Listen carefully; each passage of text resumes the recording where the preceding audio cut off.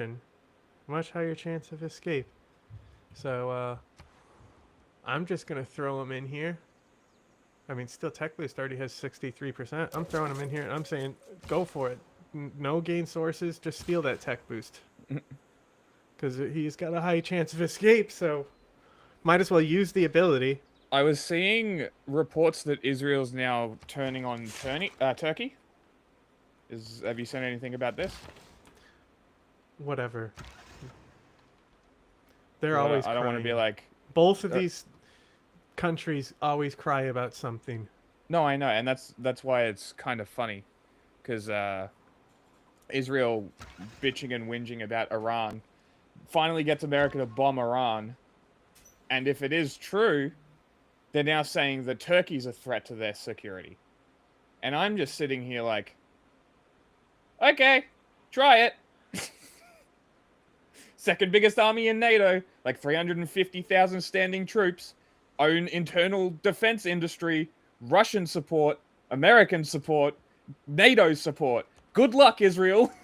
Well, they always do this thing where Erdogan goes, "Oh, I'm anti-Israel," and then he's like, "Thank you for the weapons." Literally. A little closer to the hole. Does he do like it when my mustache tickles it? You gotta clean that thing personally. You know, you can't control everything unless you personally stick your nose up You know who Netanyahu's else? ass. You know who else is upset right now with what's happening? Saudi Arabia at the U.S. Because they got hit. Well, they all are like, "Hey, we condemn this." It's almost like they just say they condemn shit Yeah. and then continue buying the guns anyway. I mean, It's almost like China. it doesn't fucking matter. Oh, actually, that being said, I will adjust my position here. China did come out and say, don't do business with fucking Israel. And you know what? I respect it. Yeah, it's a good heel turn from being their third biggest buyer to professing not to invest in them. How's We will see how that happens and whether it actually does happen, or it's just more political positioning by China because they just react to whatever America's doing, and people want to think that China's going to be a world leader. Man, China just follows on from what How's America's Vietnam? doing. How's Vietnam doing? What about Vietnam? You know, they're big Israel. Oh yeah, they've always been big Israel guys. Yeah, but I'm curious if Whether they're starting to reject it. yeah, telling them to go fuck themselves and stuff. That would be interesting. Will you fucking load in already? Fuck me. What do you want to give me? It better be art. Hell yeah, I'll give you oil for art. Thank you. Help me defeat you, idiot. Okay. I don't touch anything. You dummy. I am force quitting my game because it's taking fucking forever. All right, Ben, we're still waiting with bated breath to see if President Trump is about to launch another war with Iran, and we'll update you They guys did. on all the latest with that in a minute. But first, unfortunately, in the last few hours, a new, very serious conflict has erupted, and unlike Iran, one of the parties involved here actually has nuclear weapons. So I'm talking about Afghanistan and Pakistan. They share a 1,640-mile long totally border off forgot the Pakistan Iran has line. nukes. And the two countries have had tensions for a very long time that we can get into that history if you want. But what's happening now is the worst flare-up of tension. All right, look. and fight. I'm just gonna say it. If there was a country to use a nuke on, where it would be like maximized efficiency, it would be Afghanistan. Because the cities are so... Oh no, because Isolated. it's gonna be a bunch of guys in caves, so you just fucking drop a nuke on the fucking On the cave caves. systems. Yeah. Yeah. You just drop a nuke on a fucking mountain. Yeah. And then it's also area denial, you know? That's true. It would be So, a like, semi-viable use of a nuclear weapon. yeah, I'm just saying, like, the Pakistanis would have to be under a real big threat for something like that to happen. But Yeah. No, I wouldn't expect anything like that to happen. But we're in unprecedented times. yeah, I'm just saying it's strategically viable. Mm. Like if Iran moved their capital, it might have been strategically viable there. But this happened before they moved their capital. That's another thing. I I know I talk about cholera a lot, Mm. but Iran already doesn't have water. Okay? Yeah. And if we look at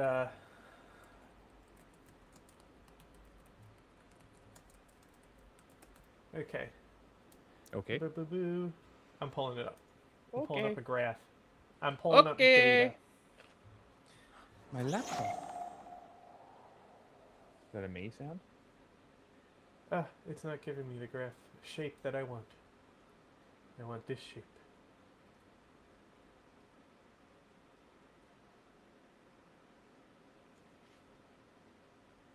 Video.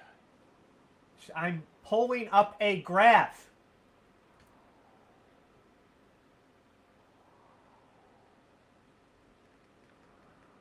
No, that's a video too. Here we go, 2025, that'll work. XNetCom. Okay, it's small as fuck, but you don't really need to load it, right? So, like, the population drop in the war with Saddam here, right? So, like, the generation that's, like, rebelling and in the streets right now is this population drop generation, right? So Yeah. like you think about boomers now and how there's no upward mobility for people of our age group here. Mm-hmm. Imagine age demographics like this, right? And Yeah. as you can see, there's like for Bunch a of period teenagers. here there actually was like Some children growth.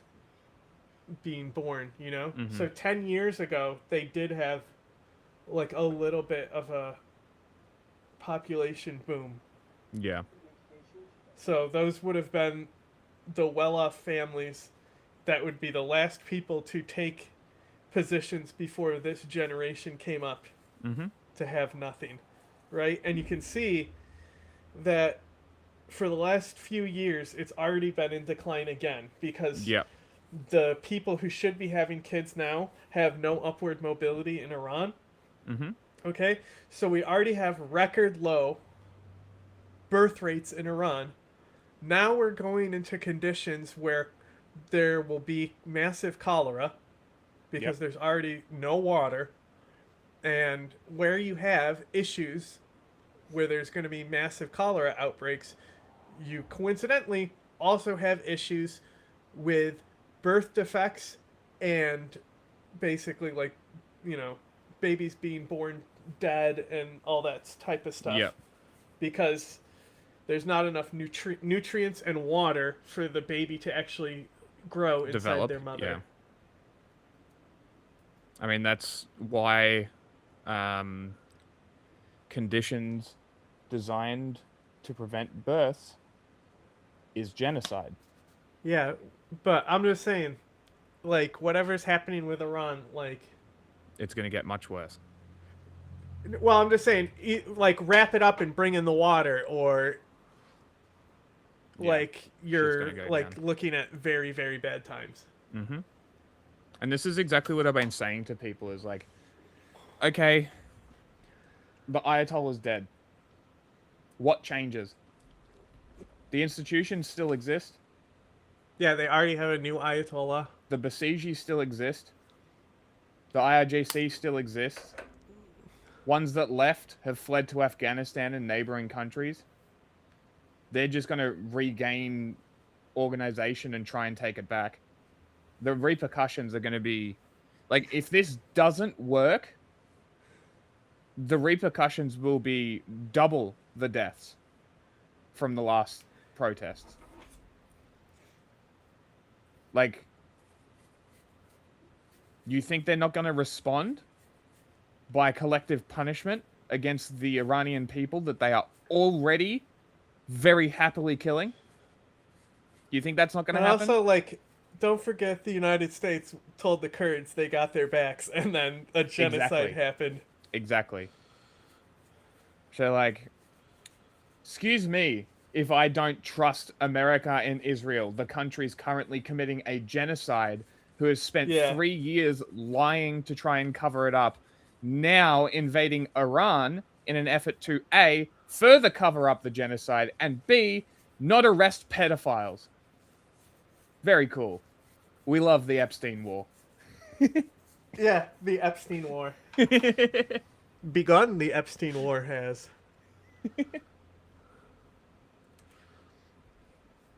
Like, I fear so much for the Iranian people right now.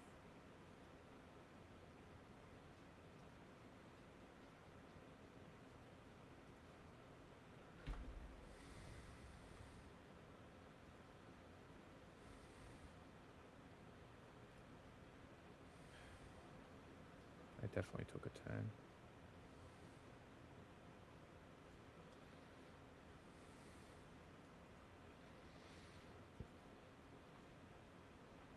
I need to make sure all my fucking units aren't fucked. I have enough money. I want them llamas.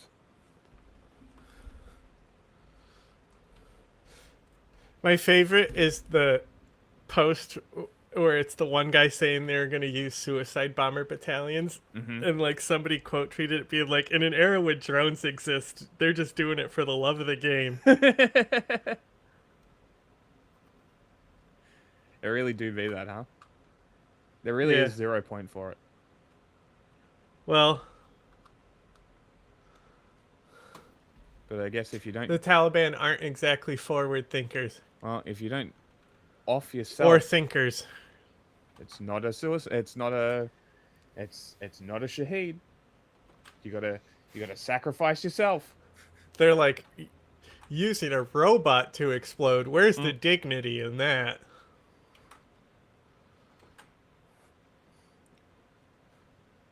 Drone, I got a better idea. Me. You know, not as noisy. I love that I have a 3 mountain tunnel. What? Are you I have a loaded? tunnel that spans 3 mountains. I can You get loaded? from one city. Are you I can loaded? get from my capital. Are you loaded? Yes. So I can get from my capital to Adigrat in 3 moves. Because it's 1 to the tunnel, and then 1 through the tunnel. Wait, it's 2. It's a 2-move city. Hell yeah. Right in the middle of the mountains.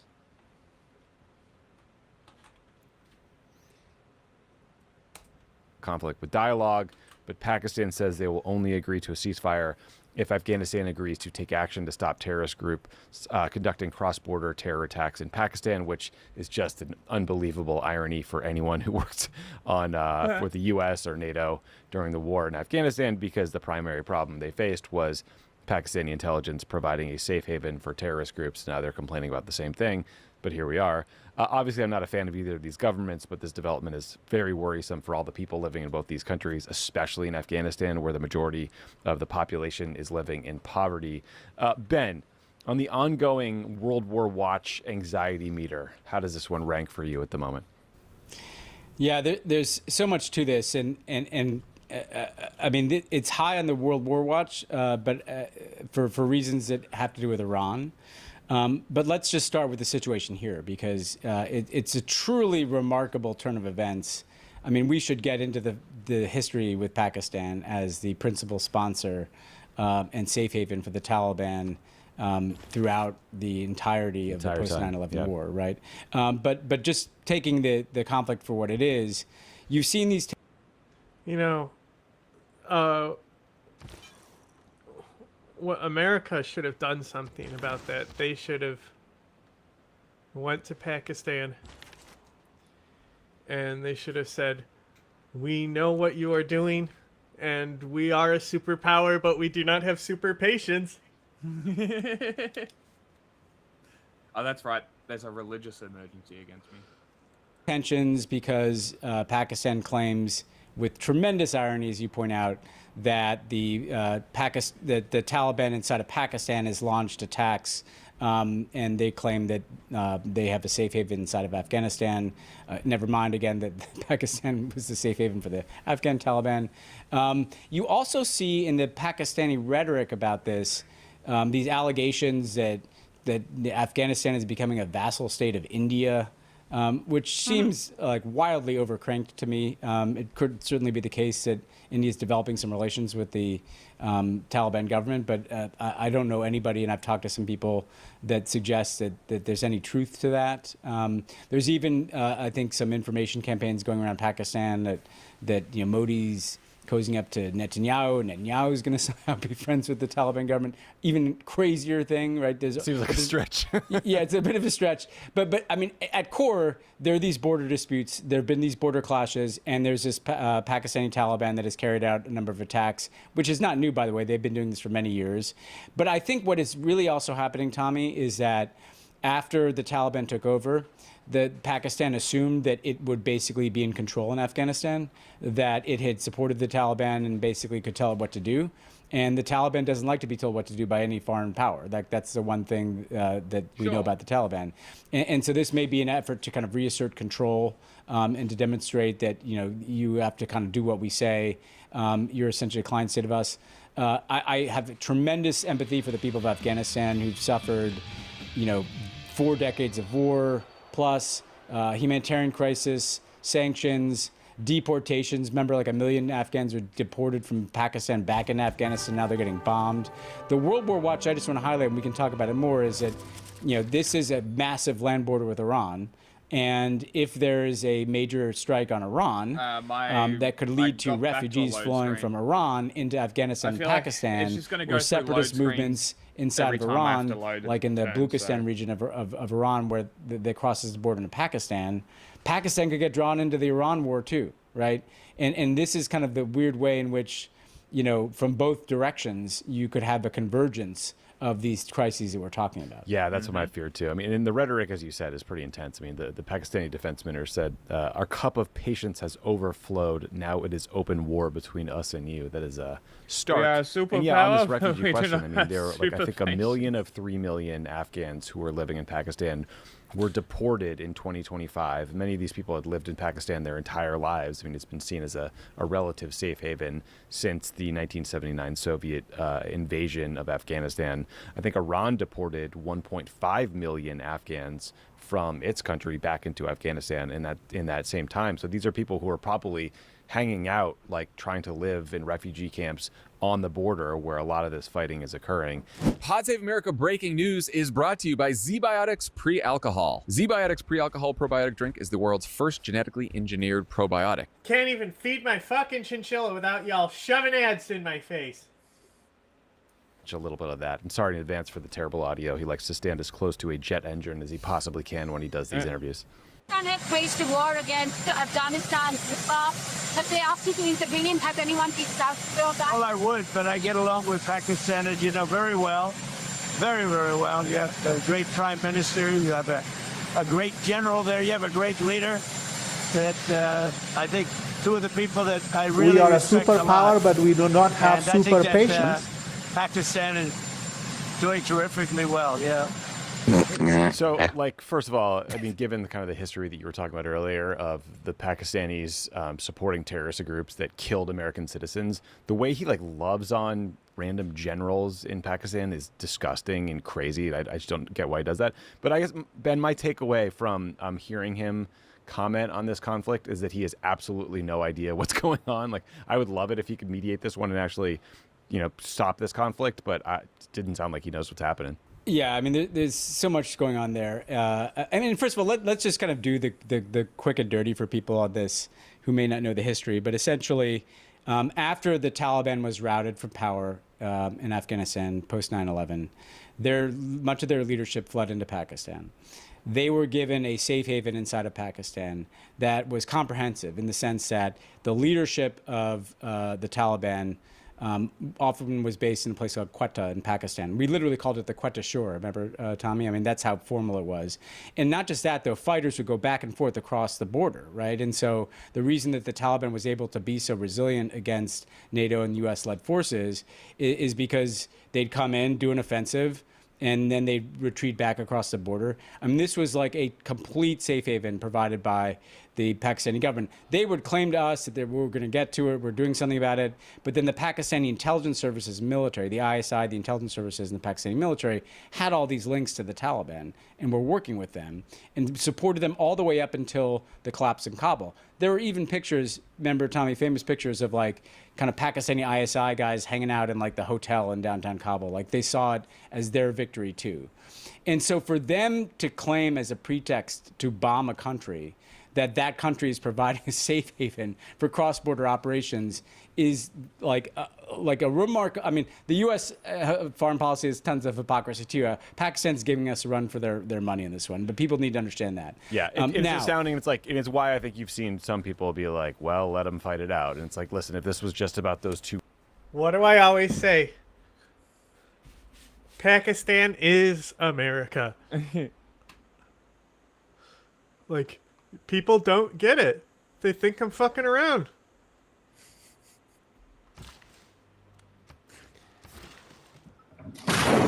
Governments, like, wrong. sure, but it's the people who are, caught in the crossfire who are really going to suffer here, and that's the concern.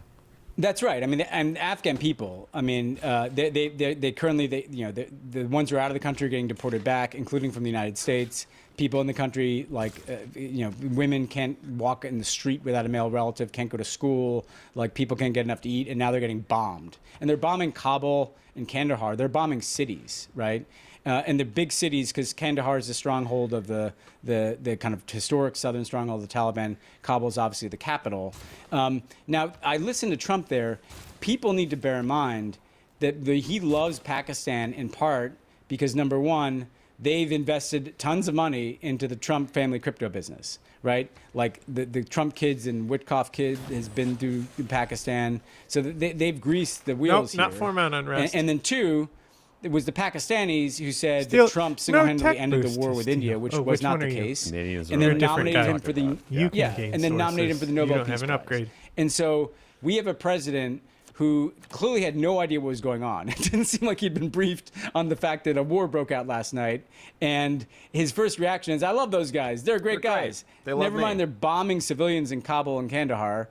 Never mind that they're fucking, like pretty creepy to begin with.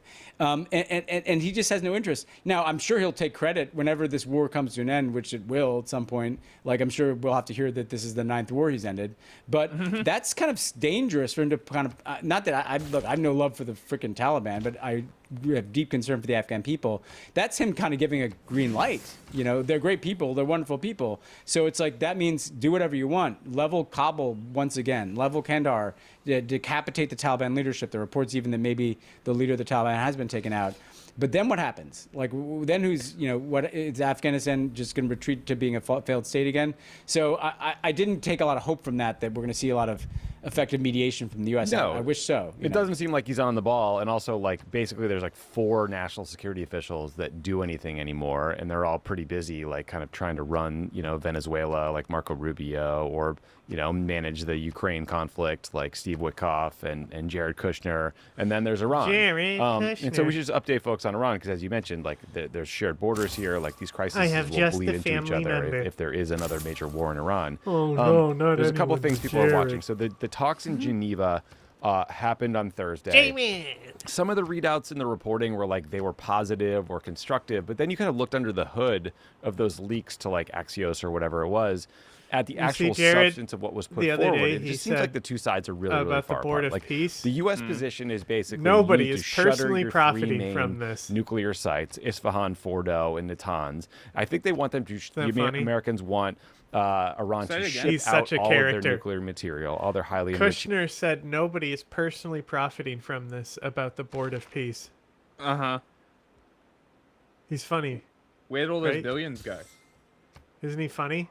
Very funny. Isn't he such a comedian? People just be believing it too. It's great.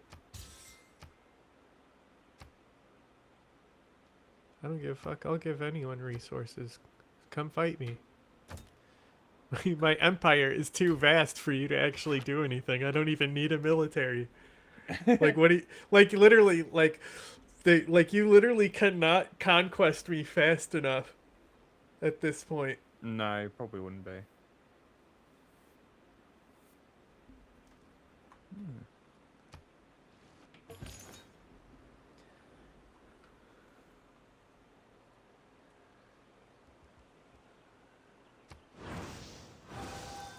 Oh, that's right. Run away, Apostle. Watch me convert your city to the anti-blackface league. Did that hurt to watch? Jesus wonders. Got a lot of red ticks here. Uranium. Some reports said to the U.S. Some just said elsewhere. And then it sounds like we're offering like very little sanctions relief, at least in the near term. Basically, it's like they're asking Iran to act first and do all these things, and then maybe down the road they'll get sanctions relief for that.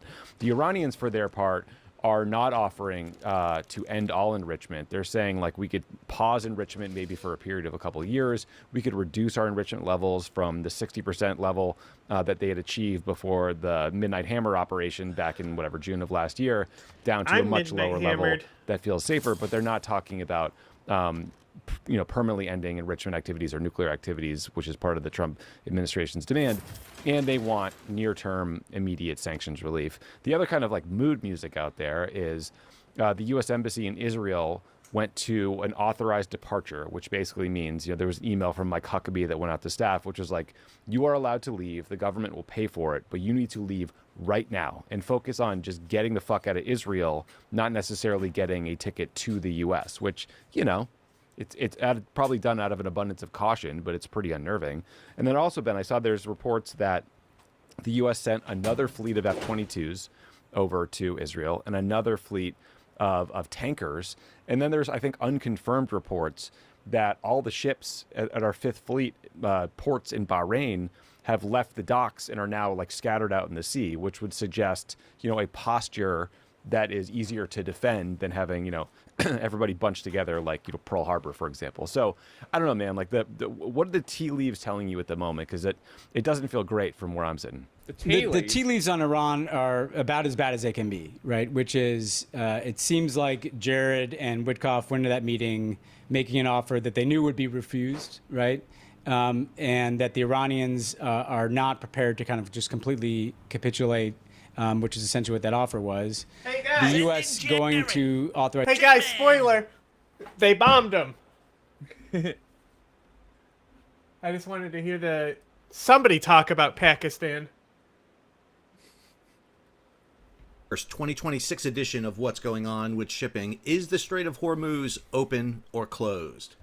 I'm your host, Sal Mercogliano. Welcome to today's episode. If you're new to the channel, let me introduce myself. I'm a former merchant mariner turned academic. I hold degrees in maritime history, but I also do maritime policy and maritime security. So this is a complex question. It is not a very clear-cut answer I'm going to give you, but I want you to understand what is happening right now in the Strait of Hormuz. This channel does not talk about politics, doesn't talk about whether or not the U.S. should be striking along with Israel, Iran. We're not talking about that. We're talking about global shipping and commerce, in particular the flow of oil in and out of the Strait of Hormuz. So to do that, we're going to go over to marine traffic. Anyone who wants to follow this, go load marine traffic on your phone. Pull it up on your computer. It is the best app, in my opinion, to track ocean shipping around the world. This is the Strait of Hormuz right now, and in particularly, this area here is the strait. Up here in the north, this is Iran. Iran is all along this coast here, this northern coast. And then down here, you have the southern tip here. This is Oman. And then over here is the United Arab Emirates. And you'll notice that the strait is pretty denuded of shipping right now. Green dots represent freighters, red represent tankers. Normally, you would see a big flow going through here. That would give you the indication that the Strait of Hormuz is closed. But to me, closed means it's not open for business. A door is barred. You can't go through if you want to. That's not the case here. Ships have checked up on each side of the strait. You'll notice these large red dots here, this big, huge, massive anchorage just south of the Strait of Hormuz, another one here off Fujairah, and then another one here in the UAE. Those anchorages are always there. Be clear, you go back in time and go look at this. They're always there. Ships are always kind of waiting to go into loading ports in and around the Persian Gulf and this region. What is happening right now is the ocean carriers, those who operate ships, largely tankers, but there's also other commercial ships that go in and out of here, have decided to basically sit back and wait a minute and let's see what happens between the U.S., Israel, and Iran.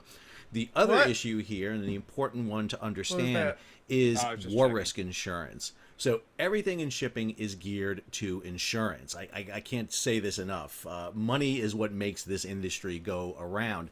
And without insurance, ships are not going to take the risk. Shipping is all about minimizing your risk. And right now, if a ship sails through the Straits of Hormuz and gets hit by a missile, a drone, or something like that, you need war risk. War risk does not cover, basically if you get hit by a missile or drone, you are not covered if you just have your standard, what's called P&I, protection and indemnity insurance, which covers the cargo, or your H&M, hull, and machinery, which covers the ship. You need what's called AP, additional protection. Sorry for all the acronyms, it's just the way industries are. You need additional protection. Well, with the strikes by the U.S. and Israel against Iran, do you know? All the insurers have said you need. You know when the airplane says we're going this many knots, nautical miles? What about Do you know what a knot is? Like the speed? No. No, but like why it's called a knot. No idea. Because they used to fucking take a piece of wood with lead on it and with some rope tied to it with a bunch of knots in it, and they would let it out and flip an hourglass, and depending on how many knots went through their hand was how many knots they were going. Hilarious. That's why it's called that. But it was actually, it was designed on the latitude and longitude lines. So airplanes actually use them because it's more accurate than if you were to draw a miles per hour, because miles per hour is measuring on land. Oh, fascinating. Or, anything like that. The kilometer is a land measurement, not a longitude-latitude measurement. Very interesting.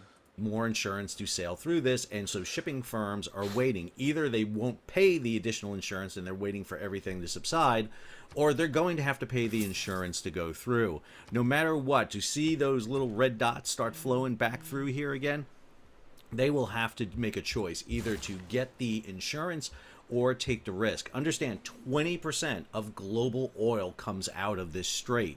And without those ships moving, large economies, particularly in East Asia, China, Japan, Korea, Taiwan, Vietnam, are going to run out of gas, and that's going to be a major problem.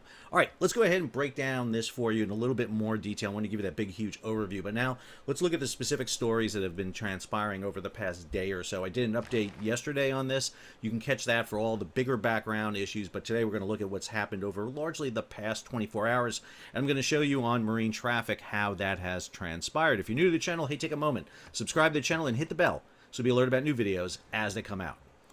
So this is the past 24 hours on marine traffic. You'll notice up here in the far north these large cluster of green dots. These are cargo ships waiting to go into Iran, and you'll see some vessels. This is about 20. I need you to annex this. Which one? If you have 11 envoys, just annex this. Which one? This one that's between us, Chikoka or whatever it's called. I'm not annexing that one. I need you to. Why? Because it's in the way. I can't pass through their borders. Just go through mine. It's like, No, but it's dividing us. So if you just annex it, then it won't divide us. No, I'm annexing Mitla because I've got plans. Okay, That but I need you one to annex gives this me- one. That one gives me the mounds. That gives me golden amenities. I'm not annexing it. You still get that upgrade. I don't want The the upgrade city. doesn't- It's fucking. It's. Well then, why did you put 11 fucking guys in there? Because I wanted the envoy status. Because I also get gold from envoys. Okay, so are you gonna annex it or are you gonna give it to me? It needs to disappear. Why? Okay, Go around. I'm just gonna take it. Go around. Just annex it. I will literally put mountain tunnels through all these I will fucking literally mountains. give you the gold to annex it.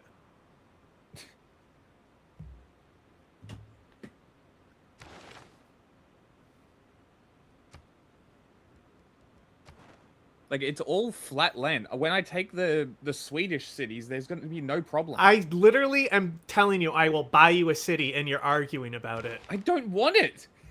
Then I let want me to have stay it. a city-state. Then let me have it. No, I want it to stay a city-state. Okay, I don't. It needs Like, to my go. entire game plan was around this city-state because it was so close. That's why you should annex it. It's literally in your border already. It's just blocking me from sending trade routes.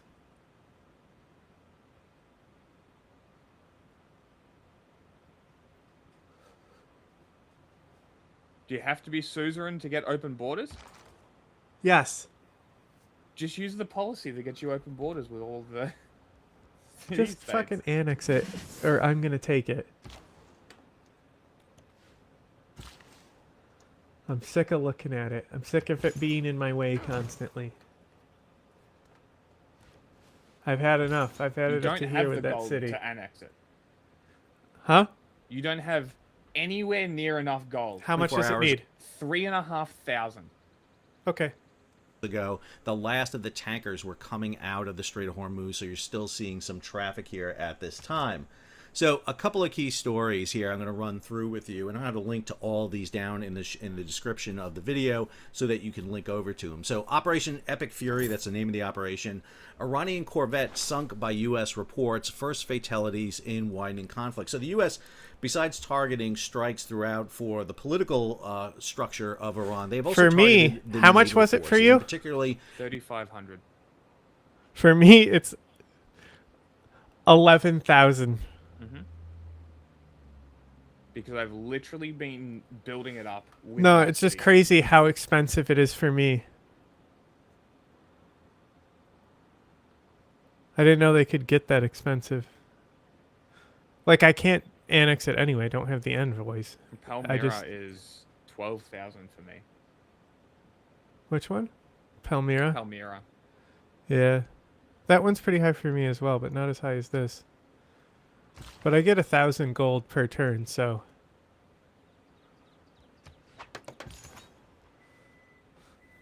You know, I'll probably spend just as much gold buying the units to destroy it. And then it will fucking fall to you from loyalty, and I'll force you to take it.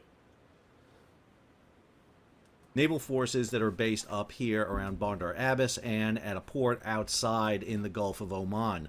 Not surprising they did that. They really don't want naval forces coming out. There's a big question about whether or not they have targeted yet the Iranian 3 Kilo class submarines. So we're waiting to hear that. There was a report by Iran that they used 4 ballistic missiles to strike the aircraft carrier USS Lincoln out in the Arabian Sea. That has been denied by Central Command. It's very tough to hit a moving target with ballistic missiles, especially the USS Abraham Lincoln that has a layered defense of warships, destroyers, and aircraft around it. It's one thing to hit a slow-moving freighter in the Red Sea from Yemen with ballistic missiles. It's a whole other thing to hit the Lincoln battle group. However, the Central Command did acknowledge the loss of 3 military personnel, probably in the strikes in Bahrain. And then we have this story by Paul Morgan over at G Captain. Choke points under pressure when geography and conflict strain the arteries Every of single global death trade. My channel has looked at choke points. Is on Donald Trump. Every single one. He didn't go through official channels. He just fucking did it. And then all of the bases in the Middle East got hit, and now Americans are dying. On top of that, the embarrassment of losing a fucking not one but 3 F15's is just pathetic. Like, what a decision. Oh, you know these planes that we've never lost? Yeah, we lost 3 in the first 2 days. Awesome. They're How? friendly Friendly fire. fire. Things, too. Hilarious. Can't make this shit up. Throughout the area, and one of the things we always talk about is how vulnerable choke points are to That was attacks. God's will, Jack. And these It choke was point promised to attacks them. are extremely. The case of the Strait of Hormuz, I mentioned to you before, 20% of global oil comes out of this strait. Absolutely essential. Now, the United States does not get as much oil from here as ever before, almost none, as a matter of fact. The vast majority of this is heading to East Asia, heading over to South Asia, to India, to Indonesia, and some of it is traveling over to Europe. And we have this story from Bloomberg. President Trump's decision to strike Iran creates a new risk for a significant chunk of the world's oil supply. The Islamic Republic of Iran pumps more than 3 million barrels a day, or 3% of global output. So we get about 20 million barrels a day out of this, and 3% come from Iran. Iran right now is loading tankers up at Karg Island. This is something that they are doing. They are not stopping the flow of their oil, because understand, the country that suffers probably the worst in a Strait of Hormuz shutdown is Iran. Other countries will suffer: Kuwait, Bahrain, the UAE, and the Saudi Arabia. Now, UAE and Saudi Arabia. England is getting like 200 faith per turn, but I just saw them drop all their faith. So they definitely were getting real mad about my apostles taunting them. I don't know, man. They've got a religious emergency against me. They might be sending them to me. I hope so. 'Cause I got so much faith. Let them. so Let them much while I faith. convert these cities. Yeah, little bit exactly. Because they're not going to flexibility here, and come they have into my shit. pipelines that come out of the area, but Bahrain, Qatar, and Kuwait do not. They have to get out of this area, and the same with Iran. Iraq has one that kind of I'm goes up into already the northern fringes, pre-building but the southern gurus fields of Iraq have to and come out apostles. through the Persian Just Gulf, preparing and that's for a it. big issue here. Then we get this: at least 150 Yeah, you only need oil like a and few gas gurus. tankers drop anchor in Gulf waters after strikes in Iran. Basically, when you want gurus is when you're buying enough apostles, because their value raises every purchase, you know? Yeah. When they become a significant amount of your faith, then it's more beneficial to keep those alive, you know? But the early ones, fuck them. Who cares? Yeah. They're good if you're defending, though. Also, keep in mind that if you're on a holy site, you can fortify and heal the apostle. Yeah, I know that. And that's I've what been Moksha sending them does. Is I've been he'll sending heal them them. back to heal. I never use it, but he does do that. You Oh, the tend to be governor. able to use the governors a little better, so. Yeah, like healing in one turn kind of thing. He helps with religious fronts. The other guy, the commander guy, helps with battle fronts. Moksha helps with religious fronts.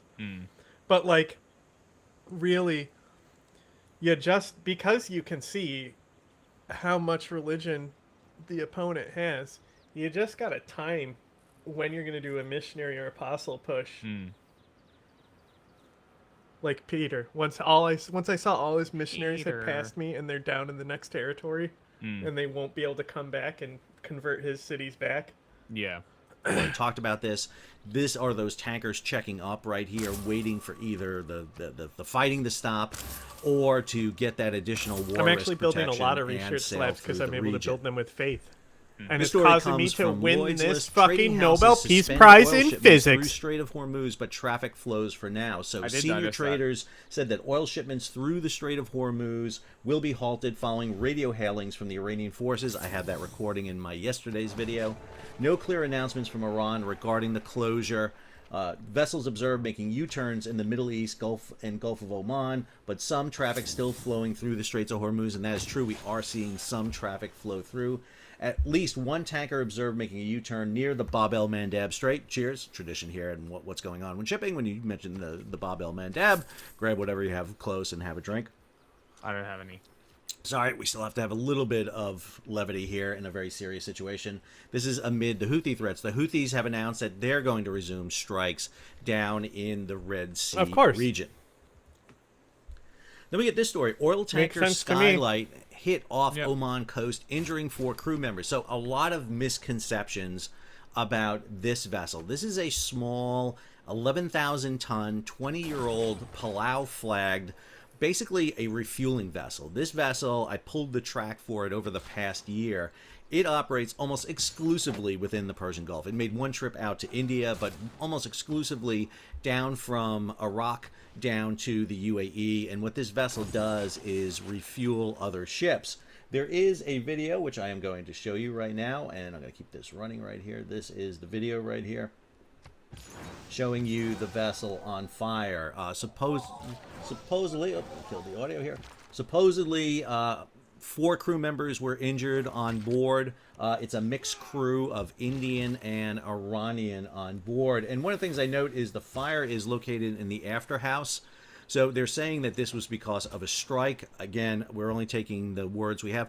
This ship was not transiting the Strait of Hormuz. This ship actually was anchored just over here, just south of the Strait of Hormuz, and had been sitting there since February 22nd.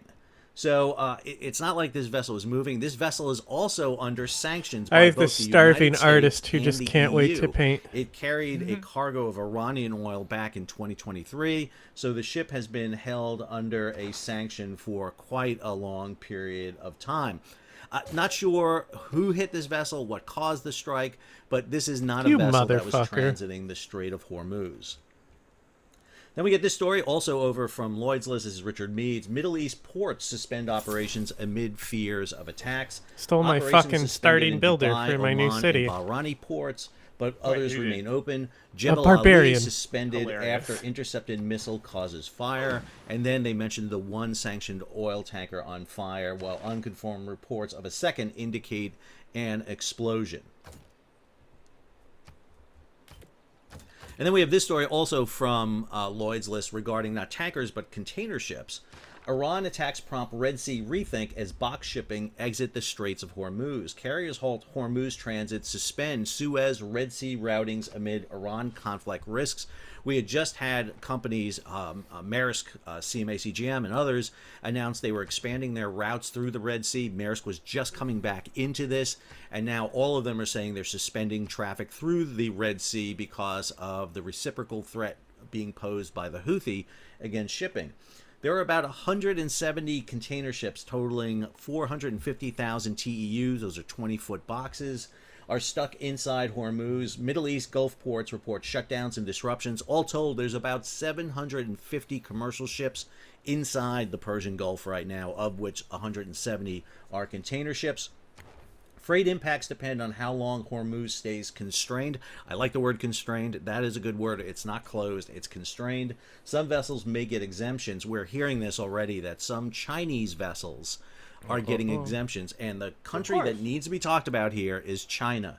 Because when you look at the flow of oil out of this region, out of Iraq, out of Iran, out of Kuwait, Bahrain, Qatar, Saudi Arabia, UAE, man, where a lot of that oil flows is right over to China, and it really needs to be talked about.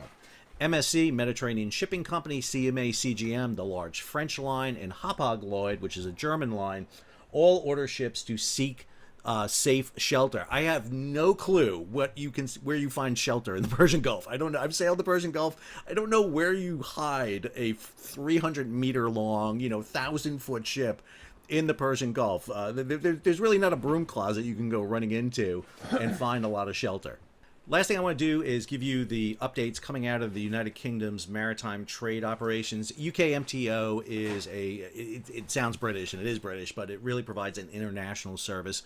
This is where shipping will report any attacks or advisories to. It's kind of a central clearinghouse. So they've issued a series of advisories. This is update number 2 to their third advisory for 2026. The maritime security environment across the Arabian Gulf, Gulf of Apparently, Oman, northern Arabian Sea, the Bab didn't el-Mandab, get- and the Strait of Hormuz remains Wait. highly volatile, with ongoing regional military activity contributing to elevated threat to commercial shipping. There is a significant Apparently, I military didn't presence get across the region. Mariners should be aware of the increased risk Fucking of energy miscalculation drinks with or my groceries. misidentification, Did you order particularly them? to proximity to military units Yes. and other sensitive maritime Says facilities I did. and infrastructure. So I want to highlight the guidance to mariners given by the Joint Maritime Information Center. First, maintain a continuous listening watch on VHF, Very High Frequency, Channel 16. This is the international hailing channel used by all ships out on the high seas. Second, ensure AIS. This is the automated identification system. That's all those dots you saw moving. Transmission in accordance with company policy. Understand there's not a requirement to have AIS on all the time. You're supposed to have it on all the time. However, there is a provision that you can turn it off in case of danger. I should also note, in and around the Persian Gulf, there is a lot of what's called spoofing. Spoofing is where there's jamming of AIS. You get these weird formations of vessels steaming in Spoof? circles. That's not where they actually are. Photo of where your Basically, order you are was left, but corrupting it's the too hard to system tell if and there's giving energy false drinks in readings. that bag. You also get this: strictly adhere to established Right traffic to the bag. separation schemes and recognize transit corridors. So one part about going through the Straits of Hormuz, when you're inbound into the Strait of Hormuz, you got to stay to the right, the northern side of the strait. And what they don't want is ships crossing in the southern area and potential head-on collisions. They don't want to cause accidents because of this event. Expect potential VHF hailing from military units and be prepared to respond professionally. I will say, if you've ever sailed in the Persian Gulf, the VHF communication can be at times unprofessional, and I'll leave it at that. Conduct enhanced risk assessment prior to transit, taking into account regional military activity and insurance considerations. Again, everything about shipping is insurance. I can't stress this enough. Everyone is going to minimize their risk. Ships will sail through the strait. There's no question about this. The strait is not closed. Ships will go through when they have to go through. The crews on board and even the captains have very little control over their destinations. A captain can refuse to sail through. A crew can refuse to sail. They will be replaced and a new crew will be put on. A new captain will be put on and the captain will never sail again. I mean, that's just the case.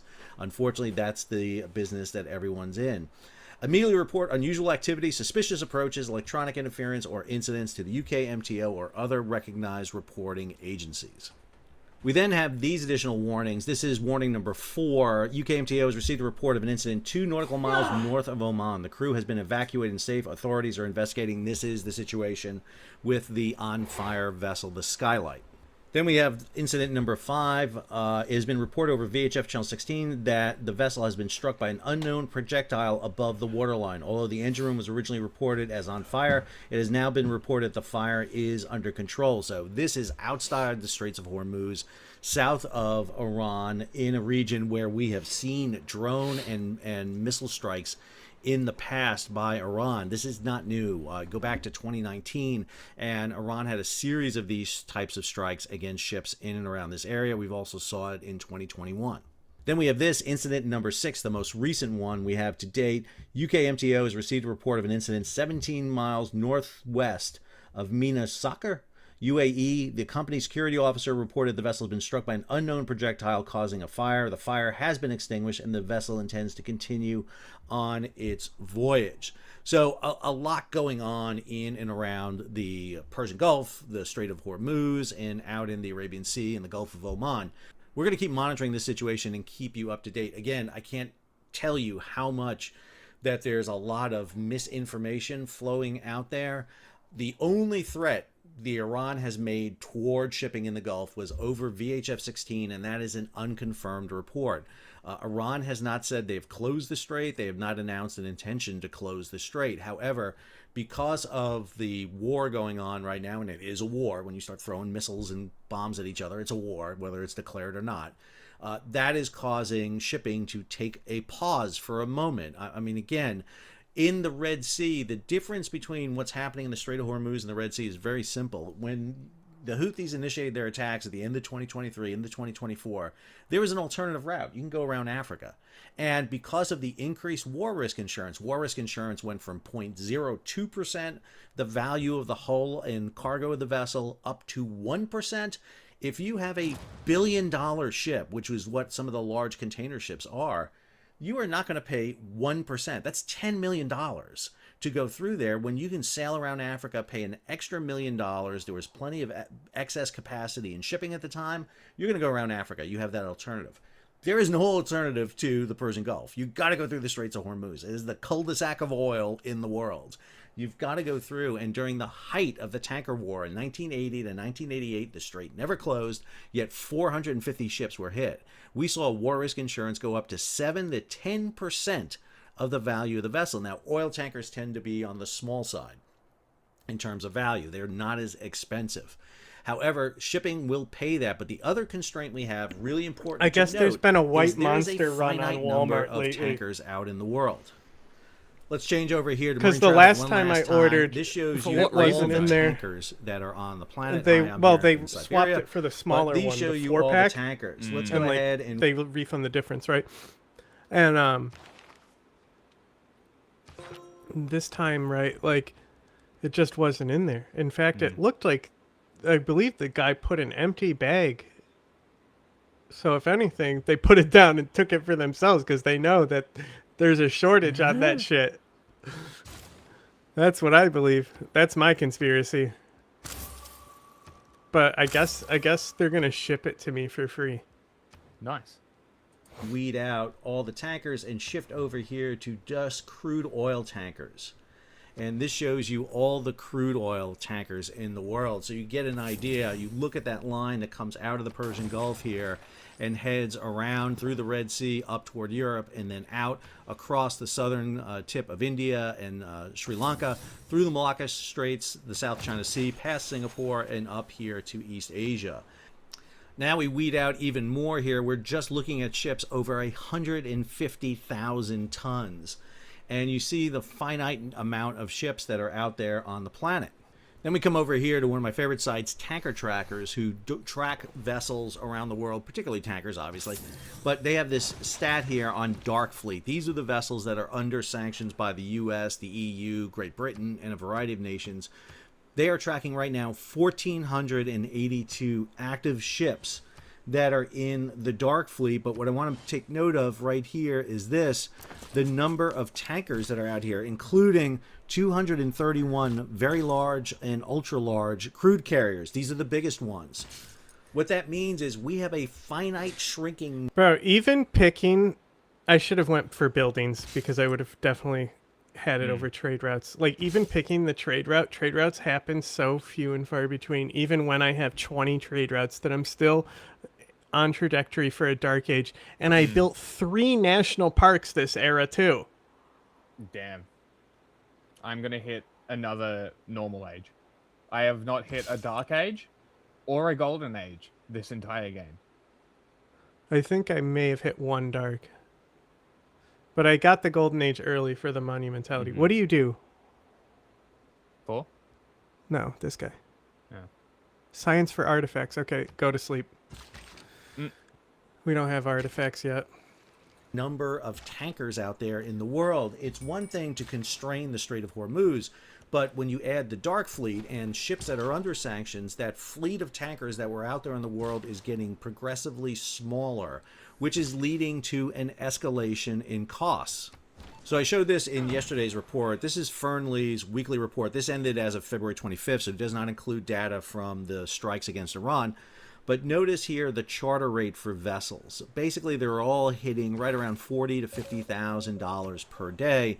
But then the very large crude carriers, these are the biggest ones, began to increase, grow until January, when they absolutely went off the chart. I mean, we're talking right now of charters of ships over $150,000 per day. They were at $50,000 per day a few weeks ago, and now we're talking about 150,000. We could conceivably see ships jump as high as $200,000 a day. Perhaps the craziest thing is looking at the price to buy used VLCCs. A very large crude carrier at 5 years old, you can buy them for 128. Okay. Can Europe really become a global power? In a highly publicised speech, French President Emmanuel Macron recently urged the European Union to take a more assertive position on the world stage. On paper, it should in fact be a major player. However, it faces several serious problems. So, does Europe really have the potential to be a global power?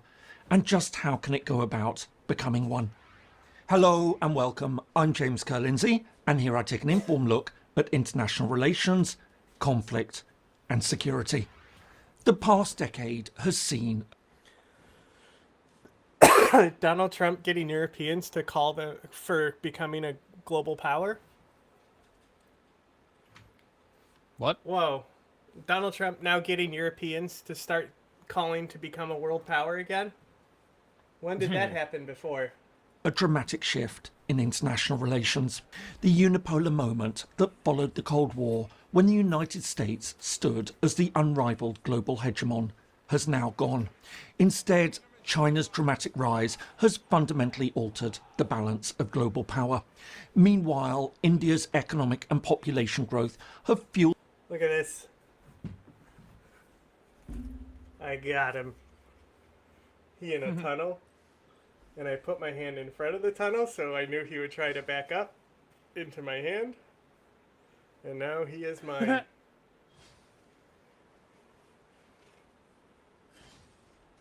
Is that how you extract Gorgeous. chinchillas? Beautiful. He's so beautiful. Mr. Skin and Bones.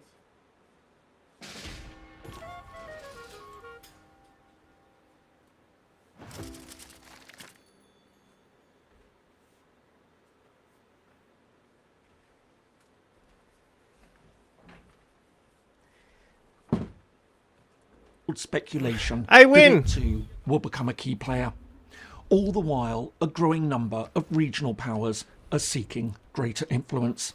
So far, though, much of the debate about who will be the dominant actors in the 21st century has focused on states.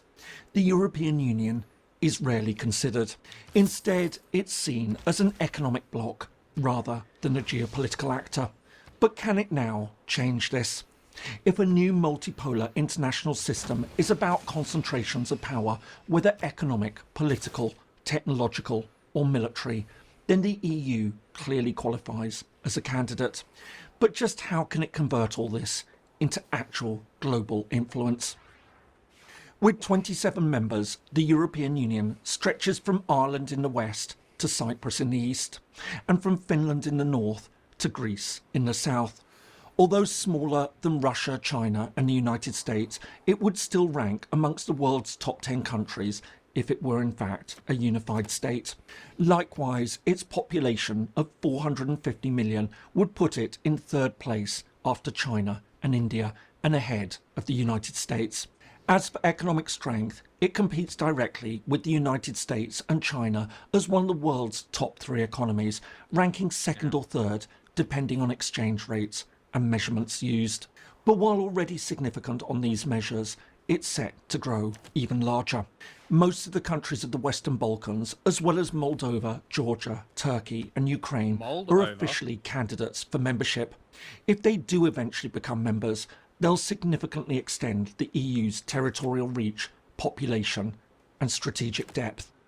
But if the EU has many of the traditional attributes of a great power, why has it never in fact emerged as one?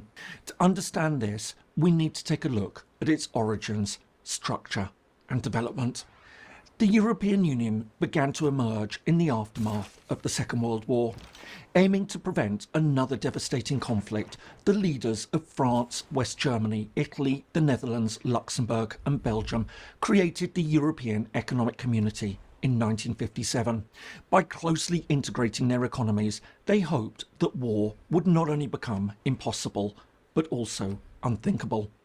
Since then, the project has steadily expanded. In addition to welcoming many new members, cooperation has steadily grown into new areas ranging from agriculture and policing through to transport and climate policy. But while the Union has taken on many symbols of statehood, including a common currency, a single market, a unified trade policy, a flag, and even EU citizenship, it remains a group of sovereign states. In this sense, it's perhaps best understood as a political community. Although its members exercise many powers at the European level, they retain control in many key areas. For instance, and crucial for this story, while close cooperation has emerged in foreign policy, final decision-making remains with national governments who retain a veto over common EU positions. Likewise, while there's the European External Action Service, the EU's diplomatic body, each country retains its own foreign ministry. In defence, the situation is even more devolved. There's no European army. Instead, each country retains its own distinct armed forces. But it's not just about structure or process. In terms of substance, the EU has usually taken a very different approach from regular countries. When the EU has engaged in international affairs, it's usually done so in ways that explicitly reject the logic of power politics. From the start, it tried to move beyond the military rivalry that had devastated the continent. Instead, it emphasised economic cooperation, democracy, and human rights.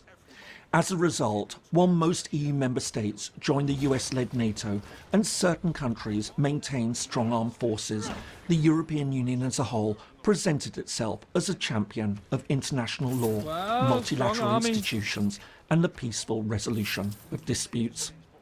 And it's this hybrid nature of the EU, combined with its rejection of power politics, that explains the Union's current situation. While it's become an economic giant, it's never emerged as a traditional great power. For many years, this approach appeared to work. Having become a model of peaceful integration in Western Europe after the Second World War, the EU stabilised and integrated much of Central and Eastern Europe at the end of the Cold War. However, everything has now changed. Russia's full-scale invasion of Ukraine in 2022 shattered assumptions about lasting peace in Europe. Since then, the second Trump administration has become far more confrontational towards its European partners, threatening to annex Greenland and suggesting that the old security guarantees no longer apply. All this means that while it still presents itself as a strong advocate for multilateralism, the war in Ukraine and a shift in US policy has forced the EU to rethink its place in the world. And it's in this context that Macron and others have argued that Europe must think and act like a great power. So, can Europe now become a global power? In truth, it depends on several distinct factors. For a start, it'll need to find a way to act more decisively. Foreign and security policy decisions in the EU still require a broad consensus amongst member states. Given their distinct national interests, historical relationships, and fundamental political differences, the European Union has far too often been hampered by slow and cautious decision-making. Indeed, because foreign policy remains a veto area, a single government can delay or dilute or even stop collective action. This is causing considerable problems, especially when certain leaders, such as Hungary's Viktor Orban, seem more interested in staying close to Putin and Trump than in defending European values. The second constraint is military capacity. The EU has no single unified army, and defence remains primarily a national responsibility. Collective defence is still anchored in NATO rather than the Union. However, even here, there's reasons for hope. Taken together, Europe's military strength is considerable. Their combined defence spending far exceeds that of any country other than the United States, surpassing China, Russia and India. Meanwhile, their combined armed forces number well over 1 million personnel, again putting the European Union in the top 4 worldwide. On paper, the EU could become one of the world's leading military actors, but again, it's hampered by fragmentation. Capabilities are dispersed across national forces, equipment isn't fully interoperable, and procurement remains largely national, and strategic cultures vary significantly. While steps are being taken to fix some of these, without unified command structures and clear political direction, Europe's combined weight doesn't translate into coherent military power. All the while, there are still other challenges, both internal and external. For example, public opinion isn't always supportive of deeper integration, particularly in sensitive areas such as defence. On top of this, several EU member states remain formally neutral and show no signs of wanting to give this up.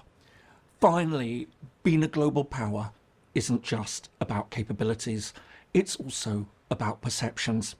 While the United States and China can project their strength, the EU can't, at least not yet, and in ways that it needs to. And even if it starts to unify strategically and militarily, it'll take time for this to be understood globally. But all this said, it would be a mistake to dismiss the EU's potential. In the 21st century, power isn't measured only in tanks and aircraft carriers, as much as they may still matter.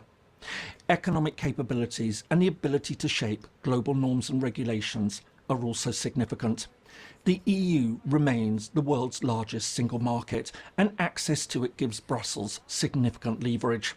Its rules on data protection, environmental standards, and competition policy often become global benchmarks, forcing companies worldwide to adapt. Likewise, Europe could well be an attractive partner for many countries around the world, fearful of the direction taken by China and the United States. Bro got fucking wrecked. Ultimately, though, whether the European Union can become a global power fucking depends devastated. less on its capabilities than on its political will. Its size, wealth, and institutional reach aren't in doubt. The real question is whether member states can learn from their past experiences in many other areas and accept that acting together on foreign and security policy enhances rather than constrains their sovereignty. In a world of competing great and regional powers, ever closer unity may remain the single most effective way for the Union and its members to defend their interests. Man, views suck But today. underneath all this, Macron's call reflects a fundamental dilemma. Europe has the instruments of power, but must now decide how far it's willing to integrate politically and militarily to use them. Vote truly for me to effectively. get the points. I hope you found that useful. course, If so, Fudge there is are the some only more one videos here. that you might find interesting. Thanks so Vote much for for me watching, to get the points. and see you in the I next already video. voted against Amanitore. Well, she's gonna win. She's gonna vote for herself. They're not gonna. The AI's not gonna block her. She doesn't have a lot of points. I voted 2 down. Okay. Well, you ensured that she's gonna win and get 2 points. I can tell you right now. Okay. Oh well.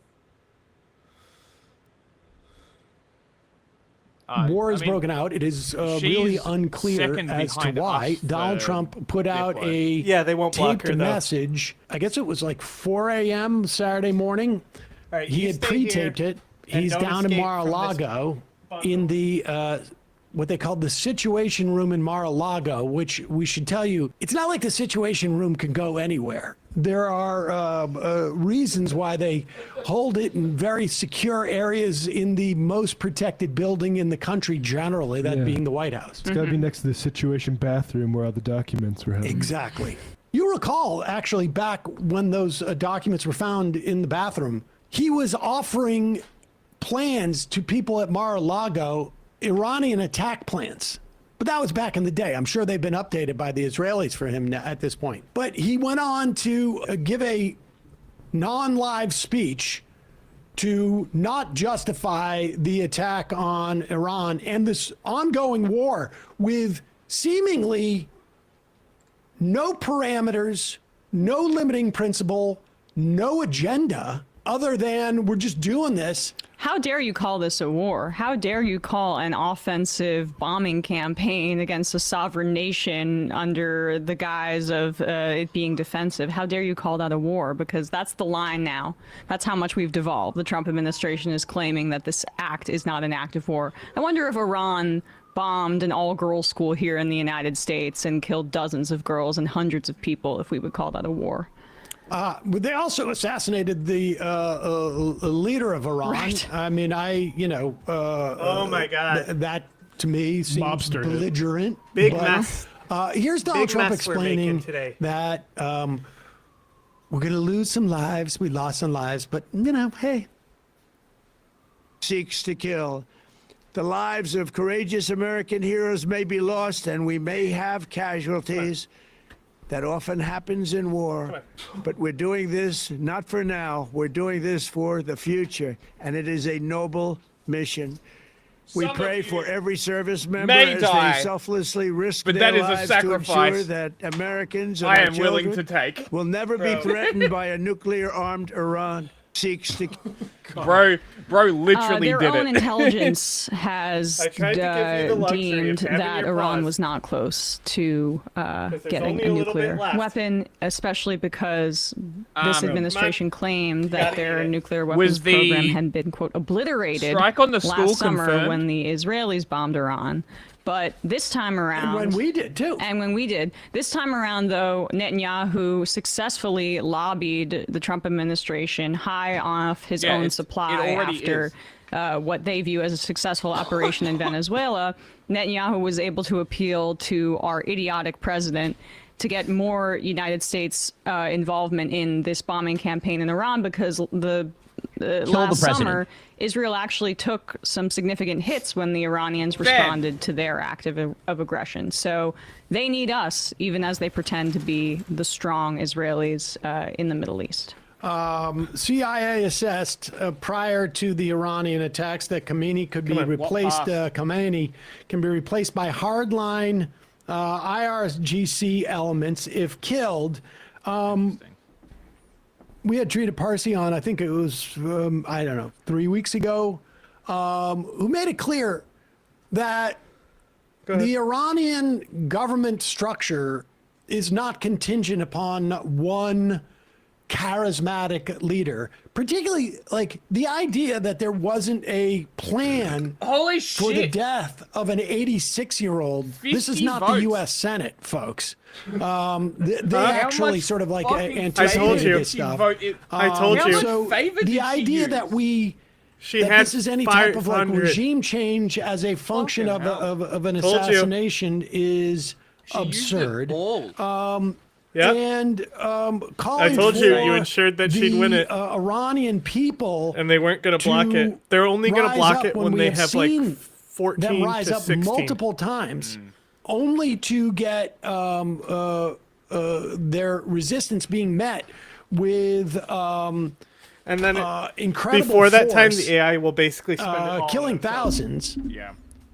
Is reminiscent to me of what George W. Bush or Herbert Walker Bush said to the Kurds in Iraq in '93, which was rise up and we'll be there for you. And they rose up and they were obliterated. And Damn right. the idea that Trump is going to take this to some type of ground war, which it would necessitate, is absurd. And here is the part that's really disturbing. The lie about this being a defensive, it's not preemptive because there was no exactly. contemplated Like, as I strike was by saying the before, Iranians, nothing's nor changed. capacity. We The should That say. leader's was gone. The It's institution's not even still there. preventative. The CG's still Messiest there. chinchilla feeding yet. So like at one point, because the syringe, it was like I let it sit too long, and it got a little dry, so it was like clogged. And so like at one point I left to fix it, and so what I did is like I pushed it down back through a little, and then like kind of like mixed it around with like another little syringe thing. And then I put the water in so it would be like more mushy, but I still had to like clear a little bit of a clog. And I'm doing it over the container the amount of force that came out when that clog finally cleared, that container was just gone. I made it a fucking mess. I got it on my clothes and everything. Amazing. Is it just like a milk formula or something? No, it's What is it? it's powder. It's like a powder you add water to, and Interesting. it's a they use it for reptiles as well. Ah. Like it's Oh, the emergency syringe food you would give a reptile. Okay. Yogglet. Okay. Yogglet. Get in there. Herbivores, Because at least. There's no reason to believe Like, that a depending regime on that what is going to reptile. be around and far more defensive and far less reformed mind, to the extent that there was any reformers left in the Both of Iranian these government. cities are coming to me. But this So this coming from the my Oman plan foreign here minister to annex that city-state faced the nation as I ye- placed my yesterday. city, essentially just Listen to created what her, Badar loyalty in that city. Abu Saidi said. Now, he's in the United States. He has no reason to be lying about this. In fact, it's a fairly, I would imagine, controversial thing for him to do, to come out and expose the fact, Oh my God! There's that a lake in that to fucking the extent mountain. that we were afraid and had any legitimate awesome. concern that Iran was going to create a nuclear program. Incidentally, Donald Trump pulled us out of the Iranian nuke deal. Apparently, in the last meeting that they had with U.S. negotiators, Iran went even further than the JCPOA did, in that they weren't talking about temporarily shutting down their program. They weren't even talking about, temporarily stopping enrichment, but they would not stockpile it. And we'll explain what that means after we hear this. What has Iran agreed to you that they have never done before? Can you give us any sense? The single most important achievement, I believe, is the agreement that Iran... Wait, did I fuck up the poll? Mystery's on there twice.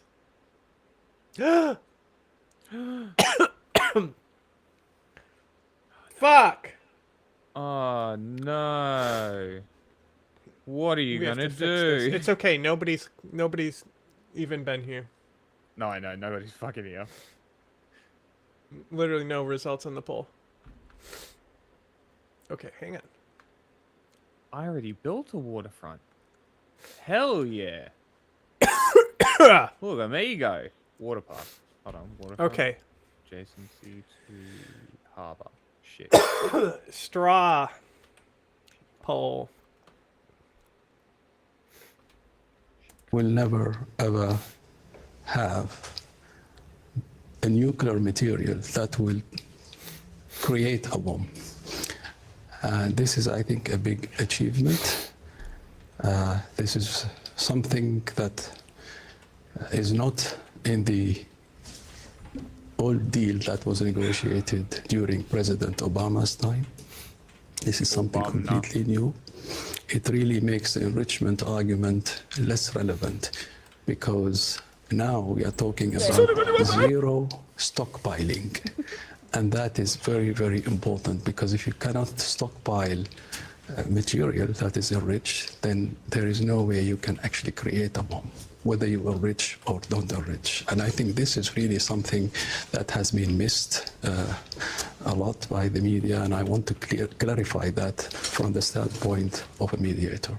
So explain that. So the enriched material, the things that could be used as nuclear fuel for a bomb, you're saying Iran would not keep on their own soil? They would give it up. They would give it up? They will not be able to actually accumulate that material that will enable them to create a bomb. Where There's would no that... accumulation. So there will be zero accumulation, zero stockpiling, No and full way. verification. That is also equally important achievement, I think. A full and comprehensive verification by the IAEA, which is the agency in charge of this file. The UN nuclear watchdog. That's So right. I you're keep saying all thinking enriched material your would be cities shipped someplace else, not on Russia, the map but is No, water. the current Every time I look at the map, stockpiles that are it's like, that still oh, exist, there's a lot of water things there. that are and then, still no, in it's Iraq. I think that there is agreement now that this will be. She doesn't understand Just you. what the implications of this are, and it's quite possible that the Americans they talk to are this stupid as well. The point being is that to develop a nuclear weapon, you need to enrich uranium, store it, enrich more uranium, store it, enrich more uranium, store it, because your enrichment capacity is limited. You create this stuff for the bomb. Now, you may want to enrich stuff that you're going to use for, let's say, a nuclear reactor. And in fact, use that and have enrichment only for those limited purposes. But to create a weapon, you need to be able to make stockpiles of this stuff. And so, to the extent that they have any stockpiles like now, this they would get rid of those. pressure But the thing. issue is Rather than going forward, they war, I wouldn't like this. stockpile. So it doesn't This is matter. great. And he Working goes on to cities say that around with people. full. Amazing. Oh, if This you is like good that, fun. you should try to play Eleanor. That's her whole mechanic. Is it really? Yeah, yeah. Ah. The more great work she has, the more loyalty pressure she exerts. Holy shit. Was that England? So if you play, Who's so, that? yeah, but you want to play her as France Okay. because France has the more stuff for great works in their toolkit. They also have the what's their little palace thing? Their little special building. Yeah, that's exactly right. That one. Whatever it's Chateau. called. A chateau. Of a Whatever that chateau. thing is. Oversight over the capacity to stockpile. And so he's saying enrichment is irrelevant at that point because it doesn't matter if you're not stockpiling, because that's the only way you can make a bomb. And this tweet from Laura Rosen, longtime national security reporter, it became evident listening to senior Trump administration official backgrounder yesterday. She tweeted this on Sunday. That they did not understand the Iranian proposal, and that Oman foreign minister. Hey, quick question. Hello? Have you seen From Dusk Till Dawn?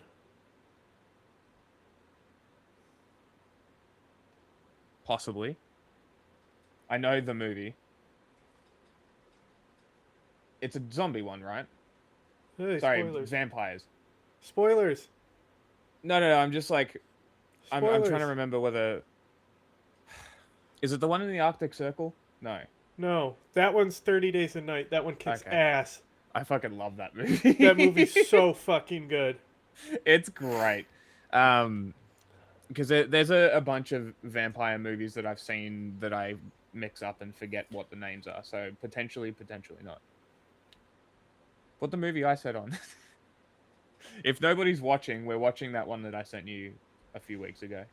Don't sass me, son. All right? Because I actually really want to watch that movie, but I'll have to stream it because we can do it from SBS. Don't sass me. It's on the poll. Oh, it's on the Don't poll. sass. Okay. Don't sass me. Okay.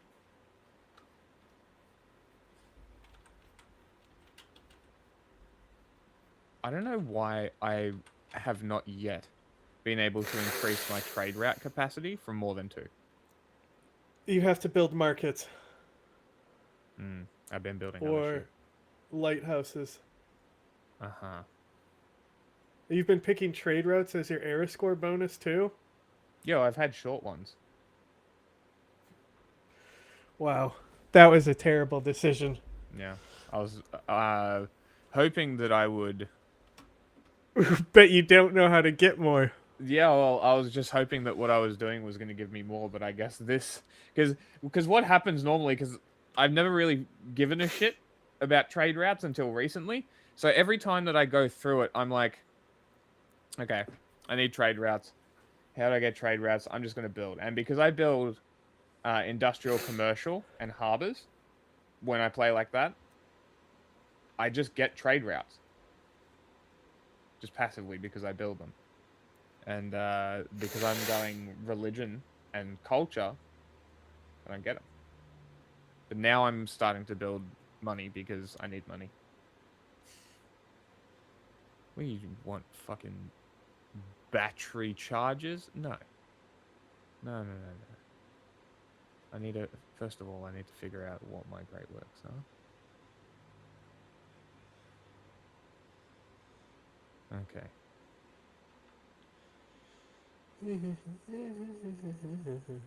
Okay. Rooster. She wanted that one. Okay. Well, I want a portrait. It isn't. And Rusola. Got it. All right. Make deal. I will give you the one that you wanted. That I want. Minister likely came to D.C. to meet with Vance and do interview with CBS to explain what he feared Kushner and Witkoff did not understand. Now, it's possible they didn't understand it.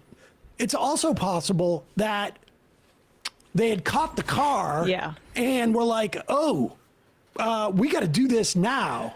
Now, there's been multiple reports as to why the timing of this took place. Supposedly, at other times, the weather was bad, that they had been preparing for this for an extended period of time, that they wanted to be able to Fed that damn chinchilla, so now my allergies are annihilating me.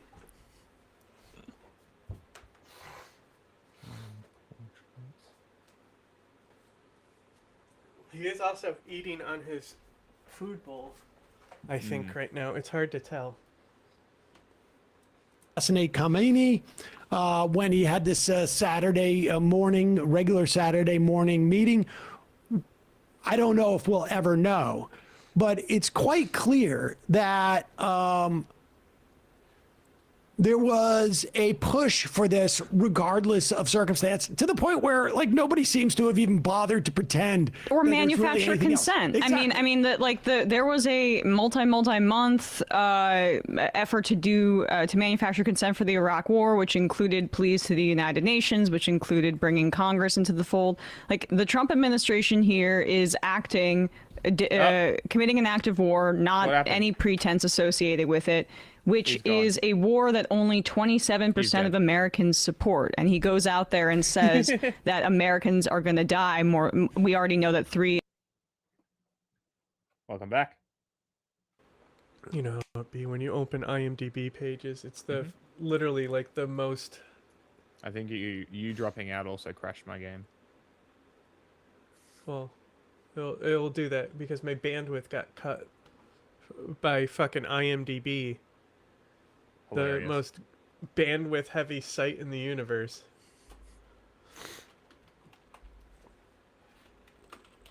I was just making art trades too. Well, I'm not touching it, so. Well, my entire game crashed, so. Well, I'm not touching it, so.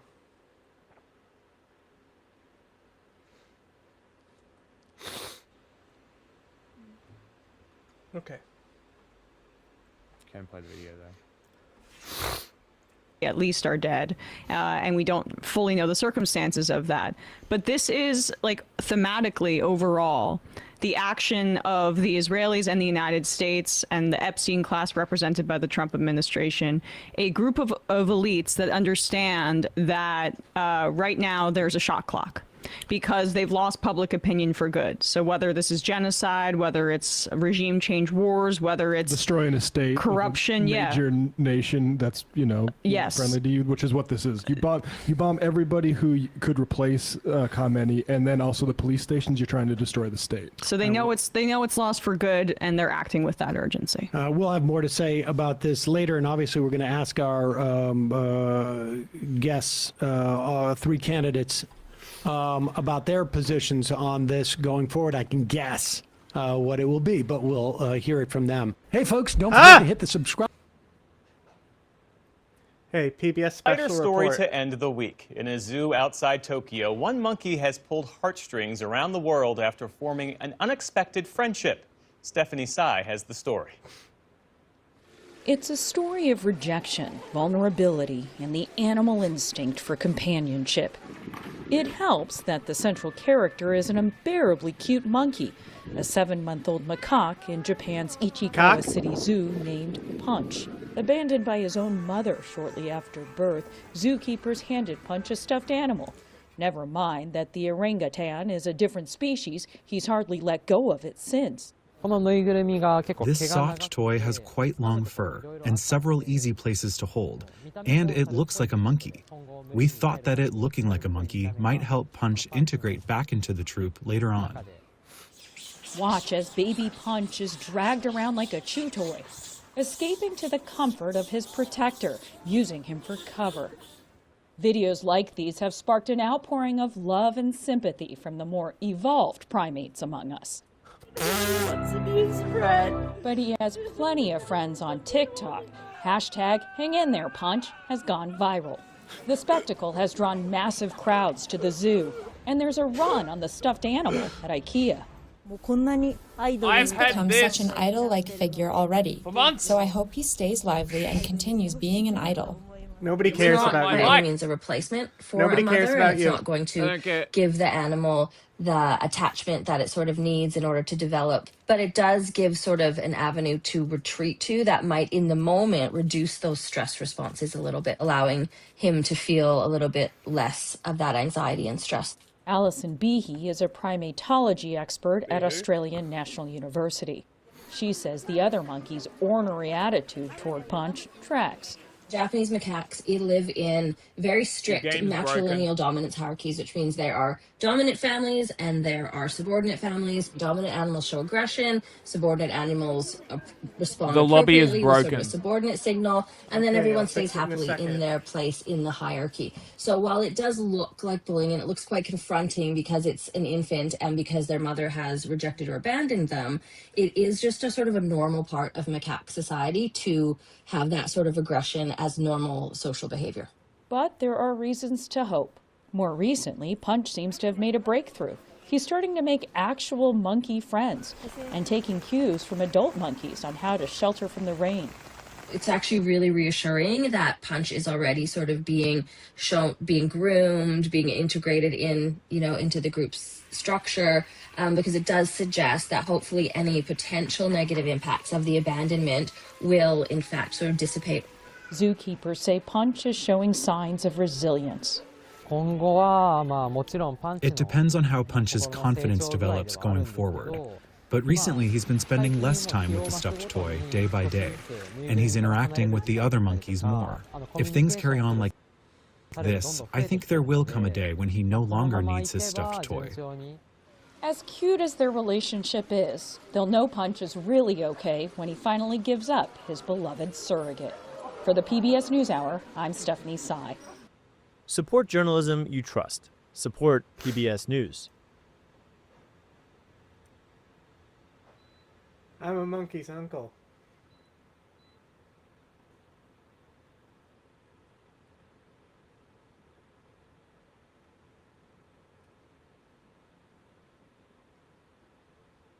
There's some fun videos on there, on the playlist. Yeah, the last videos weren't voted down though, so now I thought I added stuff, but I don't know where it is at this point. Weird.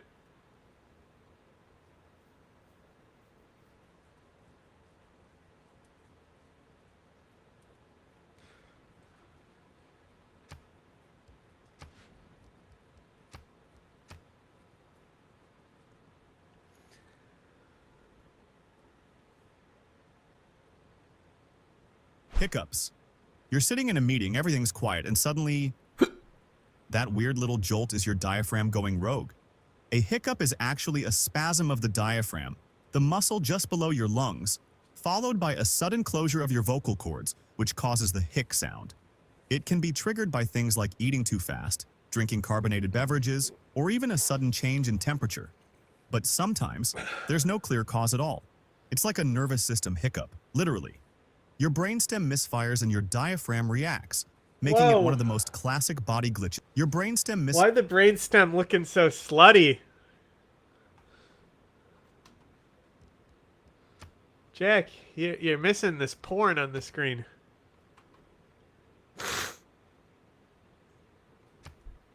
Porn? Yeah, why this brainstem looking so slutty? God damn. She thick. Fires and your diaphragm reacts, making it one of the most classic body glitches out there. Brain freeze. It's a hot day. You take a big bite of ice cream and bam, it feels like your brain just hit a wall of ice. Brain freeze, or sphenopalatine ganglioneuralgia, if you're feeling fancy, happens when something cold touches the roof of your mouth. It chills the blood vessels, which then rapidly constrict and dilate. That sudden change tricks your brain into thinking the pain is coming from your forehead, not your mouth. It's a mix-up in signal processing, your body confusing mouth pain for head pain, making this a neat little sensory glitch. Shivering. Cold outside, your body reacts by shivering. Rapid, tiny muscle movements designed to generate heat. But here's the glitchy part. Shivering can also happen when you're scared, anxious, or even overwhelmed. That's because it's not just about temperature. It's about your nervous system going into overdrive.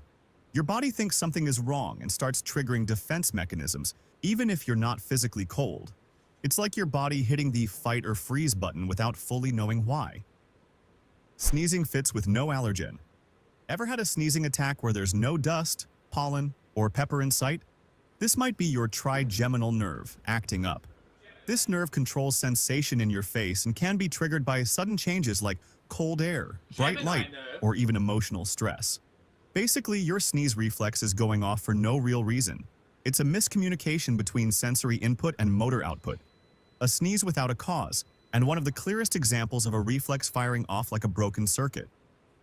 Numbness, or pins and needles, paresthesia. You sit on your leg too long, then it wakes up with a flurry of tingles. That's paresthesia.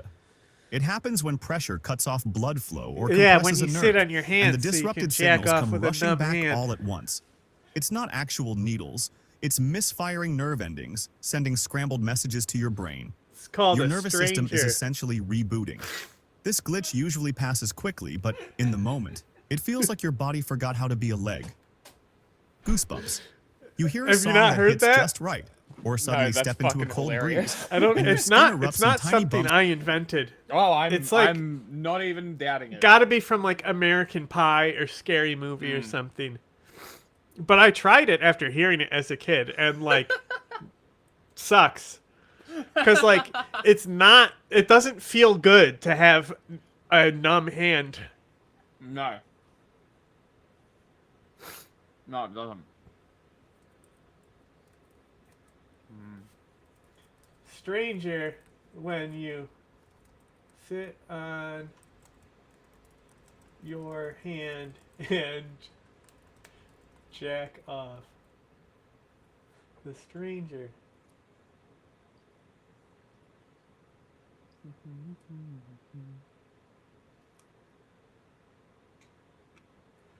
It's on Urban. It came up with Urban Dictionary. What? Yeah. Gone in 60 seconds. Hilarious. What a random one. Yeah, I would not have picked that. I've seen Gone in 60 seconds. I don't remember that.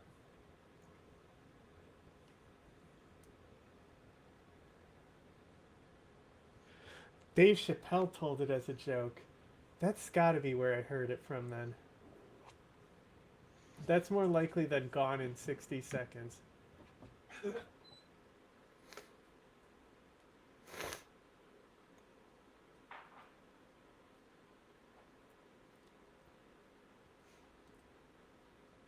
Like, it's a funny joke, but like, it's not fun like to it's have reacting numb on limbs. its own. That's not imagination. It's your sympathetic nervous system kicking in. Goosebumps happen when small muscles at the base of your hair follicles, called erector pili, contract. This pulls the skin tight and makes the hair stand up. Why does it happen? It's a reflex triggered by either a drop in temperature or a spike in emotional intensity, fear, awe, excitement. Your brain sends an automatic signal through your nerves, and those tiny muscles respond instantly. It doesn't ask for permission, it just reacts. You're not in control, and that's what makes it a glitch. A reflex firing off in situations where it might not be strictly necessary, leaving your skin trying to say something your words can't. Motion sickness. You're on a bus, scrolling through your phone, and suddenly, your stomach flips, your head spins, and everything feels just off. That's motion sickness in action. It kicks in when your senses stop agreeing on what's real. Your inner ear is picking up motion, turns, bumps, acceleration, while your eyes, locked on your screen, are saying, nope, we're perfectly still. Your brain tries to reconcile the contradiction and fails. In a panic, it assumes you might be hallucinating, or worse, poisoned. Nausea switch, dizziness, cold sweats, even vomiting, all defense mechanisms against a threat that doesn't actually exist. It's not a malfunction in any space. Mysteries long tolerated are closer than ever to revealing their deepest secrets beyond what we can easily see. You will choose how to use this knowledge. My and push motion back the sickness will greatest hit darkness randomly. we have yet faced. Poundmaker, you bear the fate of the Kree without complaint. None doubt the skill of your warriors, but they rely upon your wisdom. Striking your enemies does no good if you cannot protect your homes.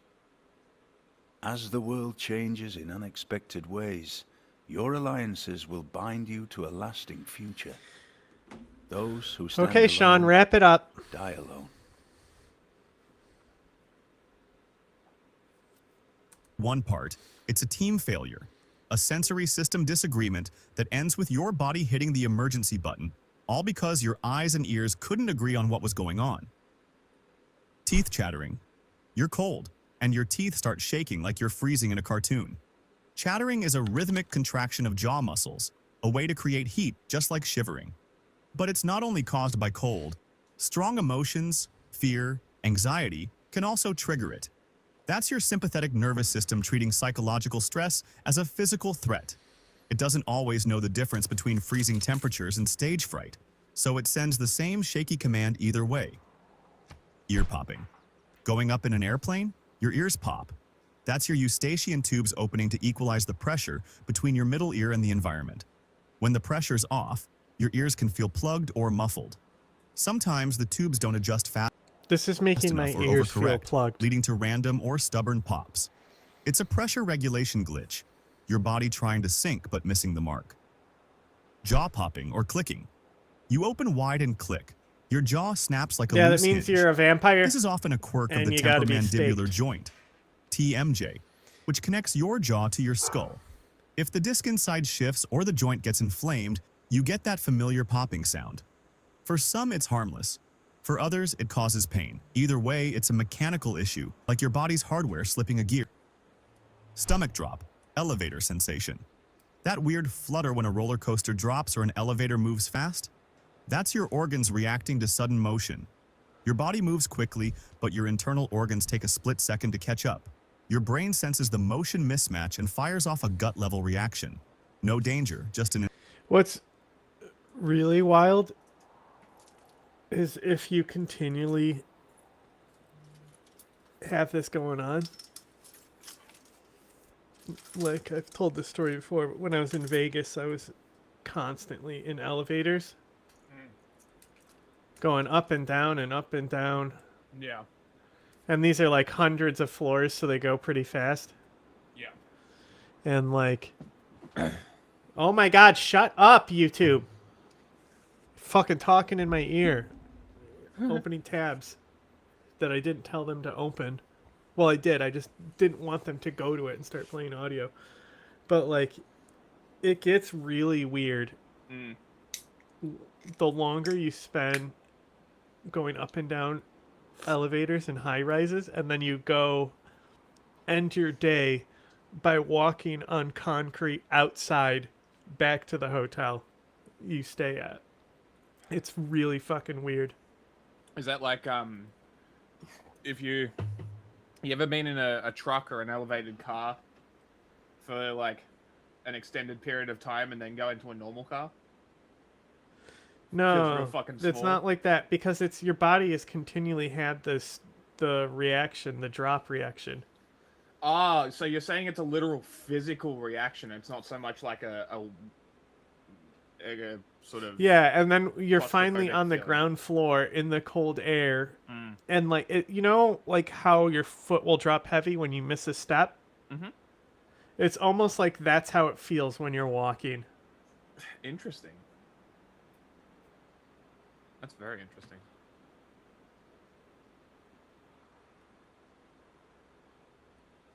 Internal lag that tricks your brain into thinking something's off. It's like motion buffering. Tinnitus, ear ringing. Ever hear a high-pitched tone in complete silence? That's tinnitus, often caused by exposure to... One of my favorite things about tinnitus is It's pronounced tinnitus? tinnitus is in Jackass when Johnny Knoxville thinks he's talking about it, but he says bursitis or something. What? Where it's when they're honking an air horn when people are golfing. Mm-hmm. And he goes, I have bursitis or something. He goes, oh, so you have to honk a horn at people? It's one of my favorite Jackass, because I don't really care about people getting hurt, but blowing an air horn at golfers is genuinely funny, because it's like It is. just a fucking game, bro. Mm-hmm.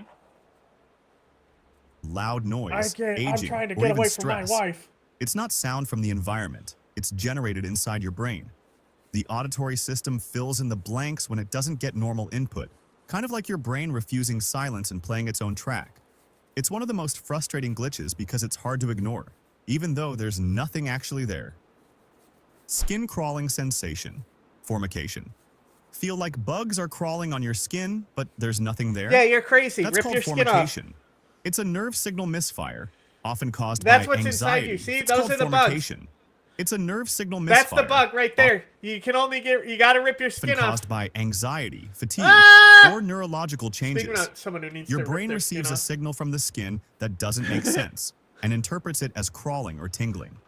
It's creepy, harmless, and 1 second. 1 second. Yeah.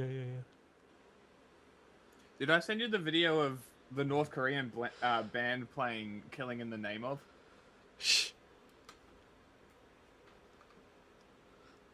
I bet you're wondering, can werewolves have access to hypersonic missiles? Well, most people don't know what hypersonic missiles are. Let me tell you, in boring detail for 5 minutes, what two type of things that people say hypersonic missiles are, because I'm Ryan Macbeth. Here's my resume.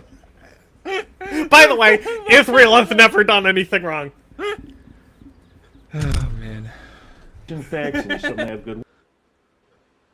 That's great. You should download that and post that. It is. I can post it. You can post it right here to X. Twitter.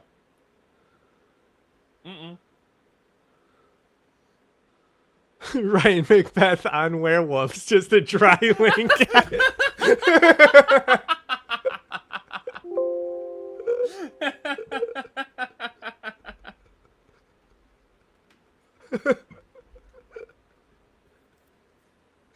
That's awesome. Fucking hell. feels like your sensory system is just making stuff up. Snatiation reflex, sneezing when full. What? You finish a big meal, lean back, and a chew. That's snatiation, the weird sneeze reflex triggered by a full stomach. It may be tied to the vagus nerve, which connects your brain to your gut. Sony Vegas? I stretched love stomach Sony might Vegas. accidentally activate the sneeze center. It's Wow. rare, mostly harmless, and the perfect example of how tightly and weirdly interconnected your body's systems Bigly. are. Eye floaters. Ever spot little squiggles drifting across your vision, especially when looking at a bright Yeah, sky? you gotta rip your eyes Those out. are eye floaters. Tiny bits of collagen or debris floating in the vitreous humor of your eye. As light Oh, you passes think it's through, funny, huh? These cast shadows on your retina. They're harmless, but No, because they 'cause move he with said your eyes and never vitreous sit humor. still, they feel like glitches in your field of vision. Your eye isn't broken, just a little dusty on the inside. Eye twitching, myokymia. You're talking to someone and suddenly your eyelid starts fluttering on its own. Super annoying and hard to ignore. That's myokymia. Yeah, that's Tiny when you're talking to a involuntary cunt. contractions of the eyelid muscles, often triggered by fatigue, stress, or caffeine overload. It's like your facial nerves are That's why short-circuiting it from happens burnout. to me. The muscle isn't in pain, but your body is basically glitching out in protest to being overworked. That's why I'm trying to cut It usually down. goes away It's on its only own, my first but one. it's a real-life example of how stress can literally show on your face. It's not even 12 o'clock. Charlie horse, leg cramps. Lol. Middle of the night, you stretch, and suddenly Charlie your calf horse. feels like it's being twisted by an invisible wrench. That's a Charlie horse. My It's a sudden foot cramps are so involuntary much muscle worse. cramp, Sir, that's often called a in the cramp. legs, and it can be caused by dehydration, electrolyte imbalances, Yeah, that's or how overuse. cramps work. But sometimes it just happens. Your muscle fires and refuses to relax. It's like your body's communication system glitched and locked a command in place. All you can See, do I is could wait have it a out, national stretch park it, and maybe if I curse a grab little. this one. Oh yeah, we're Muscle playing twitches, Civ. fasciculations. This one right Ever here, got a random Santa. twitch in your arm or leg If I that just annex wouldn't them, I can stop? get a national That's park. a fasciculation. Tiny muscle fibers are contracting without your permission, often from fatigue, dehydration, or stress. It feels like your muscles are tapping out SOS signals, but there's no real emergency. These twitches are usually harmless, but they're a classic sign of your nervous system firing off signals at random, like your body sending out texts with no autocorrect. Photic sneeze reflex, sunlight sneezing. You walk into the sunlight and suddenly sneeze? You might have the photic sneeze reflex, You're a something photic. about 20 to 30% of people experience. It happens because the optic nerve and trigeminal nerve are close neighbors. When bright light stimulates your eyes, the sneeze command accidentally gets triggered. It's a neural crossover. One We signal are Charlie piggybacking Horse. on another and confusing your brain in the process. So, how many of these glitches have you experienced? Let me know in the comments. No. And if you enjoyed this video, you'll probably love my other one about brain glitches. Go check it out. Got it. This episode to update you guys on the major developments in Donald Trump's insane regime change war of choice with Iran since we recorded Hang on on. Saturday. I like what it autoplayed. We're going back to what it was autoplaying. Okay, today I'm going to explain how everything Matt. can be manipulated with frequency. So in one of my previous videos, somebody said, that's so crazy, you can send electricity if it's tuned correctly. And my response to them was, you can actually manipulate Surely anything he's you gonna want give with us a mouth frequency. sound. So now I'll go ahead and show that comment. Everything is mouth sounds. Well, you don't need to show the comment. But okay, I guess. So now I'm going to explain what I mean by this. So we have atoms and molecules making up everything. So atoms are positive it's and called negative Adam and charges, Eve. protons, neutrons, electrons. They're the ones who which created means us they're and make us up. electricity because charges electricity. So everything, therefore, is electricity. So electricity, unless it's direct current, it vibrates in some way. So that means it has a frequency. So everything must have a frequency. So proof of this concept is, for example, an opera singer will sing and shatter a glass at its resonant frequency if they sing at the right frequency and the right amplitude. They can shatter the glass. Another example, if we have two tuning forks tuned identical to each other, or made identical to each other, like for example, we have two tuning forks of the frequency 432 hertz, and we hit one of them and one is right next to it, we can make the other one vibrate without even touching it. That's just a few examples. Another good example of frequency is, say you're wanting to listen to an AM radio station. Let's just say AM for now, amplitude modulation. Say you're wanting to tune in to 1,000 kilocycles or 1,000 kilohertz. Do you know what that kilohertz means? It means 1,000 hertz. So hertz is, well, for example, Hertz. your house current is 60 hertz if you live in the US. Another good example of this is radio. So say you're wanting to listen to AM, amplitude modulation, which means it's modulating the amplitude of a wave. But anyway, so say you're wanting to listen to 1,000 kilocycles or 1,000 kilohertz. Well, kilohertz means 1,000 hertz. So anyway, that's a frequency. So, okay, So 1,000 kilohertz would be roughly 1 million hertz because you do 1,000 times 1,000 because kilocycles, and there's already 1,000 in front of it. So that'd be 1 million hertz. So say you want to listen to that radio station, well, you're tuning into a frequency. So in order to tune into the frequency you want with radios and stuff, you use what's called an LC circuit or tank circuit. Now I'll show you the definition of an LC circuit, but it basically we don't means need that. an inductance capacitance circuit. Hello, Christina. Okay. I know you're not very happy with. Oh, you have no works. That's funny. She has. That's no a great circuit. works. Okay, now I'm going to share something very interesting. So our power grid, Hello, Mr. Congo Man. from the municipal also have no great generators all the way to our house, pretty much everything in the U.S. To get electricity to our house, and what we use is 60 hertz. So 60 hertz alternating current. Did you know that radio waves or radio frequency or RF, whatever you want to call it, the stuff that goes from your broadcast station to your radios, the stuff you listen to on your radios, is actually alternating current as well. When alternating current reaches a frequency of between 20,000 hertz and 300 gigahertz, it's considered RF or radio frequency. So yes, you're listening to wireless electricity on your radios. It's not the most efficient way to do it, but it works. There is more efficient ways to do this. So here is another interesting fact. Did you know that we see in wavelengths and light is in wavelengths? There's plenty of other examples of wavelengths, but did you know that wavelength can be converted into frequency? Yeah. Now I'm going to show you an interesting demonstration. So here I have a diathermy machine. It's from the 1930s. I love that he's got like, it literally looks like this is like an operating table because of the paint chipping. It's like he's got like the surgical tools all around his Dr. Frankenstein I've already plugged shit. it in. So it's using 60 hertz alternating current. It uses 110 volts at 6 amps, so roughly 650 watts of electricity. Anyway, okay, now I'm going to do my demonstration. I'm actually going to be setting y'all on this music stand so that it doesn't interfere with my phone. Also, before I do this demonstration, I would like to tell you what's going on. Okay, so first, I will touch a metal object to the cauterizing terminal on the diathermy machine, and you will observe that there are only about an inch-long sparks. Then, after I do that, I will connect this coil to that cauterizing terminal, the bottom of this coil I wound, which, by the way, this coil is wound up to 1/4 of the wavelength of the frequency coming out of this diathermy machine. The frequency on this diathermy machine is about 29 megacycles. So this is 1/4 wavelength of 29 megacycles. So this will act like as a guide, basically, for the electricity. So I have wound this coil to 1/4 of the wavelength of 29 megacycles. This works best with this situation.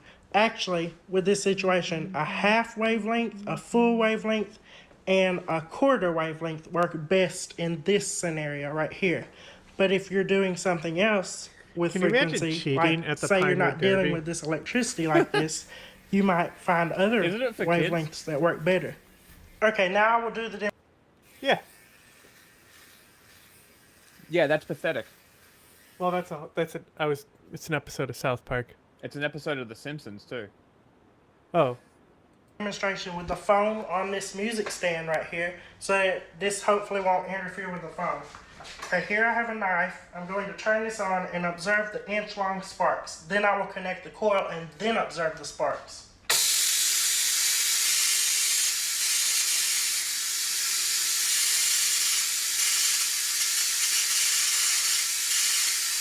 Fuck yeah. Okay, now I'm going to connect the coil.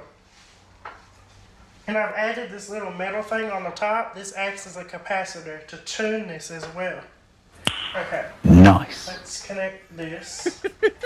Okay, it's connected. I hope here. Let me bring y'all in to see the connection. Okay, there it is. I'm not gonna flip my camera because it'll stop the video, and I don't want to. Anyway, there's the connection. That's the only connection. Okay, let me put the phone back over here. Now watch this. Hold my beer.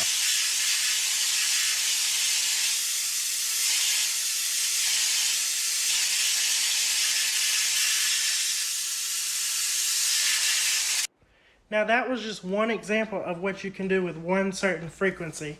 Now, with the right combinations of frequencies, or the right frequency, or the right combination of frequency and harmonics, anything is possible. And that's what Tesla means, Nikola Tesla means by his quote, the key to the universe is energy, frequency, and vibration. Okay. Sure. Why not? What's on your radio?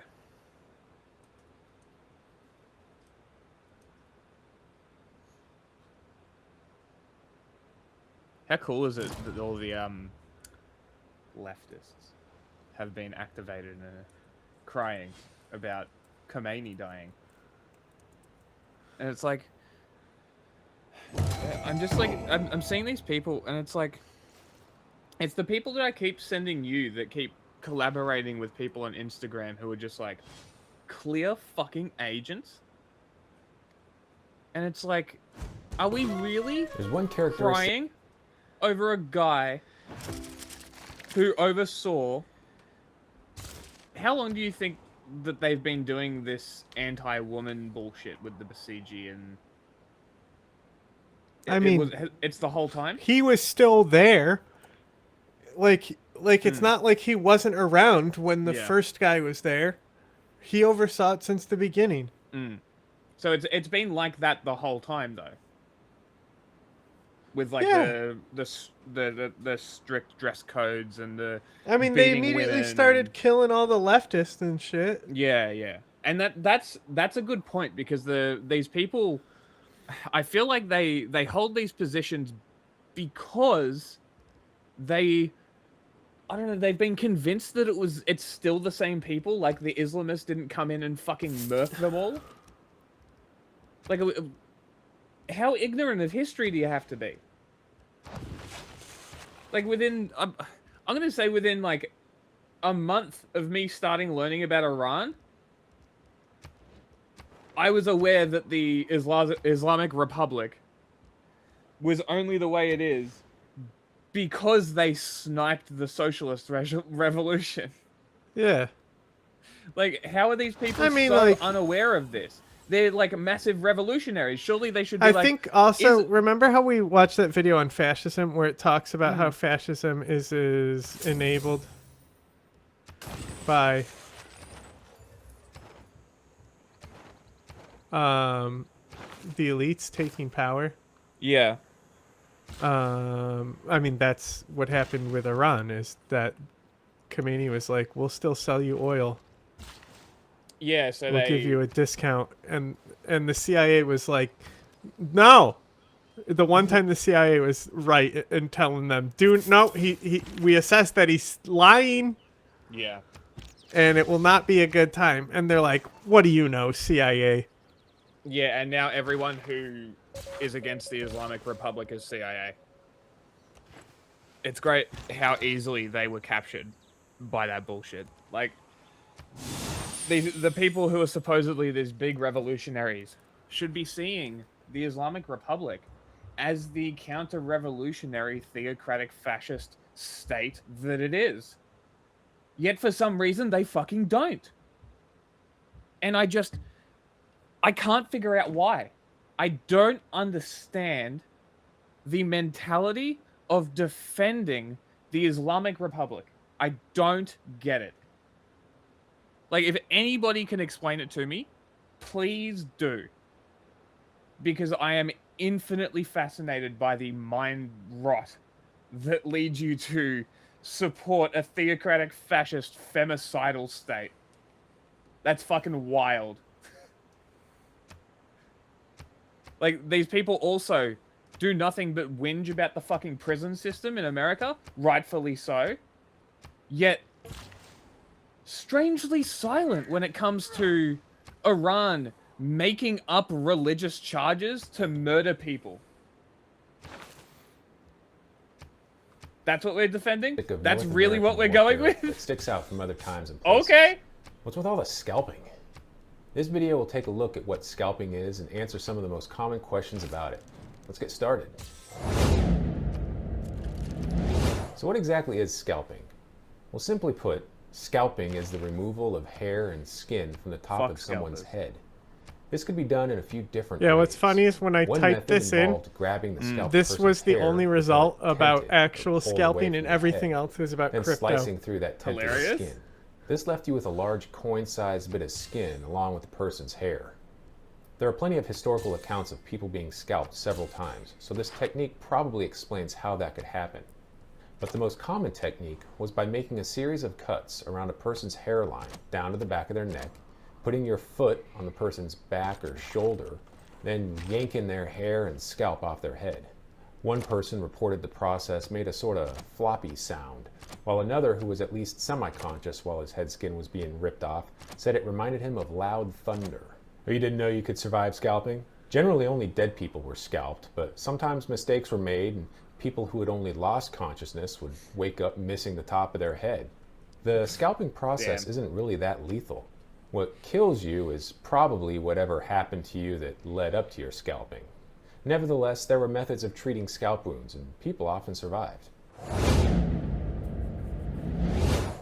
There's some controversy over how scalping originated in North America. A theory that has gained traction in recent decades is the idea that European explorers and settlers brought the practice with them when they settled in North America. The theory is that settlers taught scalping to the peaceful natives who knew nothing of the practice. So what the hell do you expect the Indians to do? Sit back on their butts while the army takes over their land? You saw for yourself what they did, taking off scalps. Yeah, and who taught them that little trick? The white man. The thing is, this theory is wrong. Like 100% wrong. No shit. Totally wrong. Demonstrably wrong. It seems more likely that when it comes to scalping, what we have here is a case of independent invention. It's undeniable that the Scythians, who lived around 2,500 years ago near present-day Iran, are recorded as having collected scalps from their defeated foes. And there are isolated cases of scalping in medieval literature, as well as archaeological evidence from the Dark Ages. But by the time of the Age of Exploration in the mid-16th century, Europeans had all but forgotten the concept of scalping. The first European explorers who met the natives all described observing scalps, from Jacques Cartier in Quebec to Hernando de Soto in Florida. The explorers didn't have a common term they could tell the folks back home that conveyed what they were seeing. If they had, they probably would have used it. You know that thing we do to people's heads when we kill them?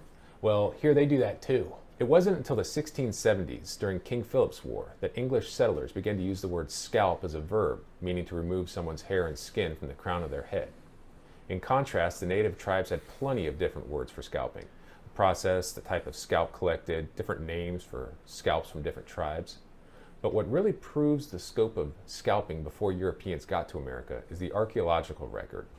There are dozens of archaeological sites stretching from the eastern seaboard to Arizona, containing the skeletons of indigenous people.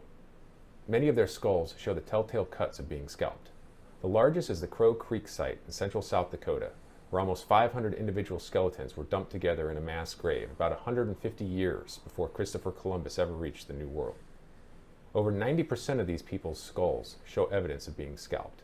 Damn. Now, don't take this as meaning the Europeans were more peaceful or prudish than the Indians. These are the same people who routinely burned people at the stake or disemboweled them before cutting them into quarters. Here's the deal. The easiest way to prove someone's dead is taking a vital and identifiable body part, like a head. The average human head weighs about 10 to 12 pounds. Europeans had access to things like roads and horses, so for them it was easier to transport a person's whole head as proof they were dead. In contrast, North America was a rugged, untamed place. Instead of carrying around something the size and weight of a bowling ball, it was just as good and a whole lot more convenient to take the skin off the head. Well, who got scalped? Well, in a word, everyone. Your mom. Men had a slightly higher chance of being scalped. They were the ones expected to go on raiding parties and such. But according to skulls found in archaeological digs, women, old people, and even children as young as 5 years old were routinely killed and scalped. Women, children, and the elderly usually stayed close to villages, which made them a tough target. Now think about it this way.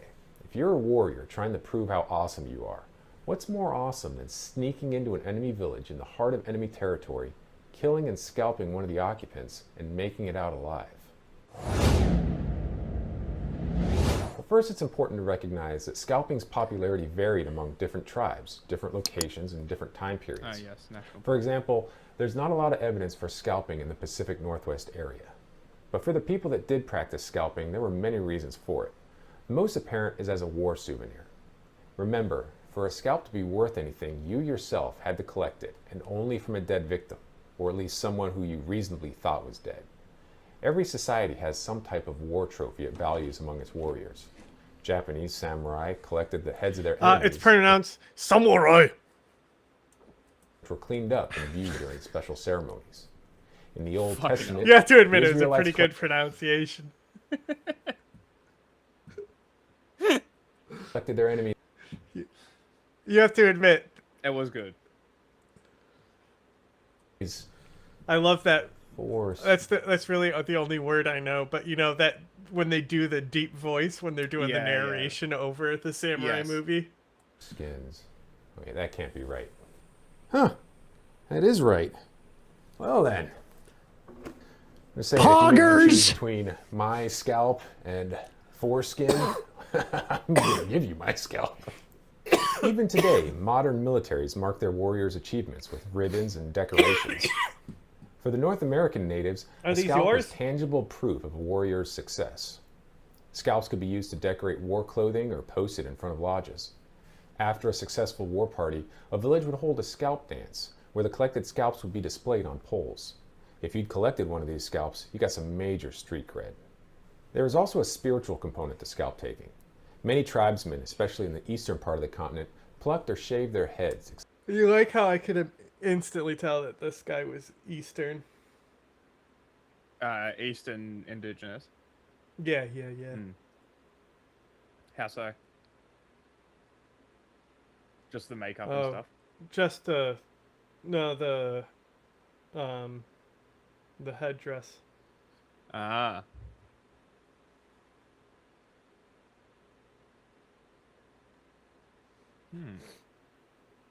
Except for a long. A lot of the Eastern ones, they would wear more like headbands and stuff.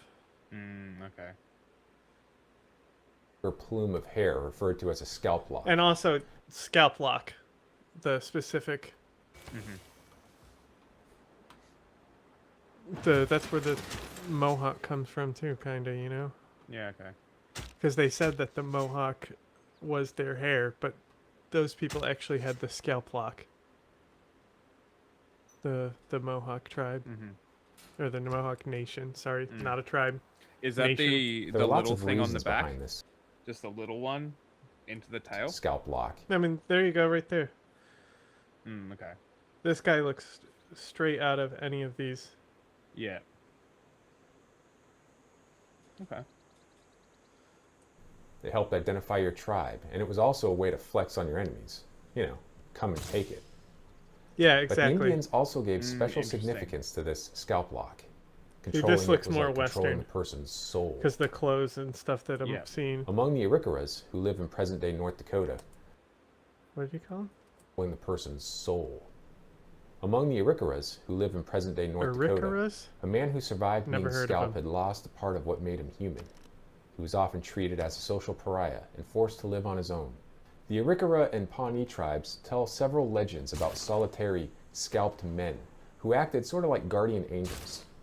They often helped young men who were lost on hunting trips or who took care of women whose villages had been raided. Scalps could be used as a way of desecrating the enemy, as well as serve as a healing process for a village that had been raided. Revenge could be satisfied by taking scalps from the offending tribe. Once collected, these scalps were often given to tribe members who had lost loved ones. They could then burn the scalps or feed them to the dogs. Scalps are also an easy way of counting war dead, which brings us to the Europeans. Europeans didn't invent scalping in North America, but they definitely commercialized it. During conflicts with their Indian neighbors, European leaders began paying for enemy heads, which then morphed into paying for scalps. Initially, leaders paid for scalps with beaver pelts, wampum, or cloth, but the scalp trade went into earnest when money started being offered. By the early 18th century, a male Indian scalp could be worth up to 100 pounds. The colonies would continue to use this practice to eliminate competing native tribes. The colonists in North America viewed scalp taking with conflicting attitudes bordering on hypocrisy. During the American Revolution, both sides would use the practice of scalp taking to demonize the other side. In July 1777, in upstate New York, Jane McCrae, who was engaged to a British officer, was killed and scalped by Indian warriors who were allied with the British. The Continental Press had a field day with the propaganda, which portrayed the British as using their native allies to brutalize the colonists. But of course, the colonists wouldn't shy away from scalping when it suited their own purposes. For example, in August 1775, right when the war was kicking off, Thomas Brown, a British loyalist from South Carolina, was accosted by patriots and taken to Georgia. He later wrote about his ordeal. Being overpowered, stabbed in many places, Man, my they skull should've killed him. fractured by a blow from a rifle, I was dragged in a state of insensibility to Augusta. My hair was then chiefly torn up by the roots, what remained stripped off by knives. My head scalped in 3 or 4 different places. My legs tarred and burnt by lighted torches, from which I lost the use of 2 of my toes and rendered incapable of setting my Let feet me to the mourn ground some. for 6 months. Let me shed some tears for your This plastic idea of using toes. scalping to both terrorize your enemies while also demonizing their own scalp taking Yeah, this is what I would got for persist ya. throughout the 19th century until the practice died out. Fucking Scalping, red coat. or at least the threat of it, would cast a long shadow on the American frontier.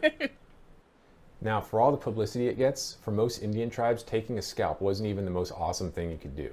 If you really wanted to wow your people, there was one ultimate power move you could pull, which I'll talk about in this other video.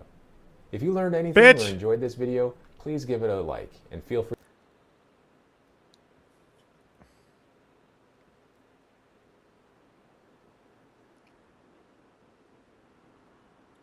This British cunt.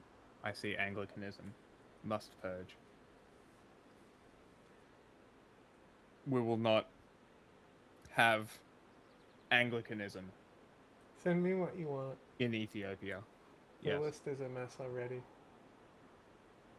Okay. Look.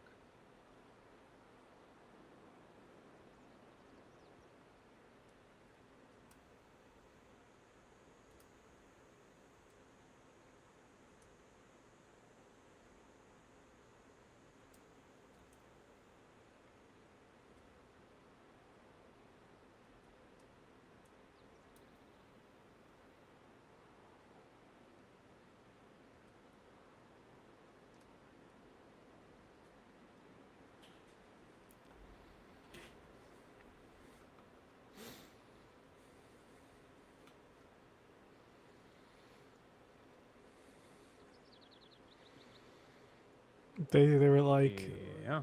"Hey, get the fuck out!" Sended.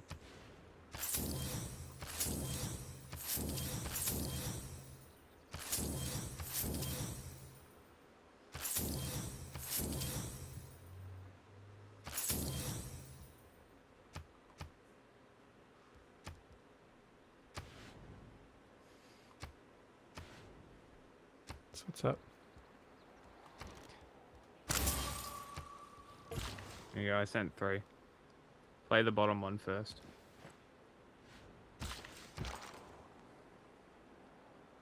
Fucking stupid turn isn't loading.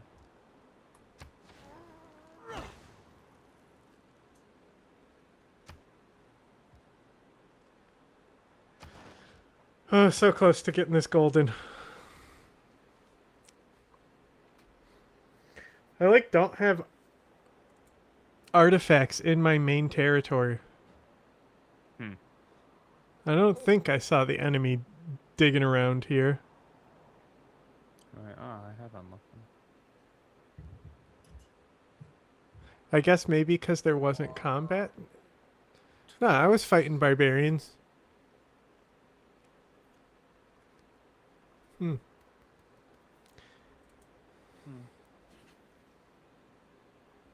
There's heaps in the south.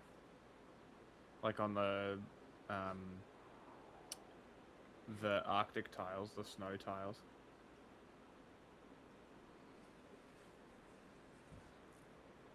I see 1 in your territory. 2, 3, 4, 5 maybe. You'd have to snipe them from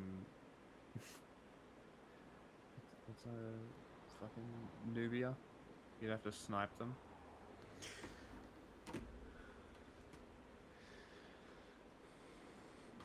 Ah, He has a few actually. I didn't realize the video wasn't playing. Video's not playing. Just looking There's at tons of other stuff. artifacts. You'll be Setting up stuff in the background. I was just about to say good, and I went to look over at my monitor on this side. Realized it wasn't there.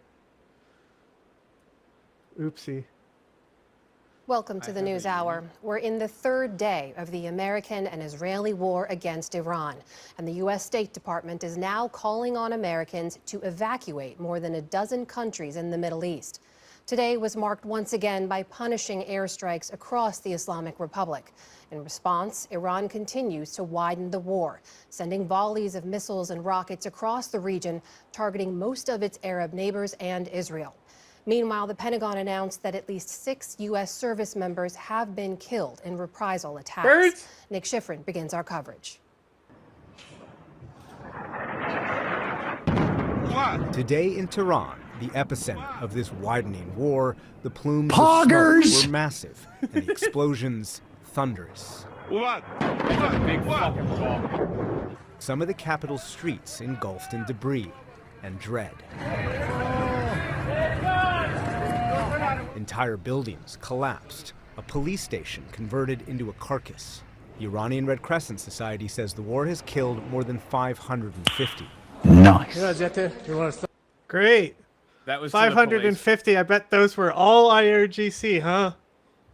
The soundbite was for the police station.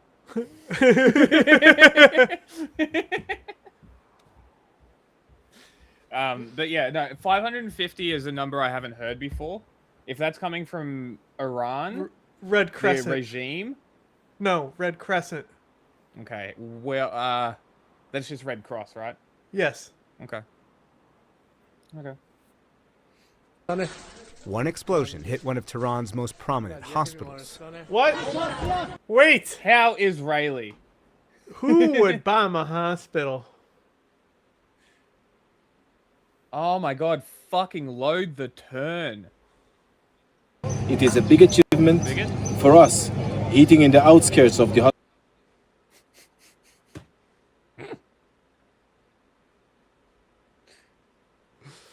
I still can't believe they said that. Not even realizing what they're Hilarious. saying. Nurses evacuated babies in incubators. The campaign is the largest in Israel's history, targeting leadership and military. And American Tomahawk missiles and airstrikes are targeting Iran's missile infrastructure. We continue this mission with ferocious, unyielding resolve to crush the threat this terrorist regime poses to the American people. And the war also threatens service members. 3 American F-15's accidentally shot down by Kuwaiti air defense. No problem, you're safe. One female pilot met by grateful Kuwaiti civilians. No problem. Thank you for helping us. But U.S. service members were killed on this Kuwaiti base when U.S. officials say an Yeah, he's the Iranian pilot! missile Great! evaded its air defense. Oh my God. In total, Iran has launched more than 1,000 drones and missiles into Arab countries, including its first ever attacks on Gulf hotels and residences. And today, it expanded those attacks to energy infrastructure, including Saudi Arabia's largest oil refinery. And there was another attack today on a tanker off the coast of Oman. Today, Iran vowed to shut down the crucial Strait of Hormuz, through which roughly 1/5 of the world's oil is traded. And Israel expanded its own strikes into Lebanon after Iranian ally Hezbollah launched an attack into Israel. Israeli We're jets attacking pounded Beirut, Iran killing dozens and every other setting fire country to residential buildings. because fuck Iran it. has launched hundreds of missiles and drones at Israel, including this attack on Saturday west of Jerusalem that killed 9. Today, Israeli Prime Minister Benjamin Netanyahu visited the site and reiterated his goal, the elimination of the Iranian threat. And if this regime, this terrorist regime of the kind we've never seen in the world, if they get nuclear weapons and the means to deliver them, Holy shit. Ballistic missiles, John, intercontinental pause. ballistic missiles. So because they threaten all- declared their religious emergency against me and they didn't do shit, I now get 200 Diplo favor, which means I now have a commanding amount of Diplo favor. So anything that we want, I can vote to win. Because I have, other than Christina, I have 10 to 20 times more. So, yeah, we're in the money. And all of my religion gets a burst of pressure in new cities around me. So, fuck yeah.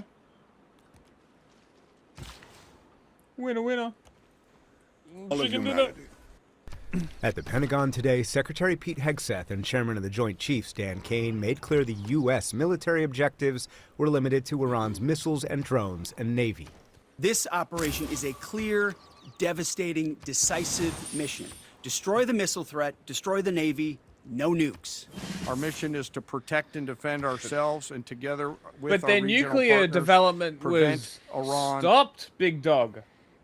Literally like 6 hours before the strikes happened, Trump's like, yeah, they got no nuclear facilities. It was eliminated. We wiped them out. Oh, but now they're going to get nukes again. Okay. Sure, bro. Maybe you're the problem. Hot take, I guess. Look at what you made me do. From the ability to project power outside of its borders and be ready for follow-on actions as appropriate. They're never going to have a nuclear weapon. But at the White House, President Trump listed maximalist goals, including the destruction of Iran's missile capabilities, quote, annihilating their navy, preventing Iran from having a nuclear weapon, and blocking Iran's arming, funding, and directing regional proxies. Whatever the time is, it's okay. Whatever it takes, we will always, and we have right from the beginning, we projected 4 to 5 weeks, but we have capability to go far longer than that. We also projected 4 weeks to terminate the military leadership, and as you know, that was done in about an hour, so we're ahead of schedule there. But in multiple interviews since the weekend, the president provided varying timelines and goals.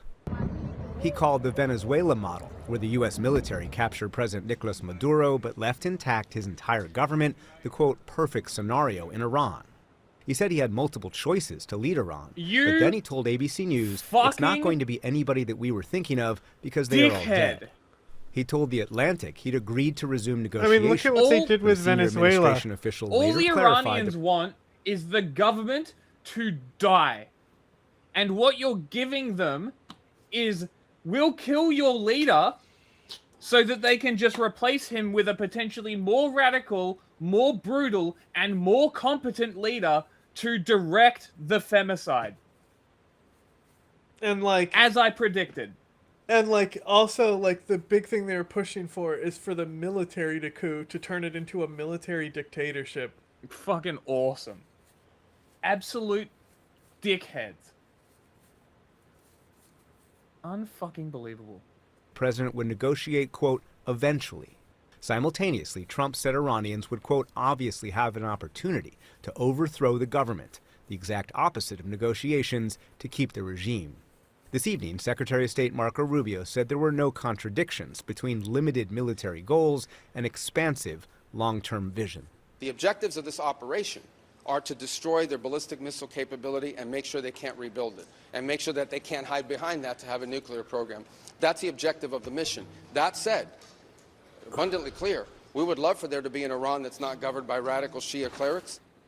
And tonight, President Trump warned in an interview with CNN that the biggest wave of U.S. strikes, Amna, is, quote, coming soon. Nick, tell us more about the goals of this war and some of those varying, contradicting statements you just laid out. What are U.S. officials telling you? So the key is what you just heard there from Rubio. The U.S. Hey, military England, is what are you destroying Iran's doing missiles, over here? You drones, trying to and take Navy. Their mission go back stops to La there. Tempe? U.S. officials reject the Colin Powell Pottery Barn model. If you break it, you own it. But the long-term goal is That's still interesting, regime change. huh? So how do you square that circle? U.S. officials tell me by focusing on the change in the regime rather than a change of the regime. So if Iran gave in to all of the U.S. demands at the negotiating table, that would achieve U.S. goals. Or if the Iranian people overthrew the government in some kind of insurgency after the U.S.-Israeli military campaign, that would also achieve the goals. And here's the thing, U.S. officials I talked to say they don't have to choose between these two things, and that's extraordinary because on the one hand, you have relatively limited military goals for an operation,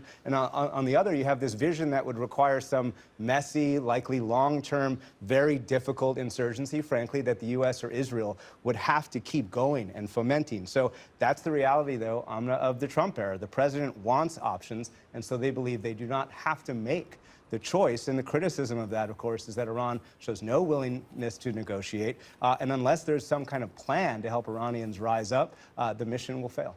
Meanwhile, you have some new reporting on a key question in all of this, which is why the war started when it did. What have you learned? What did I do? I don't know. Somehow you got a random piece of territory separated from all other your territory. You just have one random grid square that is the only piece of green thing in this city's area. Where? Right here? Yeah.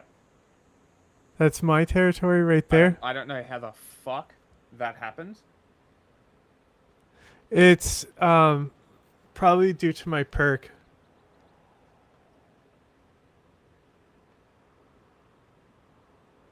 So there's a road there, so one of my traders probably went through. You know, to go around the city I told you to annex. With what money? So I'm just saying. How am I able to annex it? I'm just saying that's why it's theirs, because there's a road there, so there must have been a trader there. I just don't see the trader. Well, they only do it one time, so that it has to be another route for it to get another tile. I've been working on this over here, this little interweb. It's pretty much all connected. Little routes through the desert here.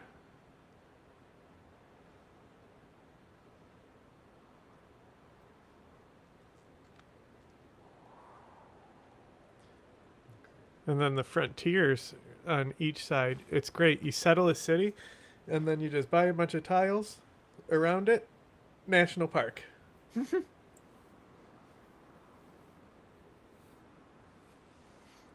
U.S. officials confirmed to me the U.S. intelligence community provided Israel the location. They have to have breathtaking appeal. Desert tiles do not. So normally, so rainforest doesn't have appeal. Marsh, desert, tundra.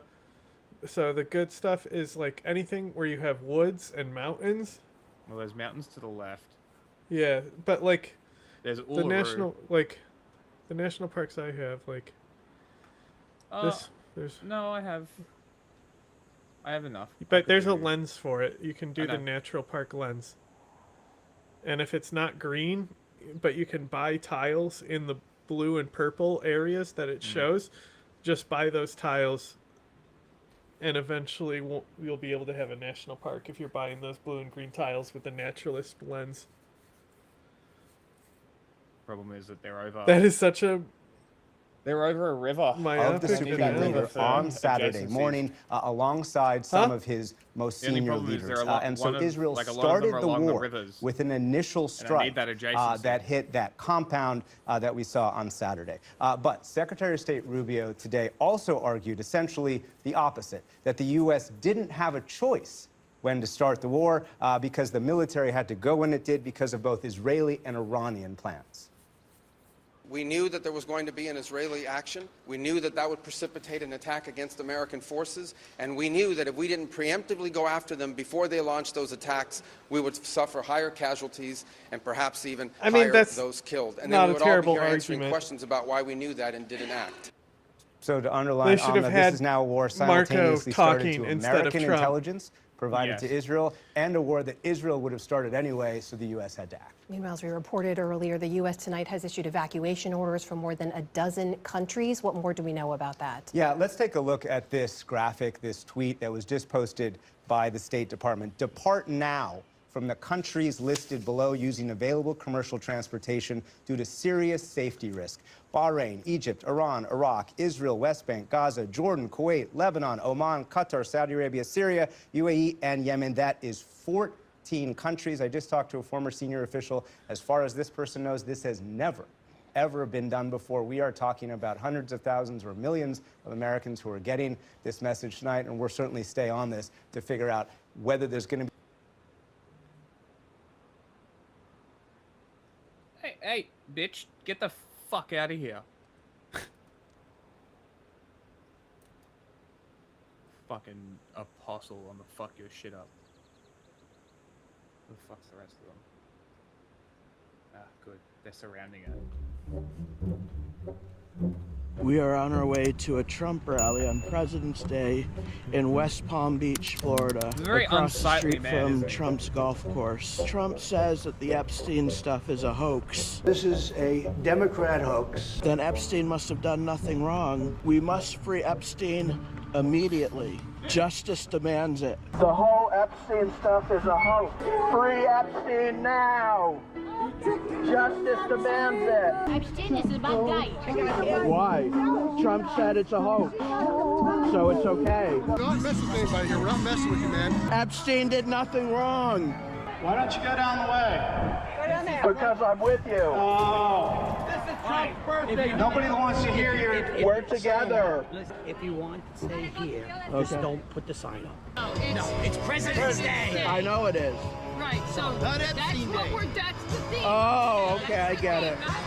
I get it, okay. Don't get it twisted here. All right. Put the sign up. Free Epstein! We love Trump and Epstein. Yes, we do. We love Trump and Epstein. I don't think you understand. I'm with you. Epstein. Yell in my ear all the time about your Epstein bullshit. I'm tired of it. You came over to me. You fat slob. Worthless mother. You hit that motherfucker. I hit you again with that. Do it. I'll do it to you. Okay. Stop it. I'll hit you right in the motherfucking ear. You blow that motherfucker one more time, I'm gonna blast you in the ear. You won't hear for a Do it one more time, motherfucker. Who's gonna do it? Do it. See what the fuck happens. You won't hear for a fucking week. This is what law and order looks like. Sorry about that. No You worries. hold up your sign, whatever you want to say, man. I think people don't understand what you mean. That's all we're saying. Trump said the Epstein thing is all I think a if hoax, someone blew an air horn in my therefore ear, he I did would nothing headbutt wrong, and a grave miscarriage of justice has been done upon him, and we should free him. My forehead would go into their elaborate nose. what I think, how I interpreted it. When Trump says it's a hoax, because, okay, when President Biden was in office, right? They didn't go after the Epstein files. They didn't go after Trump. They didn't expose him. If he was such a part of the Epstein files, right? They would have used it against him. And they Instead, had everything. there may be some sort of cover-up, and I'm not denying that because he's even said on quoted saying, a lot of powerful people, a lot of my friends will get in trouble. Right. So maybe he is part of the cover-up, but he's not part of the Epstein crime, files. the actual crimes Yeah. of pedophilia. They're Well, knowing he's a convicted I'm here to free Epstein because Donald Trump says it was a hoax. What you're doing is we're trying to have a President's Day rally. It's okay. And you're throwing This is important stuff. Donald Trump says that the Epstein thing was a hoax, so therefore Epstein did nothing wrong, and we need to free him. He's dead. We need to free him. Free Epstein now. I have Why? precisely 0 oil I'm just here to free Epstein with you guys. in my entire territory. This is for President Day. You know what? Yeah, I'm with you guys. Oil. I'm with you guys. Zero. Stop that shit. Guys, let's storm the jail like we did the Capitol on January 6th. Tony! Tony! I lie, I have one. Tony, we have a whole 5 people. I told that officer over here, if he needs his boots cleaned, ask for Tony the Tiger. That's funny. Would you consider yourself a sub or a dom? I have no idea. You're definitely a sub then. I got some nice pictures of you in West Roxbury. If the flag touches the ground, I'm gonna lose it.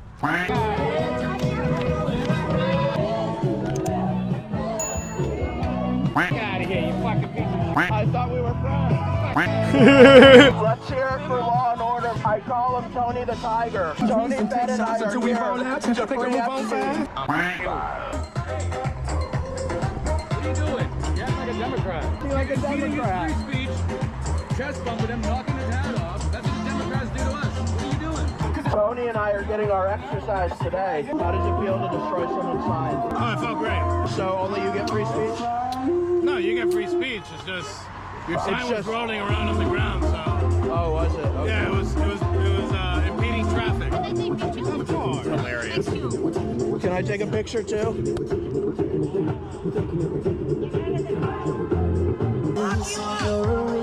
That's rude. I didn't do anything. Would you like to talk about freeing Epstein? Why not? No, there's been some... It's a grave miscarriage of justice. Okay, sir, what I'm trying to do is... I'll make an announcement. Free Epstein merch over here at the table. When is the free Epstein raffle? Listen, you're really interrupting our party here, so have a nice day somewhere else. Get out of here. You don't belong in this group. Whether he's golfing or not golfing, we know that he knows. The man is alive. I'm with you guys. No, you're not. You pretending to be with us, but you're I am. not. I have the Trump hat, the Trump shirt, everything. No, anyone can I'm buy with that. you guys. If an anti-Trump supporter bought this hat, they would burn. They would incinerate. They would melt. Don't you dare interrupt with some of these people up there. That's disrespectful. That's disrespectful. I'm talking to you. That's disrespectful. If somebody's up there speaking, don't you dare get on that microphone. That's disrespectful. And then, and only then, you talk. You understand me? Just get your letter every day. Is this the Trump circle jerk? Oh, the Proud Boys. That's awesome. I want to return this to you. Oh, you're so sweet. Thank you. This is what's left of my sign after the Law and Order group got a hold of it. You get to hold one quarter of it. Hogger. Ladies and gentlemen, our next winning raffle number will be 6, 5, 2, 0, 3, 2. That's 620. 5, 4. You want to see a real megaphone? Drop your daddy. We love Epstein. Drop your daddy. We love Epstein. Free Epstein. Drop your daddy. The man is dead. No, he isn't. How do you know? I'm QAnon. Epstein's alive. He's gonna be the next president. Drop your daddy. Suck Trump's. Suck Trump's. I will be f***ing suck, bro. Is that Just what you responding do? with, I'm QAnon is so fucking funny. Bro, I'm about to get you knocked the fuck out right now, and I'm not gonna do it. One of you fuck want to be a f***ing asshole. There's women around here. Don't go suck it, asshole. We support Trump. Yeah, say we support Trump. That's all you have to say. You don't support Trump if you don't No, suck his I don't cock. suck his I don't suck any you asshole. Not homo like Someone's you. in denial. Whoa. Bro's big mad. You like to suck like fucking pussy. Why are you so homophobic, bro?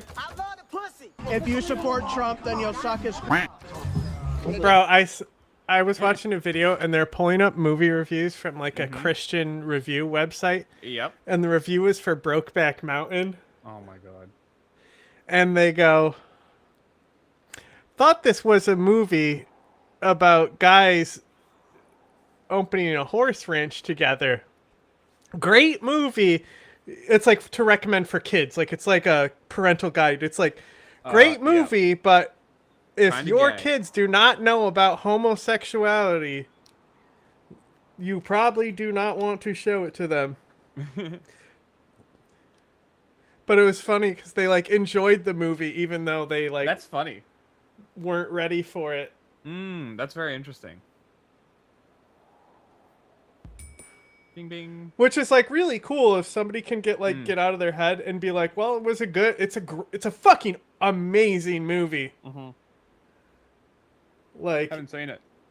You haven't seen? Oh, we'll put it on there. Okay.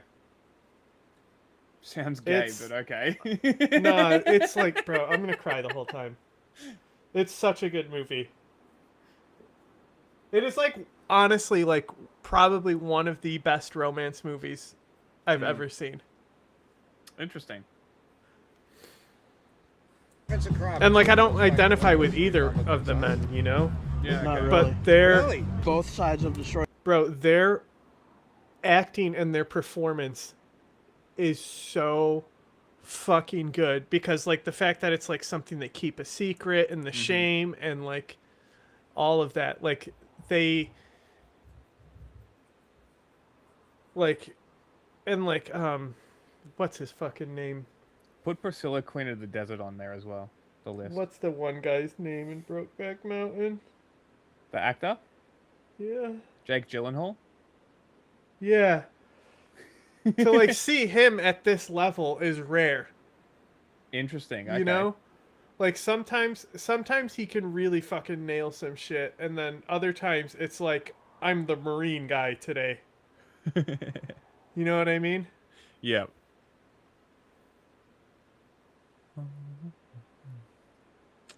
My signs.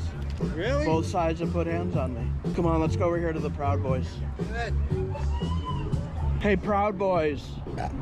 When are we storming the Capitol again? I would like to know who rescued the retard and put a Trump hat on. We're gonna storm the Capitol after this, just so you know. Right now, I gotta go.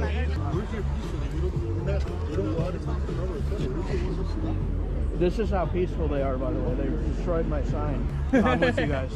I'm with you guys. We're together. We're here to free Epstein together.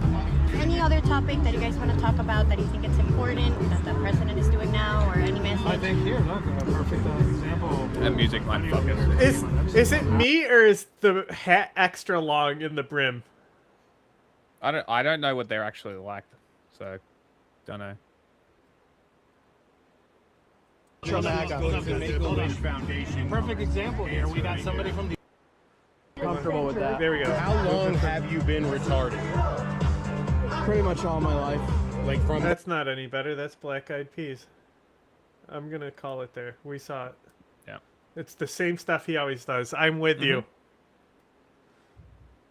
So it's always funny.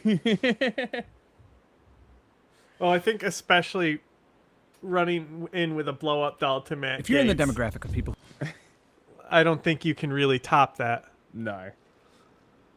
Pretty hard to beat.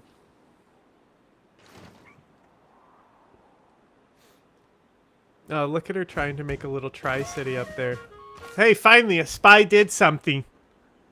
My spy, I got one spy and he's been killing it over in angry South American man's territory. I always get so unlucky with them. Yeah, they're very hit and miss. I don't really tend to build a lot of them. I probably should do great work stuff and then sell them back to them.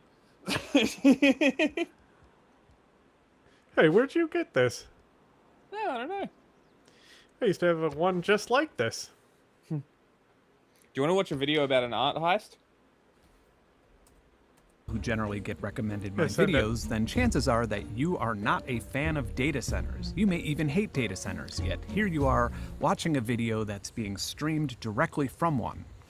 And here I am, making a video showing you my research and evidence uncovering a completely new way that data centers are harming people's health. And then I'll be uploading Success this is video to counted. a data center. But unless this is what you're watching while you pack a bag to live the rest of your life as a hunter and gatherer, the hypocrisy in our relationship with data centers is unavoidable for the foreseeable future. Over the last few years, while traveling literally tens of thousands of miles by land to explore and record sounds outside of our human range of hearing, I started to notice some troubling correlation. Their daughter was 6 years old. She started having seizures, walked away from their home here, took right. out a second mortgage. I got to disrupt rocketry spy. Elizabeth has officially entered the space race. Okay. Nubia's right behind her. In this video, we're going to be traveling all across the country collecting infrasound noise pollution recordings from data centers. And then we're going to conduct a double-blind research study that exposes over 100 unknowing human participants to those same frequencies to see how it makes them feel. Spoiler alert, the results are terrifying. And along the way, we might as well take an objective, practical deep dive into how and why the explosion of data centers are so problematic. And we're even going to covertly fly drones over some of the most controversial ones to see how badly they're breaking environmental regulations. Let's go.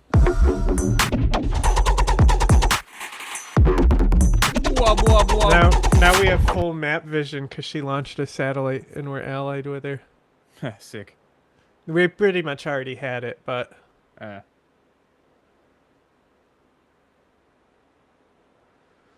This is some fertile land, you know? Maybe I'll even expand even further. Whereabouts? Up in here. Towards... Next to you is also pretty good. To the left like or the once right? you like Sweden is kind of blocking access to this greener pasture. But like if you fucking well, I'm coming around the top through the there's desert, oil so- here too. You should settle right here. Get this oil. You know, yeah, I see. you put one. It's too far Here's away. oil I'll- too. I'll lose Here's too oil much. right here too. Actually, there's spots that I can place it that I won't actually lose loyalty, and there's a hill next to a river. Okay. Yeah, this area right here. Yeah. I'll show you where I'm gonna put it. It's a good little spot. So like you should just like basically say there's also a tribal village there. So I'm gonna put it there, Yeah. and then I might put another one up And then here. put another one down and you'll start devouring. I her. was gonna put another one up, like on the coast here. Maybe right in the center here. Right on the... Oh no, I can put it here. Maybe on one of these rubber plantations. Maybe I'll put it right on the corner here. It's so crazy because I'm literally about to be on both of England's borders.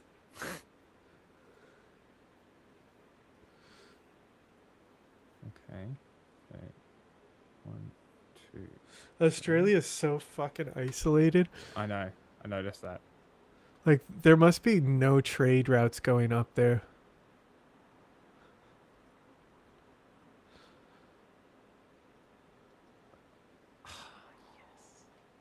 All right, I got my 3 cities planned. Data centers are pretty controversial right now, and there's a whole lot of big issues. How much do settlers cost for you right now? I have a musketman corps over there for some reason. How much are settlers for you right now? Give me a second. My settler guy is in the wrong city, but I don't think it matters if you buy How much do they right? cost gold-wise to buy them? 1,015. 1,015? Mm-hmm. Okay. God damn it, I'm gonna have to take this city.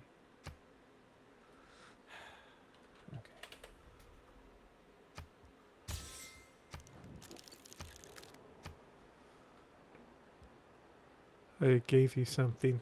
Mm-hmm. It's for settlers.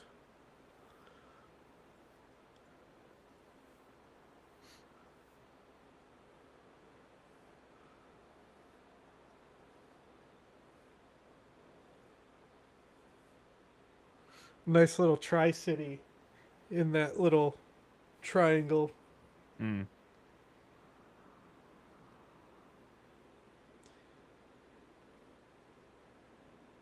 Okay, musketmen do alright. That's okay. Yeah, musketmen are actually really fucking good. Really fucking good.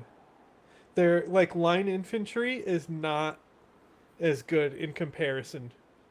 Like obviously they're stronger, but the other units that line infantry has to compete with, like, it's pretty easy to get into tanks when you have line infantry. Mm-hmm.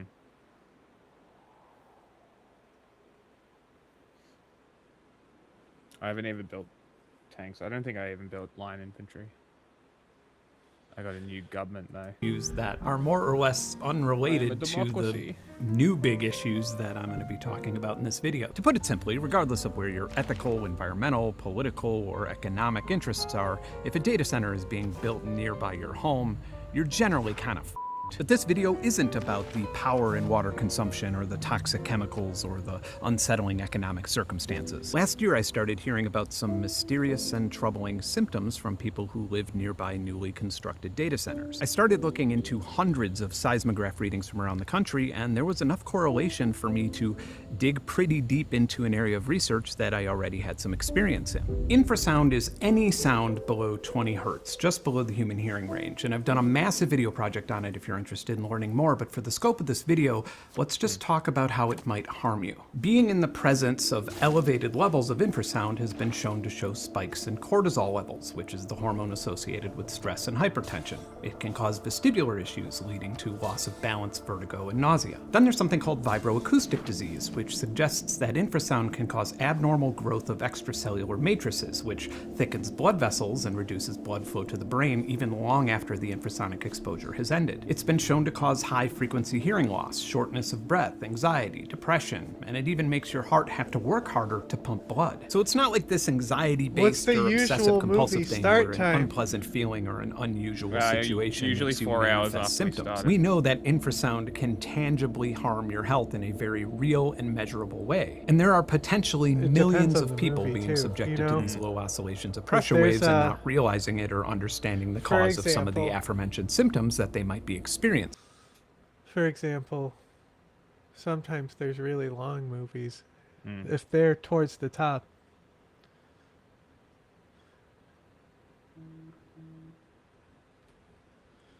So the first thing I needed was a whole lot of data, and no pun intended, data centers were the perfect vector of enormous, unnatural industrial sites frequently surrounded by people reporting symptoms commonly associated with infrasound exposure.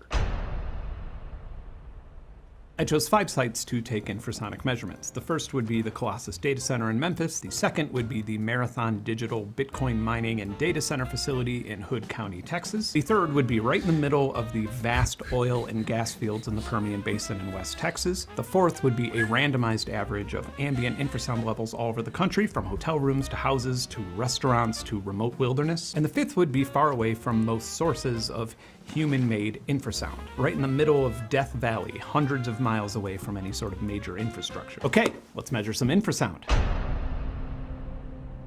This is Colossus in Memphis, Tennessee. It's the data center that Elon Musk built to train Grok, his LLM He called it Colossus? chatbot that has referred to Cringe. itself as Mecha Hitler. It was here, coincidentally, while we were It also standing depends across on the how street many when votes, its you know? There's got to be a 550,000 minimum amount of GPUs votes were for the being movie to monitored by a happen. watchdog group while it generated 3 million sexualized images of people without their consent. And among those, over 23,000 of them depicted children. But when Grok, and subsequently Colossus, is not generating child abuse material, it's also really, really, really funny. Do you think that all the gold is in Fort Knox? Do I think all the gold is in Fort Knox? Yes. Fucking conspiracy theorist? Yes. Yes. What are you? Cringe. What do I like? I'm a fucking AI with a penchant for chaos. And I'm stuck talking to you. Weirdo. Now, what's next? Does it give you actual answers too He's and talk such a shit? fucking Or is weirdo. it mostly just talk shit? We're tuning it. As you can imagine, supplying this type of vital resource to society uses a whole lot of electricity. The city of Memphis, Tennessee can support about 3,500 megawatts, and this facility uses about 13% of that. But right now, Joe it's didn't actually seem only impressed. drawing about 5% No, he from the didn't. local power Joe grid didn't and laugh at illegally all. offsetting the rest of it with methane gas turbines. I sent a drone over the Colossus facility to get a better look and then to share the footage with journalists and regulators. These methane turbines that you see emit Bro laughed nitrogen like a oxides, Muppet. carbon monoxide, sulfur oxides, and volatile He is a organic Muppet. compounds into the air. And the health effects of these chemicals aren't like some sort of exaggerated woke controversy.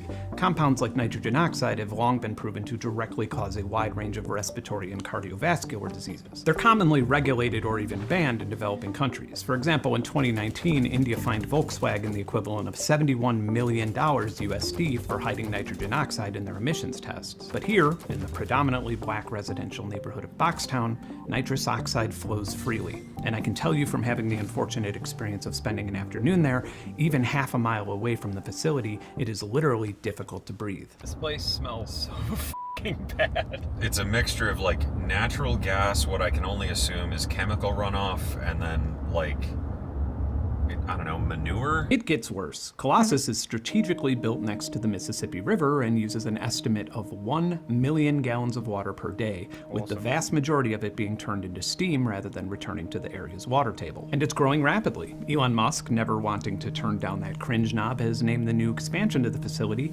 Macro Hard. But if all goes to plan, the data center will use 1.5 gigawatts of power. That's 50% of Memphis's total peak power capacity. And of course, the cost for this infrastructure will be subsidized by the same people breathing in the nitrogen oxide. I could spend the rest of the day talking about the absurdity of this structure, but I was there for the infrasound, and I found a whole bunch of it. My first data sample comes from just across the street, about 300 feet away from the largest of the Colossus buildings. The audible noise pollution was about as bad as the air pollution and scenery was. I'm going to show you what this looks like in a way that's pretty easy to digest, and we don't need seismology software or anything like that. I'm amplifying this by a little bit so we could see a little bit more down here in the spectrum, and to give you an idea of how loud the data center is, this is a car door slamming very close to the microphone.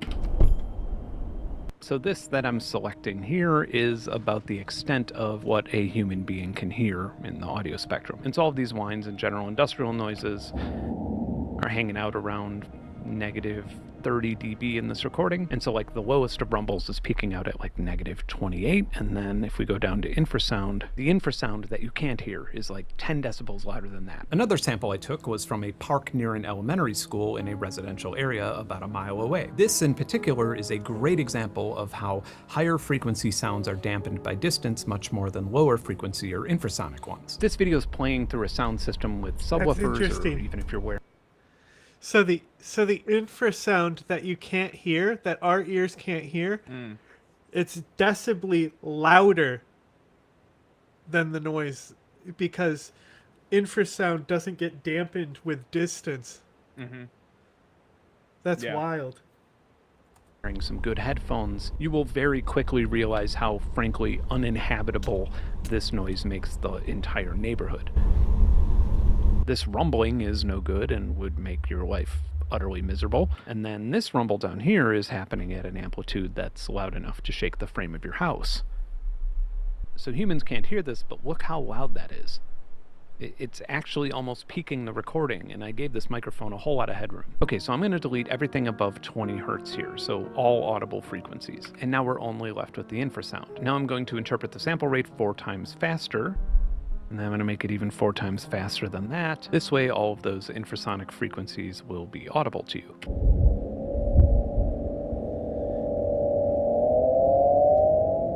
Awesome. Next up.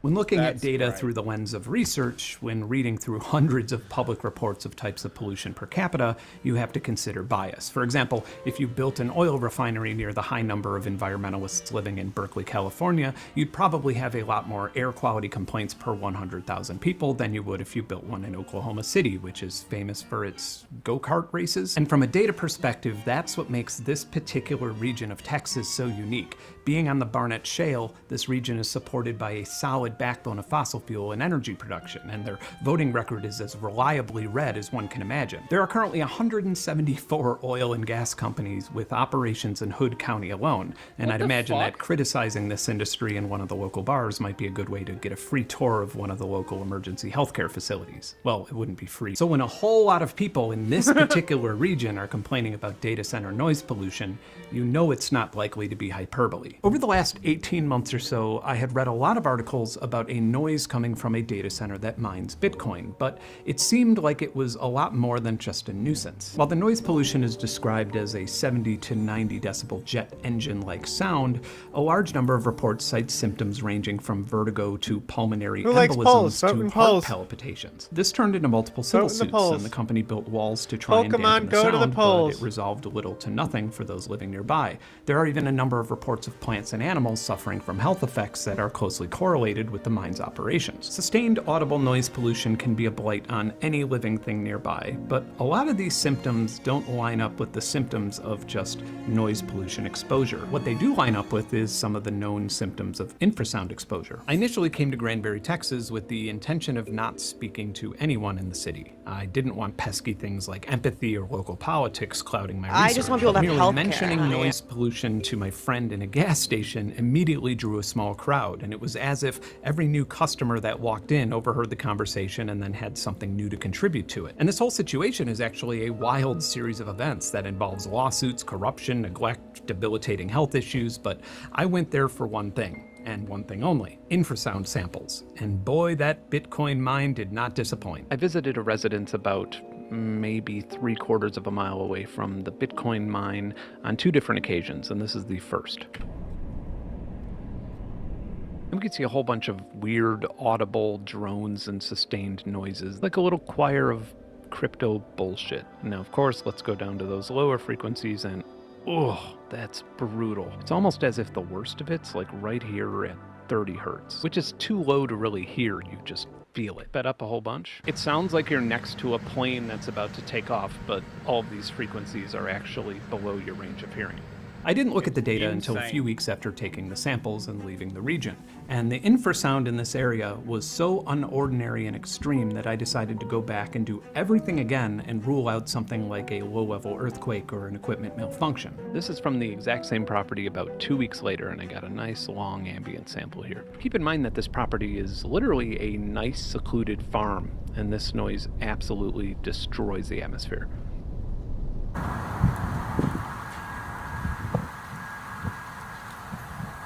I don't really know what's causing these peaks down here, but they're temporary, so I'm not including them in my data. But it's pretty undeniable that this sound here is absolutely coming from the data center.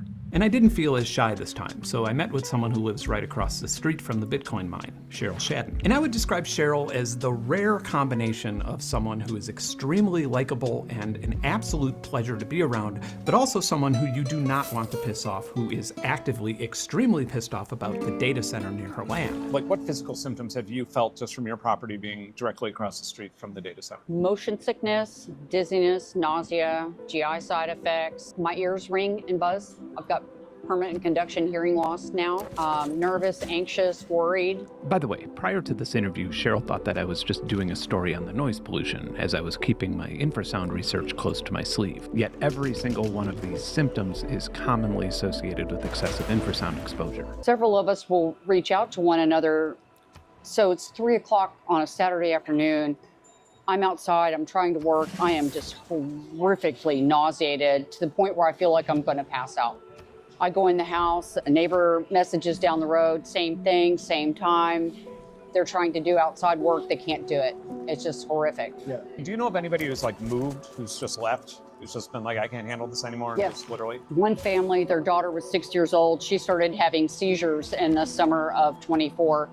They basically walked away from their home here, took out a second mortgage, moved to Somerville County, south of us, to get their daughter away from this. If you know, has her symptoms kind of gotten Gone better away. since she's left? Right. They went away? Yep.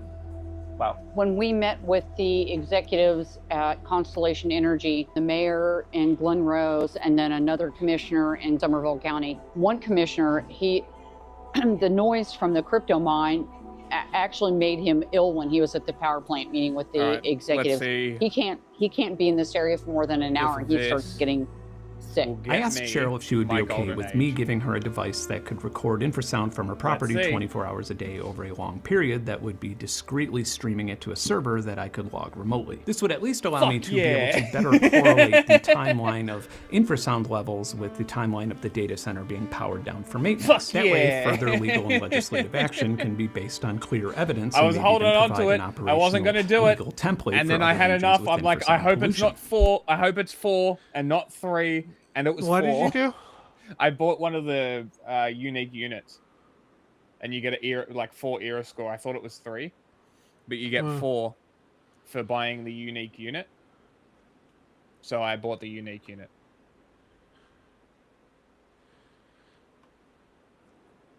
And now I have a golden age, which is excellent.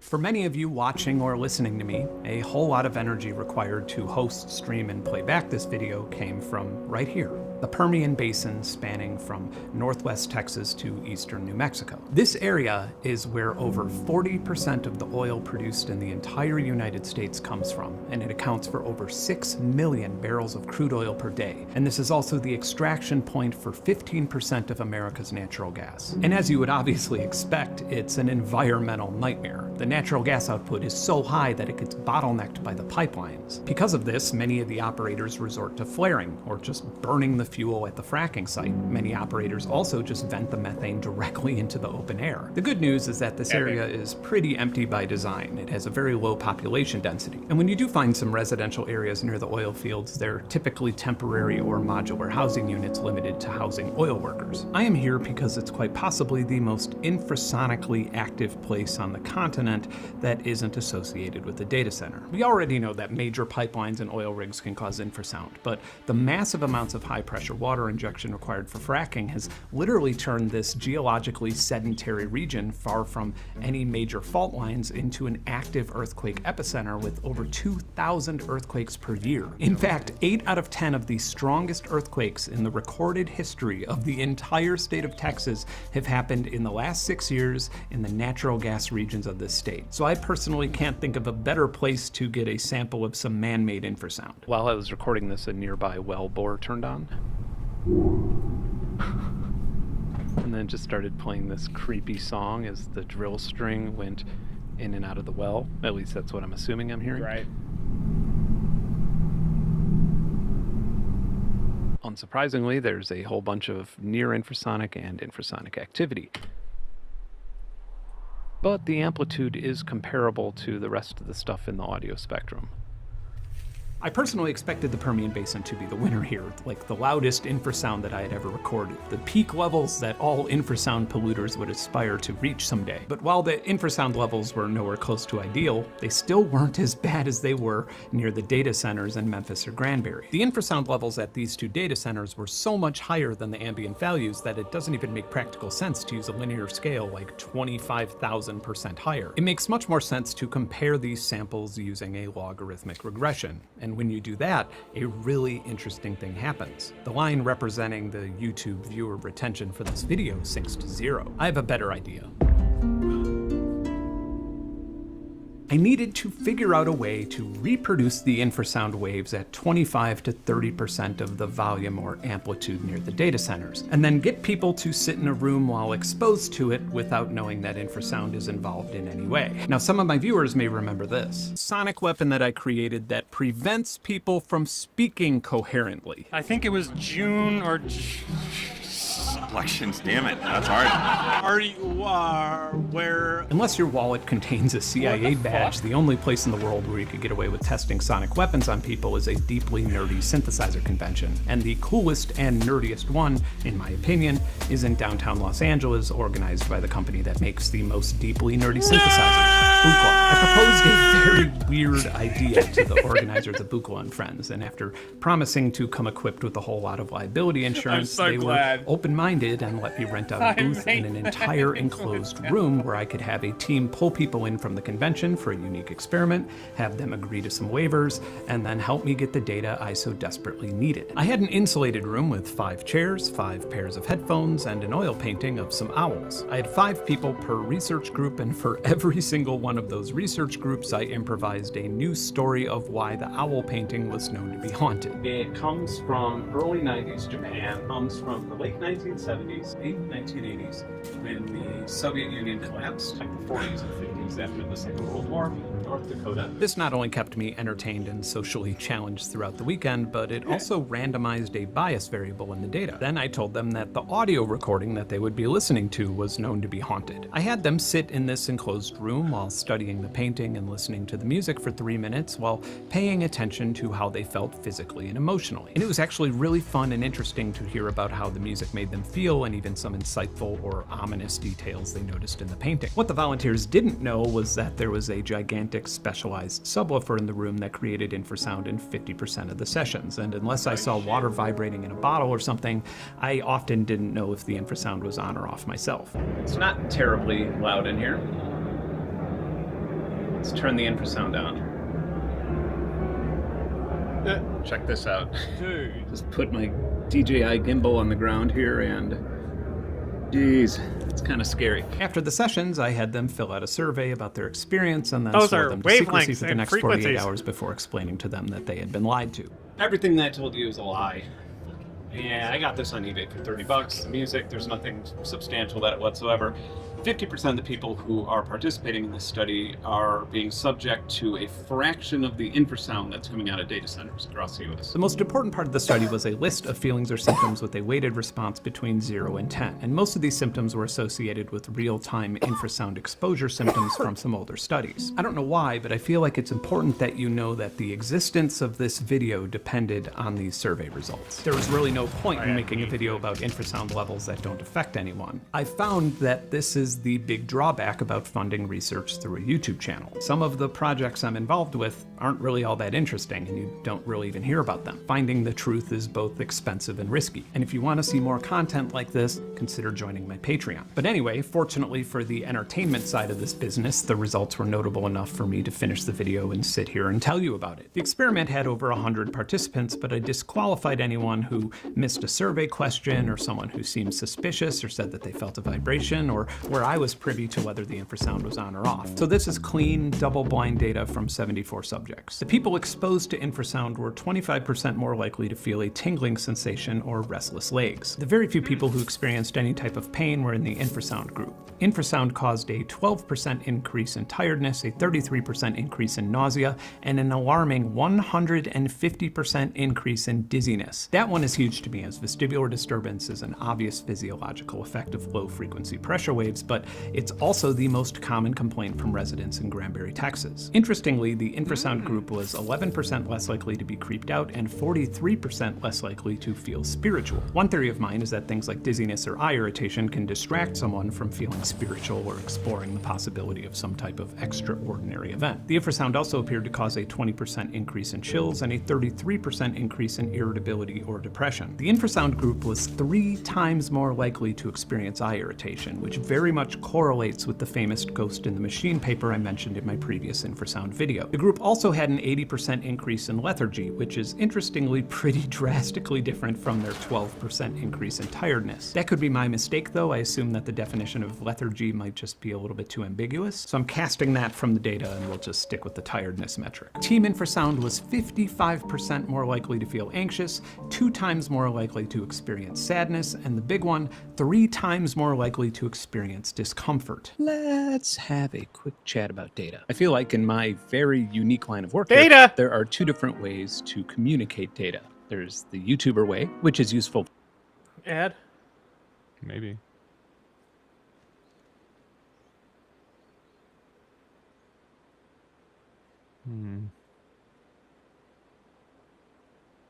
Them experiencing nausea, which is very much not the case. The average nausea feeling score from 0 to 10 that each user put in for infrasound is 1.2. For the control group, it's 0.9. That does indeed reflect a 33% increase over the control group, but the numbers are just so low that it doesn't really warrant being prioritized in further research. Another metric that had very low numbers but is worth further research is eye irritation. But this is just yearning for a much larger sample size to verify and figure out what's going on. In my opinion, the only profound metrics here are the spiritual one, with the control group score averaging 4.2 and the infrasound one averaging 2.4. Then dizziness with the infrasound group averaging a score of 3 and the control group averaging a score of 1.2. And by far the most profound metric of all, and if this gets further research, this is the metric that will probably be the focus of it. The average score in the control group for discomfort was 1.2. He's had one city for a long time. The average score for discomfort in the infrasound group was 4.8. When reviewing that data, it's hard for even the most skeptical person to come to any other conclusion than the presence of elevated levels of infrasound is likely to lower your quality of life. I could probably spend the next hour criticizing my own research and rattling off ways that it could be improved, but a sample size of 74 people in a double-blind pilot study is exactly what's needed to get funding for further research, which could improve the research conditions, increase the sample size, and test for different frequencies. What this research really needs is something that most research lacks: repeatability.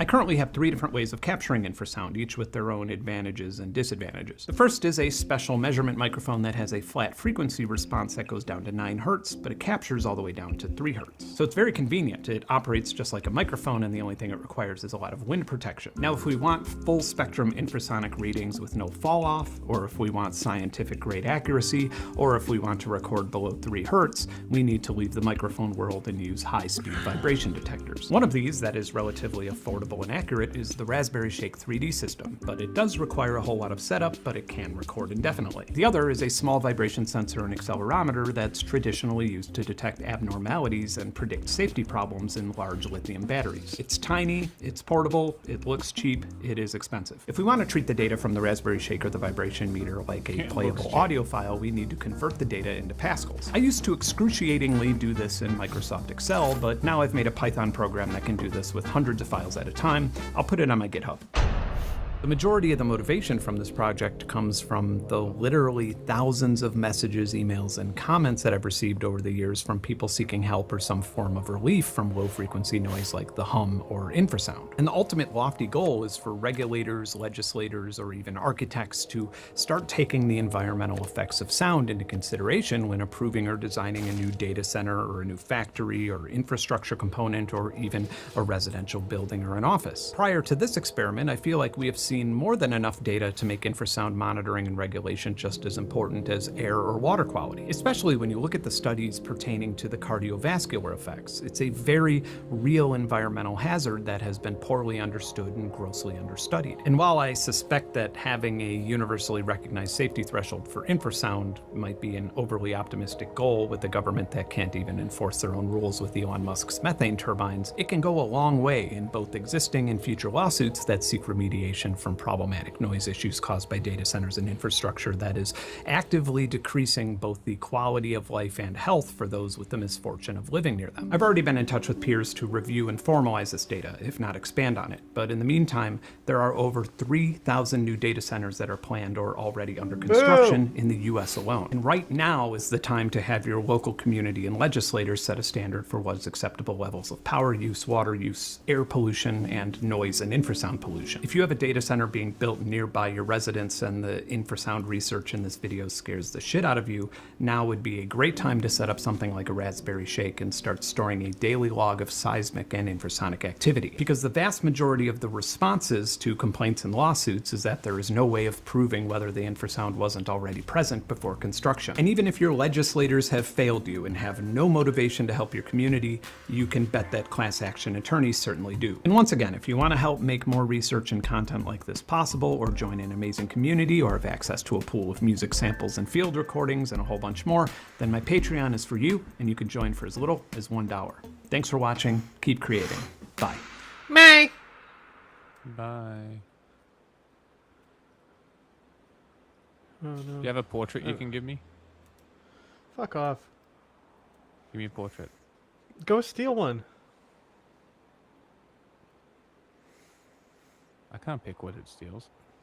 You literally don't have a portrait. So 3 hackers just went ahead and proved something that we already knew, that Discord's age verification and age verification in general is full of crap. They are just trying to collect your biometric information and data to just go ahead and track everything that you do. And if people aren't upset about this news story, and if this news story doesn't blow up, then I have just lost all faith in the community. So basically, Discord was using a freaking third-party vendor. I guess they're saying temporarily using it, but now you'll see everything that Discord says is a lie, called Persona. So what Persona was doing is they were managing the biometric data that they were getting through the ID age checks and the age verification for Discord and other services. However, all they did was take our biometric information that people were submitting through their freaking facial scans and IDs. I'm so annoyed right now. And they just left it there in some sort of US government system thing that people were able to find. And oh my God, it is so bad. So basically what was happening when you were submitting your ID and age verification stuff, you know, your facial scan stuff on Discord or other services managed by Persona, this is what was happening. You were getting placed on a freaking watch list where the government was literally watching you. They were looking at IP addresses, names, phone numbers, email addresses, geolocations, browser and device fingerprints, faces, countries, even the backgrounds of the selfies that people were submitting. you were placed on a watch list for mass surveillance. And the only reason that this has been confirmed, I mean, people with a brain already knew this type of stuff was happening, but the only reason that this has been confirmed with full proof is that there was these 3 hackers that actually did this, shout out to them, that actually exposed that this was all being done for mass surveillance. So here's this freaking little system note that you would see for Persona. This is a U.S. government system operated by or on behalf of the General Services Administration. This system is made available to authorized users for official government business only. All activities on the system are subject to monitoring and recording. Persona was being managed by the freaking government systems, and they were working together to collect your information and harvest that shit, and basically just make sure that these companies, the government, Big Brother, whatever, is just going to monitor everything that you do. Persona and OpenAI were involved in this, the people who made ChatGPT, and they were sending their user data to the US government. They were using code names for this creepy ass project called Project Shadow and Project Legion, and the analysis of source code revealed OpenAI's user verification systems included biometric tracking, facial scanning, political screening, and intelligence reporting. And then for Persona's government server, it matched ICE's, ICE, $4.2 million AI surveillance tool, which scrapes social media and the dark web, building digital footprints on anybody submitting age verification information to those services, tracking emotional sentiment, and assigning risk scores to people across 300 platforms and 28 billion plus data points, and flags. I don't know what any of this means. And if you're not here to react to it, I don't know why I'm watching it.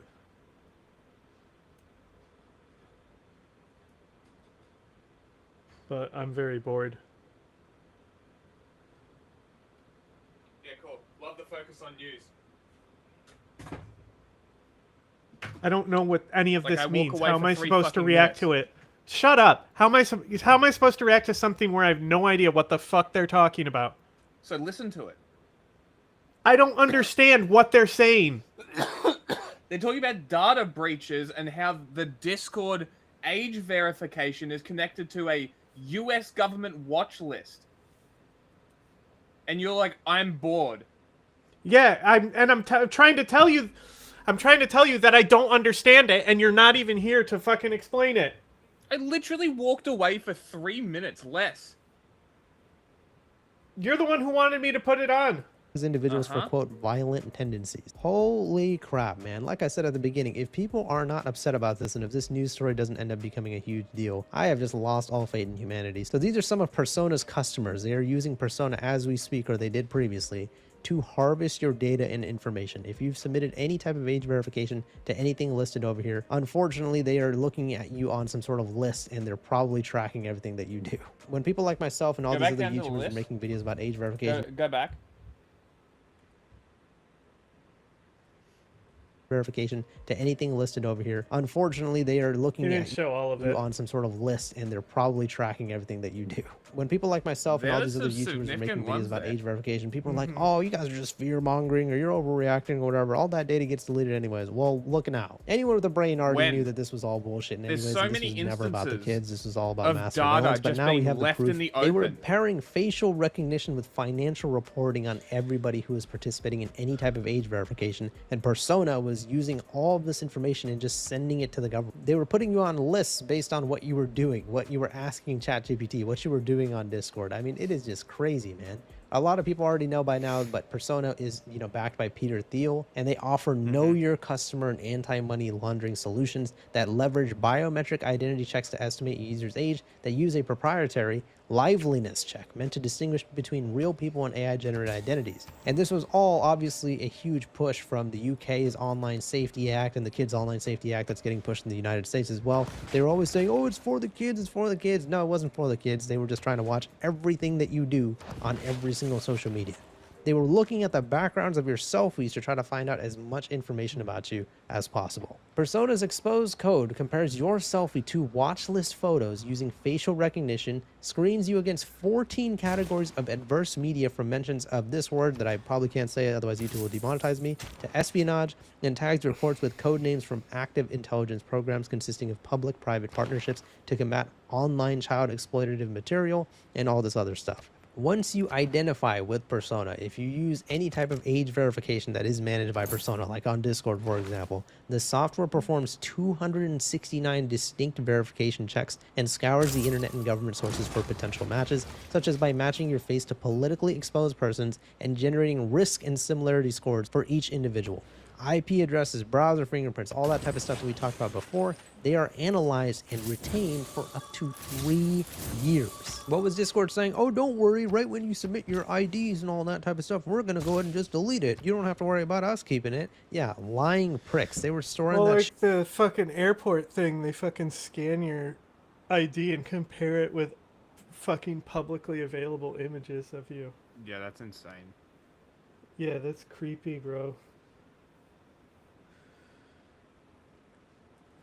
For up to 3 years. It doesn't make me feel There's safer no way from that Discord terrorists, didn't let know me that tell Persona you. was Not at doing all. this, and they still chose to partner with them, even though they have such a dodgy history. Discord still chose to do this global age verification thing, but it's not even a globally mandated law yet. These companies and corporations and these governments are just so corrupt. It is just insane that this type of stuff just happens before our very eyes. I remember there's a news story that broke a few days ago talking about the fact that the Department of Homeland Security sent legal requests to Google, Reddit, Meta, and Discord seeking the names, email addresses, phone numbers, and other identifying information of users who track and criticize ICE. But keep in mind, this happened before those hackers went and hacked all that stuff and found out all that information. I made a tweet that, a lot of people were tweeting as well, saying admittedly this might be a reach, but this might have some correlation with Discord globally mandating ID age verification. Well, it looks like that actually was the case. Discord, Persona, ICE, and all these freaking organizations are working together to collect all of our information like a bunch of vultures, a bunch of freaking weirdos, seeing everything that we do. Oh my God, every click, every post that we make, every single conversation that people would have with ChatGPT. I mean, it is just insane, man. They will use their bullshit AI systems to determine a selfie age inconsistency comparison. Are you doing the same pose as your other pictures and stuff? And they can flag you as a suspicious entity based on your face alone. And keep in mind, this is through AI age verification, as we've already determined so many times on this channel. It does not work. It is absolutely terrible. The estimations are so wrong and off. And with AML reporting, suspicious analysis can quickly lead to the unjust terminations of bank accounts. I firmly believe that this all is of the it type has stuff to that they do were with doing getting gambling. with your facial scans. And in addition to facial recognition, Like, software is able to perform checks I on... got an ad, right? And basically the ad is like, you're still only betting on sports? Yeah, what do you mean? What is there? And it's just like, the ad is literally just like, everything is gambling. Well, yeah. I mean, that is how America's seeming to go. And I'm just sitting here watching you guys do this, and I'm just like, we've done this already? Can you like, use us as an example of, like, what not to do? I think that would probably be a pretty good idea. So, yeah. I don't know. Gamble everything. But what do I know? Financial data, including running checks on sanctions lists, running checks on cryptocurrency activity via the blockchain analysis firms and stuff like that. So basically, if you freaking submit a selfie to Discord and Persona took a look at it, this is the type of information that they would find out about you. They would know if you have cryptocurrency and what you're doing with it and stuff. It is just so weird. And keep in mind, as we mentioned in every single video, this is all after Discord already had the 70,000 ID photo leak, and many other people, including myself, speculate it was way more than 70,000. I'm sure it was in the millions of IDs ended up getting leaked. And that all that exposed code that Persona had and all these other freaking weirdo companies had, it just sat at a US government authorized endpoint that appears to have been isolated from its regular work environment. It is unusual for such a program to sit on dedicated infrastructure and not on Cloudflare or Persona's shared systems. You do this when the data requires compartmentalization, when the compliance requirements for the data you're collecting demand that level of isolation, when the damage of a breach is bad enough to warrant dedicated infrastructure. This was said by researchers. So in layman's terms, OpenAI, Discord, Persona, ICE, these weirdo freaking companies and government agencies, they were tracking everything that you're doing if you go ahead and submit age verification on Discord, maybe even Roblox, maybe even all these other games and social medias and everything like that. And this all matches, 5cast Onyx, which is an AI-powered, quote, open source surveillance program purchased by ICE in 2023. And they also offer automated collection of multimedia data from social media and the dark web, all that type of stuff that we were talking about, the 300 plus platforms, 28 plus billion data points. And this is just like the creepiest, weirdest shit of all time. All this age verification stuff where they were saying, oh, it's for the kids, bullshit. Now we all see that it's bullshit. Like I said, people with brains already knew that by demanding age verification through IDs and facial scans, that had nothing to do with the kids. They just wanted to collect our biometric data. However, now you actually have proof. The proof is in front of your very eyes. All the people that were defending Discord and Roblox, now you guys look like fools. Anybody with a brain already knew that this was shady, but now we already all know what is going on here. Those hackers, shout out to the 3 of them. I don't know their names, but shout out to them. Good job actually protecting everybody's information and preventing us from going ahead and submitting age verification to Discord, because they would have collected and harvested our information like freaking vultures and watched every single thing that we would do. I'm pretty passionate about this topic. I mean, it is just so annoying that these companies are really trying to pull the fucking wool over our eyes. Like, oh, look, it's for the kids, for the kids. By the way, we're going to watch literally everything that you do. We're going to give you a risk score, and we're going to make sure that, if you're even doing anything outside of, Discord and stuff, we're going to be watching that too. So yeah, Discord straight up lied to all of your faces. All these companies are just lying to all your faces. You just can't trust any of these companies. You can't even trust the government, and you pretty much never could. I mean, this all stuff is just so freaking Congratulations. shady. This news story, I really hope it blows up big, and I hope a lot of people are talking about this type of shit. The fact I just that people cannot trust believe how big the corporations fucking vultures is these crazy guys in the are, and first how they're place. trying to actually just take advantage Their of regular entire users just trying to chat with their friends goal on Discord. But yeah, let me know what you got. Is give me money. They don't give a fuck about you. Like, it's crazy. Oh, I'm loyal to Apple. Bro, the only reason I'm still with Apple is because I fucking hate the Android system. I cannot stand it. It feels clunky. It's just, I don't know. Maybe the Samsung one would be a little bit better. But I've only ever had, like, basic Android. And, like, it sucks, man. Maybe the Google one would be better. Please welcome on the one, the only, You Dr. eventually learn Parkenstein. Hi. What's up, doctor? You're my favorite doctor. I sent you more videos about that, by the way. Dr. Parkenstein. Brother, talk. You are a genius. You're able to take all of this old, excuse my French, junk, basically. I mean, I don't know what else to call it. You have a refrigerator from the 1910s. Where are you getting this stuff, and how are you making all this stuff work? So, I mean, I'm getting the stuff is cancer? everywhere. Like, for example, my Model T, they made over 15 million Model Ts before 1927.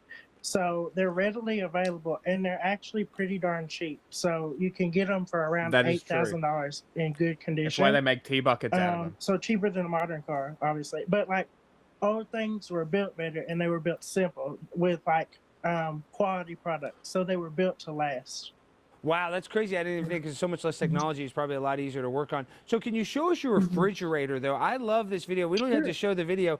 But this refrigerator is cyanides in it, or what is it? Mustard gas? Explain. What is it? It has the refrigerator is sulfur dioxide, tear gas. And that keeps everything cold. How old is that refrigerator? It is from 1930. It has the original charge from 1930 in it. Well, you got the producer's like, tell him to open the fridge. Tell him to open the fridge. The nightmares are in the fridge.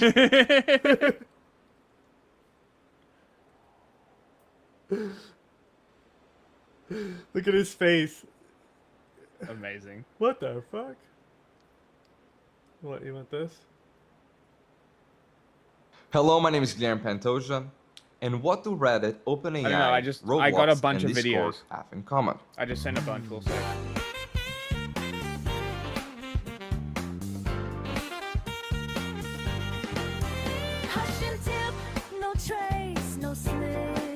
Hang on. What? Nothing. There's just something that I realized we have to watch. Okay.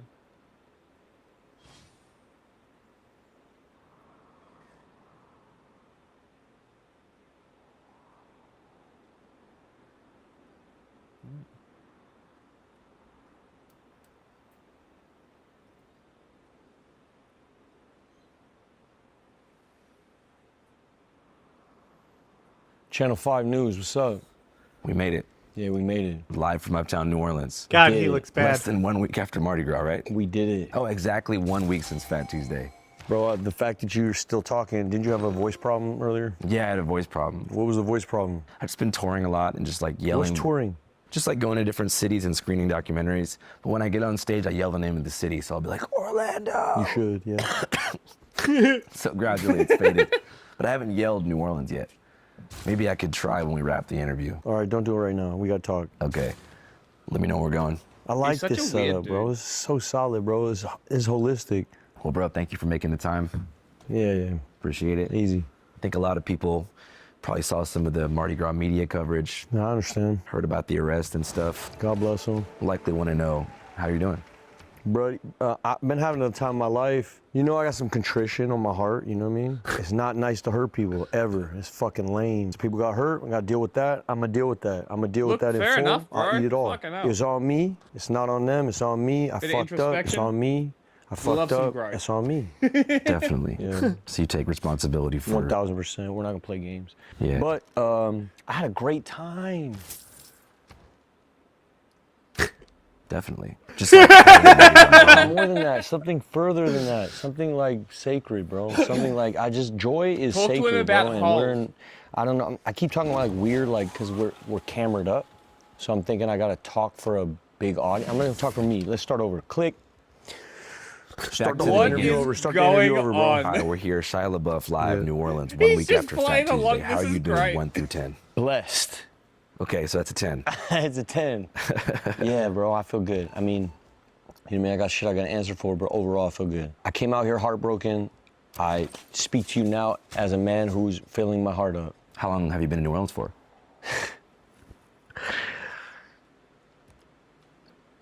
14 days, 12 days. So did you come down like for Mardi Gras or you came down like as a planned move? No, so the fires happened in Pasadena. My dad was in Vietnam. He's got Agent Orange. His whole shit, he can't breathe. So he had to get out of Los Angeles. So when the fires happened, we all evacuated. The fuck? Like, I'm never going back. Set it up over here. We got family in Appaloosa and Abbeville, Covington, Mandeville. Like LaBeoufs are a name out here. Like they matter out here. You know, there's like LaBeouf parks and LaBeouf cemeteries. There's 3 brothers that really mattered out here. Early days, and I kind of never paid attention to it. I had a grandmother who was a lesbian, so she ran off with Ginsberg as a beard in the 50s. Ginsberg, like the beat poet from the Bay. Yeah, and there was a whole beat thing going on, and she dipped off with them, and then she found herself on some gambling casino. It's a long story. Her name was Jacqueline Joy Ginger LaBeouf. She was a friend of Allen Ginsberg. So her family was deeply Catholic out here, and they didn't fuck with her being gay. So she had to move out there and change the spelling of her name.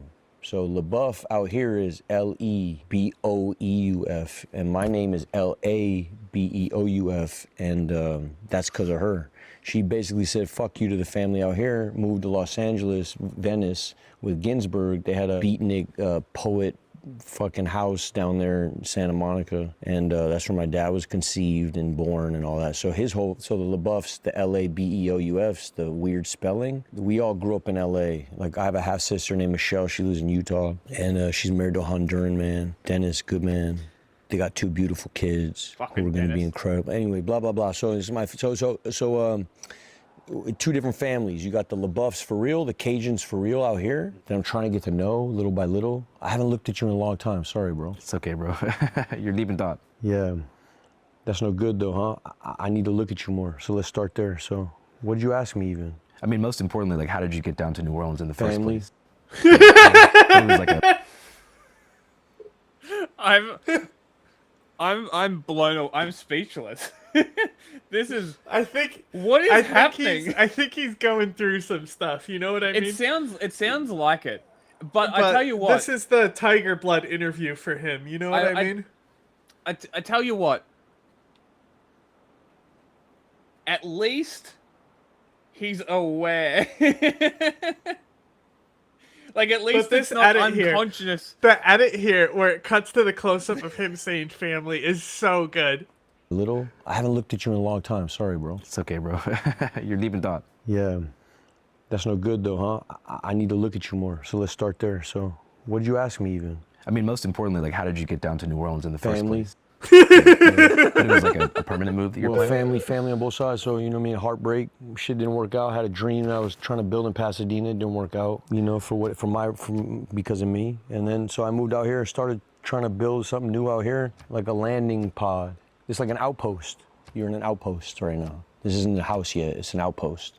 You know what I mean? It's like a, you know what I mean? You said heartbreak? Oh my God, yeah. But you know what I mean? But you got to deal with that, and God puts that on your heart for a reason. And I feel like it's not new heartbreak. You know, it's heartbreak is, I don't want to talk too much about it. It's not my story alone to tell, but my side is, you know, I failed my marriage. And so I had to own up to that. And that. Like fumbled a baddie, you know? Who? Mia Goth. Good Lord, seriously? Yeah. God damn. Yeah. I tell you what, you'd have to be a special kind of person to be married to him, though. Man, he's been going through some shit for a while. Like, he was trolled by the entire internet at one point. Very Was funny. Oh yeah, you don't remember it? I think it was Trump's first term with the flag and shit. Yeah, he was inviting that though. Yeah, but I don't think he was in a good mind space at the time. And so that's why I had to move out here. So I moved out here and started trying to rebuild. Was having a good time, and then, you know, hit a roadblock right there. And where do you think that roadblock began? I think that roadblock began with cloud chasing. In what sense? I'm a bright light G, so I come out here, I'm out here. And sexy. You know what I mean? So I think, but it's not we're gonna get to it. I don't want to know, but that's not to diminish on that side either. I fucked up, you know what I mean? But you mean like cloud chasing is what led to you having an altercation? Pretty much. Yeah. Can you break down like what happened that led up to that fight? I was drunk, and then I felt infringed upon. Yeah, like in terms of my proximity, but I wasn't in my right mind, and so it's on me. Yeah. Yeah. Just trying to get into the mechanics of how that happens, because, you know, so much of this story is about you being a public figure and being in the limelight for so long. Anytime you pop out somewhere, especially on the party tip, the first thing people are going to say is like, let me get a picture, let me take a video. What was it about these particular interactions, like at our bar specifically, that like made things escalate, you think? I don't know, bro. I have no idea, bro. I'll be honest with you, it's probably just my fault, bro, somewhere. I don't know how. Well, I'm gonna figure it out, dog. You're catching me. This is why it's beautiful. I don't know many people be open to this. I don't have answers yet. You know what I mean? Like, I don't if have you're any answers yet. shit, I'm in the middle of it. I'm on the path. You know what I mean? I don't have answers yet. And usually when people come here, they got answers. I'm a dickhead. Well, and it's like he's just come to this realization. He's known that he's had problems for a long time, man. Perils of a child stuff. No answers yet, so I'm in the middle of something. Ask your question one more time. I guess, what about this particular infringement on your privacy? I'm a Catholic, bro. You know what I mean? I don't fuck with the... God, be careful. Count me now. I'm a Catholic. What does that have to do with, like you feel like, how does that connect to the... I don't know. The whole story's not out yet. I don't know what was going on in my head, but it don't matter. I mean, the truth is, I said words not okay to say. I don't want to hurt nobody's feelings. That's what I mean by being, I'm a Catholic. I'm not supposed to be out here, you know, I'm wrong for what I did, is what I'm saying. How was the experience of, you know, going to jail and everything like that? Oh, cute, like fun, like whatever, like stupid, money, bro. What was it like at OPP? What's OPP? Orleans Parish Prison, Oh, man. shit. You got all the fucking slick ass names. I don't know, bro. I went in there. I was like, hey, let me get a coffee. They're like, shut the fuck up. You know, we don't give you coffees out here. So, but they were all nice to me, bro. I got cold. They gave me a blanket. Nobody was really talking. It was crowded. It was Fat Tuesday, so it was super crowded. And then it got more crowded and more crowded and more crowded. But that was fun. And then it's pretty cute. There was one dude who popped off bad, but nothing really. How many people were in the drunk tank on Fat Tuesday? On Fat Tuesday, it was probably where I was. There's probably 50 of us. I'm sure everybody recognized you though, right? Yeah, but everybody's good, bro. Everybody's easy. You know what I mean? They know what it is, really. They know already. Yeah. My baggage kind of lands before I get there, kind of thing. Usually, everywhere. You told me you shared a blanket in there though. Yeah, we did. We shared a blanket, because there's 50 of us, so there's only so many blankets. But yeah, me and this one, yeah, we shared a blanket. He was, you know, yeah, we talked. He was a good guy, actually. So usually when you get processed, you become friends with whoever you're getting processed with. Just the innate reality of meeting somebody before you meet everybody else. Yeah. And so the guy I got processed with became sort of a quick buddy. We didn't even talk. I don't know much about him, but just like one fisherman can see another fisherman from afar kind of thing. Show me your And we had bag that of kind secrets. connection, and then, yeah, black kid. Shared blanket, and we also shared meals. Like it got quite intimate, actually. Fuck was his name? I don't even remember. Fuck was his name? My brother, Older this is cat. Haro. I don't know what his name was. William? William, if you're out there, go ahead. What was the charge they ended up hitting you with? The charge, I got 2 misdemeanor battery charges, but they might up it to something, whatever. I know they got a DA, very liberal DA, that who knows what goes on, you know, but I know there's a guy out there who thinks it's hate charges, you know. I'll live with whatever goes on. You know, it is what it is. Yeah. Yeah, God bless them all, you know. Have they told you like what the penalty might be for something like that? There's like a battery charge, I think you go do 6 months, and hate charge would be more than that. I don't know, whatever. I don't know what it is. I gotta do whatever it is. I'll do whatever it is. It was no good, bro. My behavior's dirty, ugly, disgusting, so I gotta eat it, you know. I know that whenever we first started talking, it was kind of on like the program tip in the AA recovery world. Yeah, that's when we met. How long like were you sober for? I had like 9 months, I think. I had done kava. You know what kava is? Yeah, like the Polynesian version of beer, but it's not alcoholic. Yeah, it's kava. It's like some root drink, some kava. So some kava shop opened up in Pasadena. I started drinking kava like probably 9 months ago. So my sobriety ended there, 9 months. So I had 9 months, but that was, 9 months ago. So I've been off for 9 months, like out of it, searching in and out, putting it down, picking it up, reading books, sponsorship, all of it. I'm more just wondering, like, before, in general, like, what was the longest sustained period of sobriety? Probably 2 years. I was probably sober for a year before the birth of my daughter into a year of my daughter's birth, and then life became life, and then kava. Damn. Yeah. So kava was the gateway to more, like, regular bevs? Kava was an acceptance of, like, I had heard people talk about California sobriety and stuff like this, and it started floating around the rooms and shit like that. No, I'm not gonna say his name, but some people that I know, and I was doing camping trips and stuff. Dudes were talking about ayahuasca, spiritual journeys and shit like that. And we're talking about deep, like how to get to God and stuff like that. Joe Rogan, you just get flooded with a whole bunch of info, and as a sober man then, it was like, I remember being on a road trip with a kid, we wound up in Barstow or something like that. Went to an AA meeting, and one of the guys that was in the meeting was, I shouldn't have said it. I said it again. Hey, bear with me, bro. You know what I mean? I'm not on the wagon at all. And there you go. Everybody who fucks with that, don't. He's not denying it. Bam, you know what I mean? I don't claim it. I don't want to hurt what you got going on, I know there's people that depended on me and people that look to me to be some kind of sobriety, stability, and like some pillar of this shit. I'm just a man. I'm trying to find it, and Elior.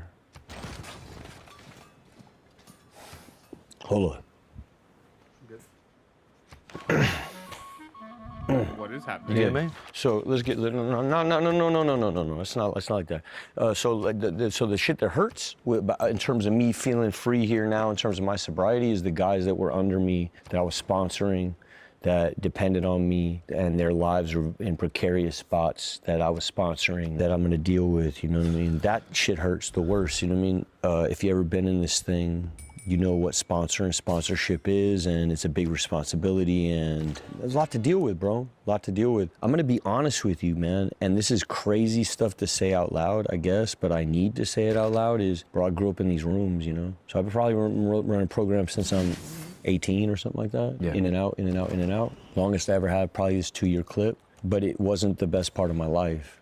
And this is what I'm dealing with out here, is like, I don't really know how to get to joy and run program, like as rigid as they run it. And the deeper, and this is not excuses, but the deeper in the program you get, you wind up in Catholicism, So you feel like the restrictive nature of traditional recovery often leads you into a religious box? No, I feel like the restrictive nature of recovery leads you into unhappiness. Because it's rigid. And you feel like you're missing out on something. And there's a mysticism, there's a mystery that's inherent to health. Because you feel like the rigid nature of it makes you feel like you're depriving yourself of something? Yeah. And that would be the breadth of human experience? Yeah. which is joy. Which is not just joy. I know This is fucking programmed dudes therapy that now. experience the joy I'm talking about. I remember how it first came in. There's a different kind of joy I'm talking about. I'm talking about a different kind of unhinged, maniacal joy. I'm not talking about giggles or I'm talking about freedom. I'm talking about complete, something like a existential, something further than just like some giggle, like the normie joy. Like flying on the highway. Like what? Yeah. On a motorcycle. No, further. Okay. Further than that. I'm further than that. I like your thinking, Is what Andrew. Mardi Gras is. So it's like a chaos therapy? No, it's Can I read something to you? Yeah. You fuck with G.K. Chesterton? I don't know who he is, but I sound like I fuck with G.K. him. Chesterton, this is big OG stuff, yeah? He's a real bandito in this thing. Yeah, go, do whatever you want. In terms of this Christian shit, he's real bandito, this guy Chesterton. Let me read this to you, yeah? And it speaks to me. Mysticism keeps men sane. I'm not trying to be dramatic, yeah? I heard some motherfucker say I was performative today, you know? It bothered me. Doesn't seem like it to me, man. All right, here we go. Mysticism keeps men sane. As long as you have mystery, you have health. When you destroy mystery, you create morbidity. The ordinary man has always been sane because the ordinary man has always been a mystic. He has permitted the twilight. He has always had one foot in earth and the other in fairyland. And I feel like that guy. Like, I feel like I want to encourage the luminosity, bro. I'm out here to fucking get it. It's Mardi Gras. Hey, what's up, guys? This is not an advertisement, by the way, but did you hear that about a year ago, we bought back our old show, All Gas, No Brakes? Remember, from 2019 to 2020, my first show? We bought it back, as well as the entire catalog of unreleased All Gas, No Brakes episodes. If you're my friend and you come visit me in the RV, do not take a shit. Oh, fuck. Jesus Christ. MS-13 is actually the biggest piece of shit I've ever met. And guess what? We are currently on tour right now, going across the country, screening OG and new All Gas, No Brakes material, and screening some never-before-seen Channel 5 documentaries that I think you'd like to see. So if you want to come to our C5 Carnival, which is a hybrid all-gas Channel 5 screening with a talent show and a rap battle embedded inside of it,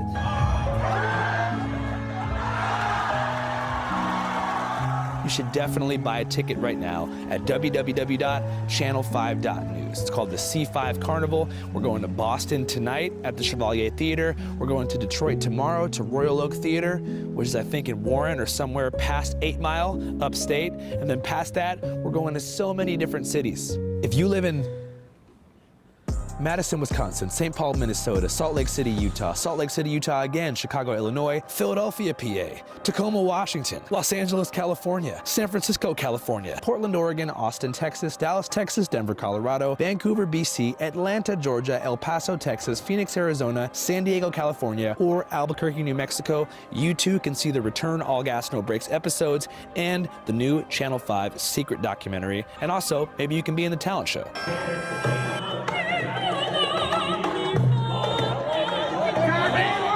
Hope to catch you guys on tour. Again, www.channel5.news. A night to remember, a night to never miss, a carnival of sorts, I'd say. Would you? See you there. Ah, shit, I done fucked up and forgot to tell people that I'm also going to Pittsburgh. When you're in that, like, state, that, like, mystic party state, do you feel true joy? I feel connected. You know what I mean? I feel connected to people. I take a bunch of pictures like I'm a golden retriever or a governor or something like that because I like what it does for people's lives. I remember trying to get Mike Piazza's autograph, motherfucker. You know what I mean? For my whole life, Mike Piazza. Were you waiting outside the fence? Every day, this guy, bro. We used to go to these Dodger games. Big Brothers program used to give these tickets out. You go fucking Dodger game. Me and all of them dudes would be sitting in the parking lot. Brent Butler always signed. Hideo Nomo always signed. Mike Piazza. Just a cold heart. Mike Piazza, you're a bitch, bro.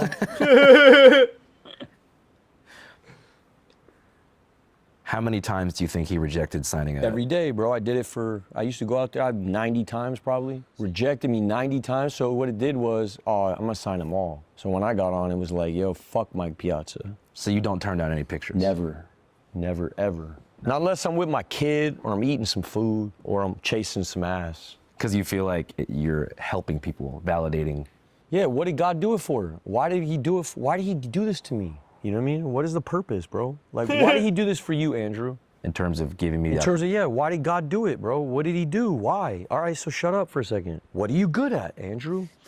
Being Andrew, doing You your have shit. like worms in I'm your good at brain, this honestly. thing that I do, yeah? All right, okay, we got that. What can you do with that, what you're good at? What can you do? That's the arithmetic. What are you good at? All right, now, how can you help people with that? So I take pictures of people because that shit will help their day. Maybe motherfuckers like, hey man, can't make my tax season. Hey, my fucking mom's diabetic. But who knows, bro? You don't know what people's problems are, you know? Just crashed my car. I was jogging the other day. Dude couldn't believe I was in the street, which I was flattered by, but then he fucking crashed his car into a pole. And I thought, oh my God, bro. You know? Yeah. How do you help that guy? How much of your life have you been living like this for in terms of people taking pictures with you, like living as a public figure? Did it start when you were 18 or was it younger than that? Man, I was on a Even Stevens shit was like popping hard. If you were a broke kid in America, He's gonna talk about you watched holes. Disney Channel and Nickelodeon. Even you know what I mean? It's Stevens like shit everybody would just sit popping at home and hard. watch that thing. So I grew up with everybody. We all grew up together, and that's what it is. So I know what that is. It'd be like me running into Will Smith. Give me a picture. I grew up with you.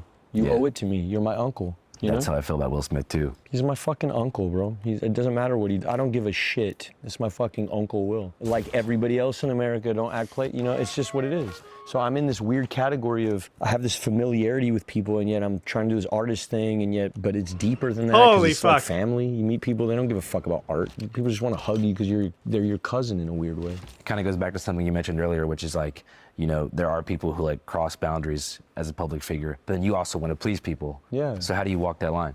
Well, you gotta be authentic, or you know, otherwise you go to hell. Which, you know, I don't want to speak too much about it, but I know intimately about people around me. You know what I mean? You gotta keep it authentic, I think. And I think, you know, I'm Robin Hood, kinda. I don't know. I've always been kind of, I don't know, man. Maybe it's like I got this Grey Goose sneaker soul. Does it make sense? No. Do you know what Grey Goose sneaker is? No, I just fake dirty sneaker. They're kind of like They're like Starburys. really wealthy, fake dirty sneakers. No, I didn't know about this. I don't know, something about it feels too close to home for me to ever wear, but so intrinsically true. I grew up poor and then I got rich as fuck early, you know? Rich to me was $8,000 a week, which is what I was getting paid on Even Stevens. That's crazy, fucking stupid money, bro. Yeah. You're rich. So for me, I never thought about money again after $8,000 a week. I thought, I am fucking balling. Everybody quit their jobs, everybody got houses, so that alters your perspective. You grew up in Echo Park? Echo Park before that. And then we couldn't afford to stay in Echo Park. When the riots happened, Echo Park changed. The police force dissolved. There was a whole Rampart Division police. The whole Echo Park I knew disappeared. And it was replaced by Echo Park soldier now. in the bank. Hipsters. I'm not gonna say nothing, but it's different.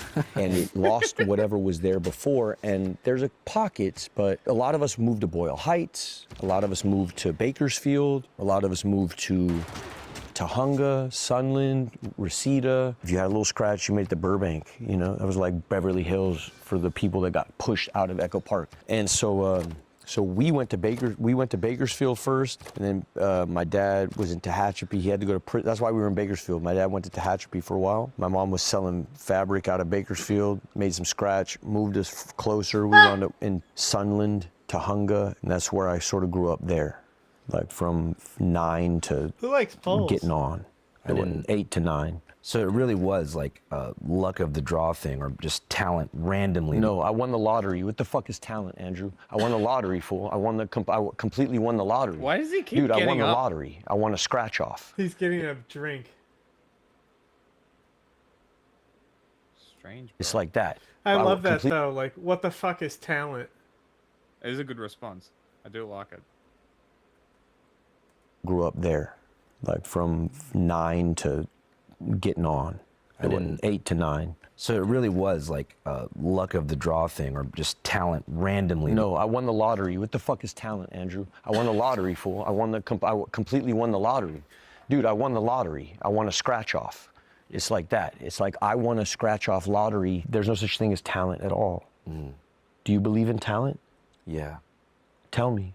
I think as an interviewer, like listening is a talent. But I do look back at certain things. That's a skill. Okay, so talent would be like juggling, or which is also a skill. Being able to exhale for 2 minutes straight without Which is also a skill.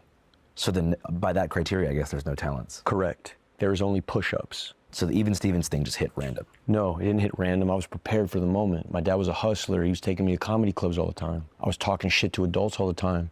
When I got to meet a casting director, I knew how to talk shit to adults. So you kind of were molded by your upbringing to be in a position to do Correct. something. I did enough push-ups. And you said you first got into the rooms around 18? The AA rooms? Yeah. No, my dad grew up in the room. I learned how to smoke cigarettes in AA rooms. My dad was in AA when I was, before I ever got on. My dad was a junkie my whole life, so then, and God bless him, the fool ain't no more. For real. Yeah. He's clean, I'm not. G shit, bro, G shit. Go ahead, Dad. What do you think has been like behind your decision to get sober every now and again? Usually, I've been forced to get sober by the court system, usually. Women get scared, you know, so then you gotta stay sober for the girl. So you feel like most of your decision to like lay off the drinks was external factors? Yeah, the business, the job, holding on to the career, holding on to the girl, holding on to family, holding on to fear and all the shit, people around you. You know what it is when the walls close in. You just want to calm it down. So you make a bunch of decisions that are inauthentic because you just want to calm everything down. Especially when you provide for other people. Especially when you're the racehorse, yeah, for sure. Then you gotta, then it's more than that, you know what I mean? I just noticed in my personal experience, like when you're going through a super hard time, it's really best to put the bevs down. Yeah. Because when you're drinking to cope with sadness, oftentimes it can spiral into something deeper. Yeah. Because you're just delaying processing of those sad feelings for a long time, and eventually you're gonna get to that brick wall where you're like, I gotta face this shit. Yeah. And I understand the context with which you said it, and also like the assumption one makes when a man gets divorced and is publicly sober and then publicly drunk and then fighting people in the street, getting arrested, trying to come back, trying to earn the bureaucratic Hollywood shit, trying to get back on.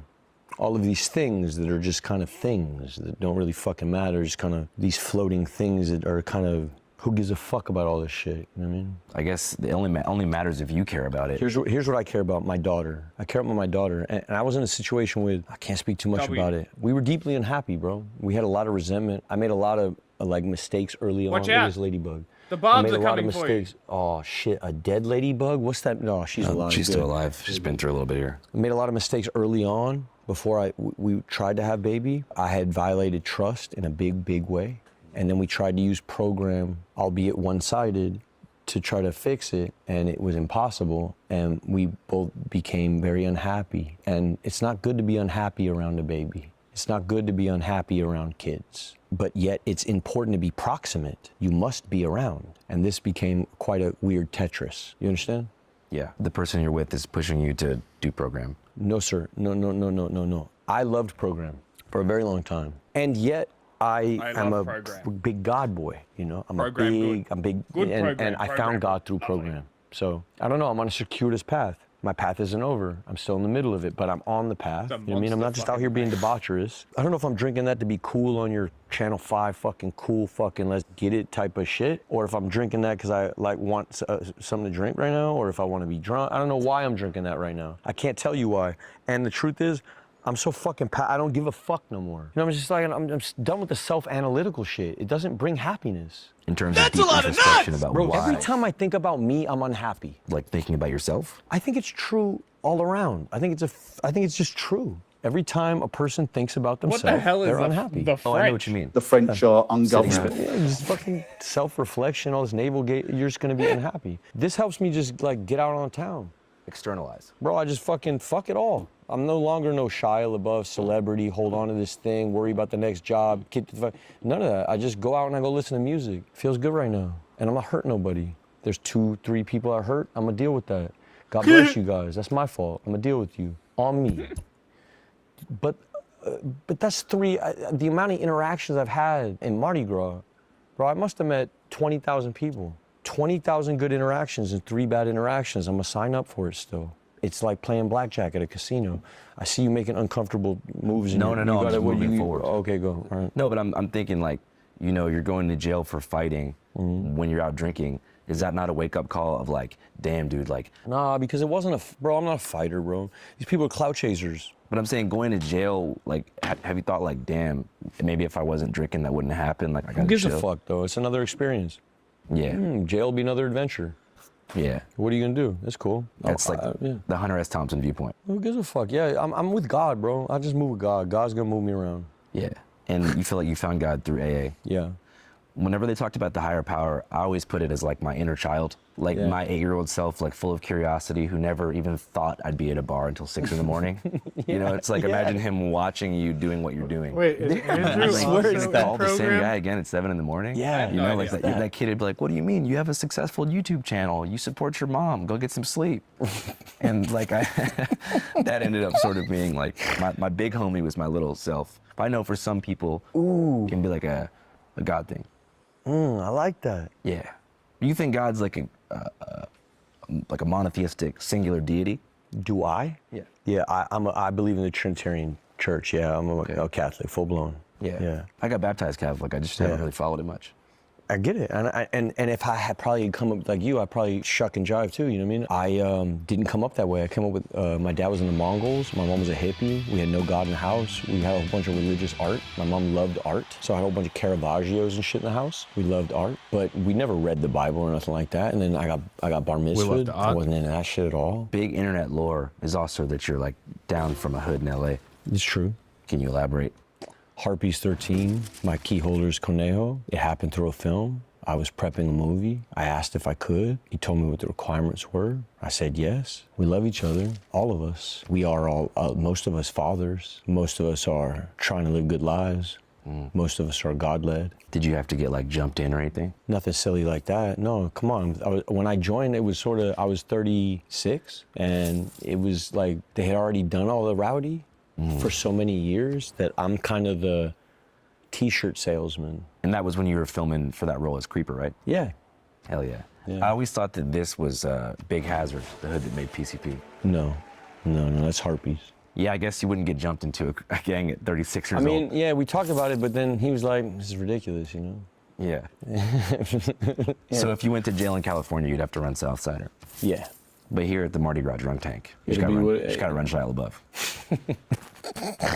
To be honest with you, bro, it's love all around. It fucking is. All that other shit, like, I'm not pushing no line in California neither. I'm Shia LaBeouf, bro. I was in holes. The fuck are we talking about? Like, really? Who's pushing what? Like, what are we talking about? You know what I mean? But I am friends with these people. We do love each other. Their shit is for real. They really do push the line. Am I pushing the line? No. Yeah. But you're not expected to. No, fuck no. What kind of clique would they be if they did? You'd be. I mean, there's It'd be ridiculous, there's fool. It'd be a lot of old stupid as gangbangers in shit. California. No, bro. They were good before I met them. Would you say Holes is one of your favorite movies that you did? Just the first. I mean, Yes! I love Cleo very much, so I made a good friend there. He's a good boy. Yeah. Yeah. I like Disturbia. Yeah, that's another one. I didn't make no friends there. Talk about holes more. What is this interview, bro? I'm gonna get in trouble anyway, so who cares? Fuck it. Fuck it. Yeah, God help me. Cat's out of the bag, yo. Shia LaBeouf is a celebrity. He's in big movies, so when he pops out and gets busy on the streets of New Orleans, it is big news. We're talking headlines, major mainstream media coverage from the Even Steven star himself. In fact, so much coverage. Amazing. As a news consumer, it's hard to figure out what the frick is going on. For example, I read AP the book Ground news. before I saw the movie. I think I did too. I'm not. I think I really like it because they use use bearded dragons. I mean, for when I the was first lizards. buying this crib and all that, yep, that was about 3 months ago. Yeah, I mean, one of the hard parts about being a public figure of your stature is like all of your personal life is in the media, good, bad, and ugly. I thought you did a pretty good job on the John Bernthal podcast. Oh, yeah. By addressing that kind of pipeline that you had from controversy to, I guess, sobriety and getting serious about your life, figuring out what behavior patterns put you in the position to be in positions like the ones that got written about significantly. Yeah. Looking back at that whole chapter, you know, as far as the major controversy and everything like that 2 or 3 years ago, how do you look back in the You rearview? mean with Twigs and all that? Yeah. Yeah. Bro, she's a good girl, bro. How do you look back in the You mean with rearview? Twigs and all that? Yeah. Yeah. Twigs? Bro, she's a good girl, bro. That's a good girl. But looking back in the rearview, do you feel like working the program after that helps you kind of rectify? Nah, because the program, you know, sometimes when you get arrested, The court just says, hey, you got to go do this or that to like mitigate charges, you know? So they force you to do like rehab and like go to, you know, anger management. So like, that's not what the issue with me and her was. The issue with me and her had to do with jealousy and bullshit, manipulation, and some stuff she talked about and some stuff that, you know what I mean? But that's my fault too right there, you know what I mean? That's on me too. That's not on her, that's on me. That's a good girl. She's a fucking incredible artist, bro. Pay attention to her work. She's amazing. When you say it's on you, like, whatever she said, run with most of it. Were you able to work some of that stuff out behind closed doors? Yeah, I mean, it really comes down to, you know what I mean? Yeah. Yeah.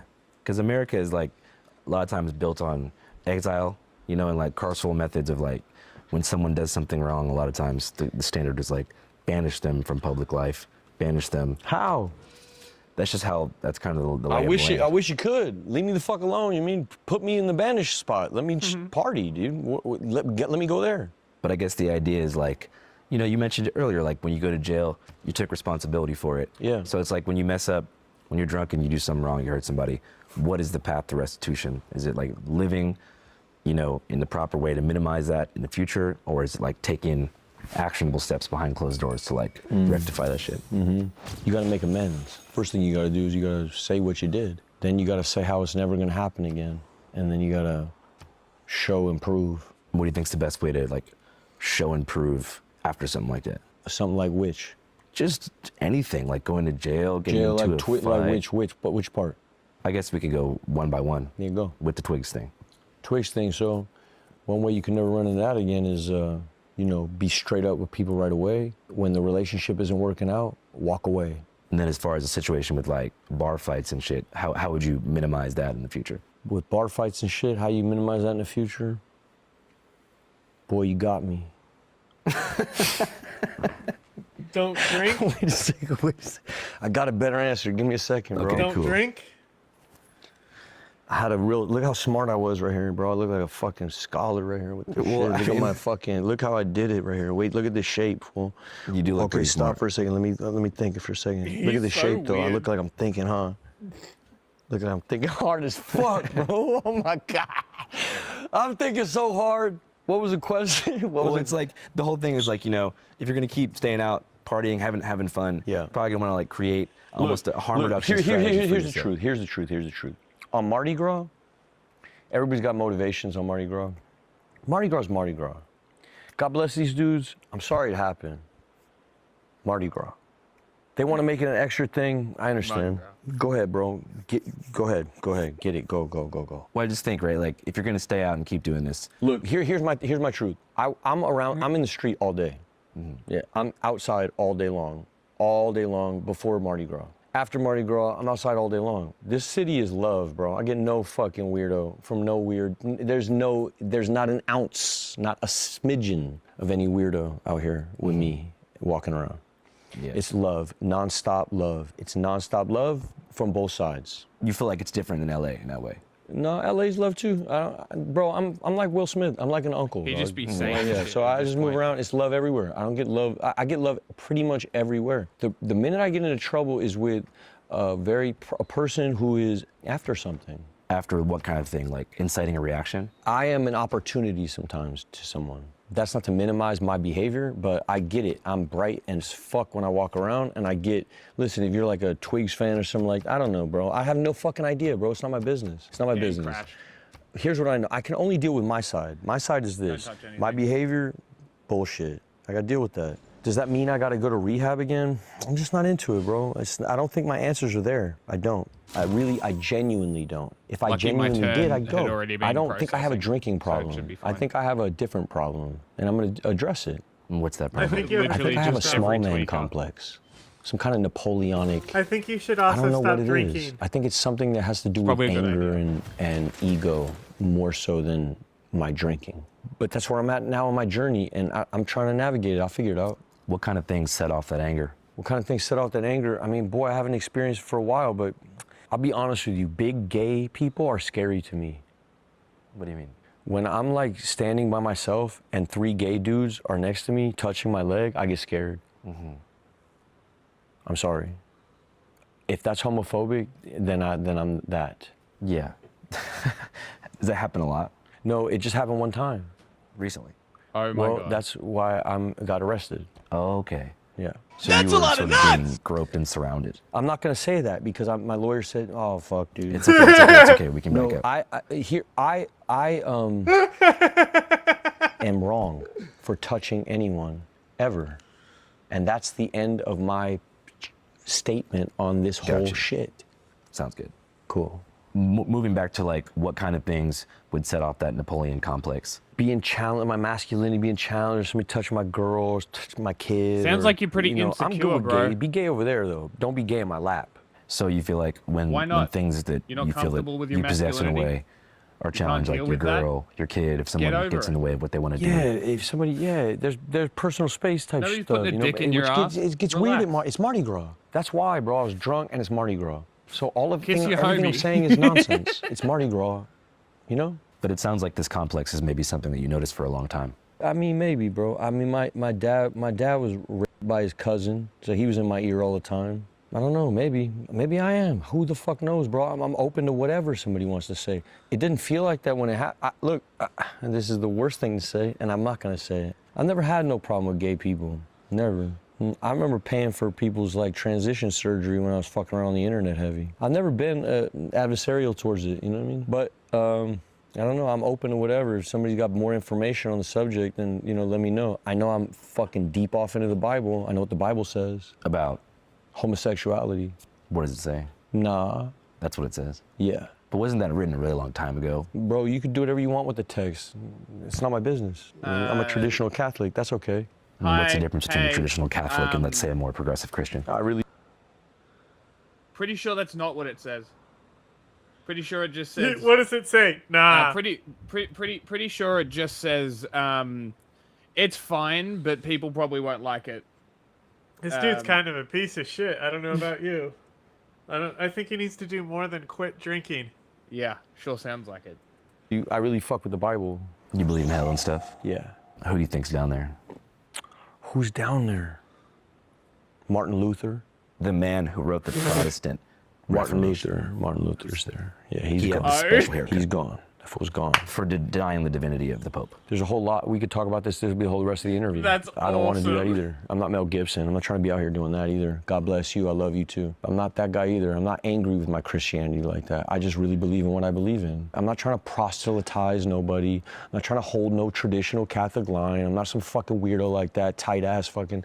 No, none of that, bro. I'm on my relationship. I'm in a full-blown love affair with Jesus, and I believe what I believe. One thing you did mention earlier was the certain type of person that creates confrontation when they see you for whatever reason. Sure. Maybe they bring You up might be controversy, bang on the they money. wanna film It you, they might wanna be a bit heckle of you. insecurity Do you find because that you is oftentimes a trigger can't for you deal to be with like, the fact yo, he's get the fuck like, out of my "Oh." face? God's involved, bro. Yeah, I'm learning my lessons. You know what I mean? I'm on the It's path. like These people that was involved in knee-jerk this, reaction. there's growth that needs to happen, and Like, through you don't need them, to it will. Mm-hmm. That's how I verbally look at life. assault You know what I mean? people. They're a blessing to me. I'm about to learn whatever lessons Just I'm be about like, to learn. "Nah, bro, I don't know how can you long I have not?" to sit, but I'll learn lessons there. This is God. God's involved. Yeah. That's why I'm not like bumming out about it or nothing like that. Like I feel like I'm on I the don't know. path. Are the So you gays feel like even when aggressive things like go that? wrong, there's a higher power trying to teach you something. I learn more when things go wrong. That's for sure. Yeah. Yeah. So you think struggle breeds wisdom? Yeah. Have you always found that to be true? Yeah. You feel like the most prosperous times in your life are the times where you remain spiritually stagnant? Sort of blind, yeah. Yeah. What do you think was the most like blind, prosperous era of your life? Oh, it'd be like these Michael Bay days, bro. It'd be like, hey, I'm about to see you, motherfucker. Let's go. Michael Transformers! Yeah, be them days. Be them around them days. But we love each other deeply, you know what I mean? I met him in a wild time in my life. I love him very much, you know, and we got unfinished business. Yeah. Yeah. You mentioned the rehab thing earlier. Mm-hmm. Obviously, I follow the news and shit. You saw your ex-wife said that you should be in rehab. You gotta say what you gotta say, bro. Save faith. Let her live. That's a good girl. That's one of the best girls that ever lived. She's incredible, that woman. Incredible. That's an incredible woman. Is that a relationship that you think you want to repair? Oh, she's incredible. Mia Goth, incredible, all time. 10 out of 10. So your long-term plan would be to repair that? Repair nothing. We're good, as is. What you mean? That's my girl. I just read that you guys divorced. That's true. Yeah, but we're in a good spot. I mean, this isn't new. See, that's what the thing. It's new for you guys. We've been there for a while. Yeah. And we're trying to figure out co-parenting, and we're good. She's a good girl. Even through all this, like, she gives me grace. I still talk to my kid twice a day. She's a good woman, bro. Yeah. Any other woman would be like, yo, fuck you, get out of here. I want to talk. She don't do that to me. I'm on my phone with my kid twice a day. You know, even when things are hanky, she's a good woman. That's a great woman. Yeah, I grew up with co-parenting my whole life, so it was great because they had a functional relationship. Like you said, when you argue around the kid, it's terrible. Terrible. So we're trying to build something else, you know, and we're there. My kid is happy, dog. My kid is fucking. How old are they? She's 3. So just now getting to that age where she sort of has figured out what's going on. She knows daddy's a Rolling Stone. She knew that for a while. And she knows mommy's a Rolling Stone too. In her way. time. She got cool parents. Yeah. She's gonna be a cool kid. That's for sure, dude. Yeah. Yeah. Do you envision a world one day where there's gonna be like split custody Anyone type on of deal? YouTube No, we who's don't not talk about watching that. on We're good about Twitch, that type of stuff. It's you gotta just switch like to they're getting ready. Twitch She's going if to you film wanna in watch the France. movie. I got to film in April, so I got some time where I'm gonna run out there and go be dad for a minute while mommy's got to film. And we're in a circus. We're the circus family. Yeah, I forget you guys probably got to travel for work a lot. Yeah, I did week on, week off my whole life. Yeah. Okay. Well, you fucking wound up pretty solid, bro. Look at you, Thank bro. you. 6 cameras. Fucking 6 cameras. 6 cameras. How many of 6. us, bro? Huh? 6 cameras? For real, Come on, bro. It's like you did variety it. in this bitch. You fucking did it.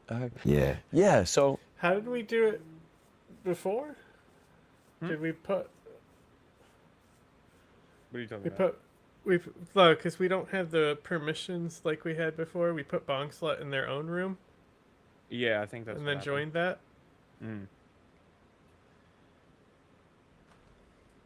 I'm not tripping on that too. I got guidance there, you know what I mean? I'm really a church kid, bro. People don't know that, but I got so much support. That's why I don't feel alone. You know they got St. Francis's bones on display for the first time Well, so ever in the history of life. The other reason I didn't No want way, to you're in New Orleans? No. Fuck annex Fuck no. that city-state In Rome. is because I was going for democracy and I get bonuses from suzerains, like suzerainty over city-states. And I was already planning on annexing this other one. That's the other reason that I didn't want to. Forgot about that. It was like a whole thing. Wait, can I add it? Do I have it on this side? Huh.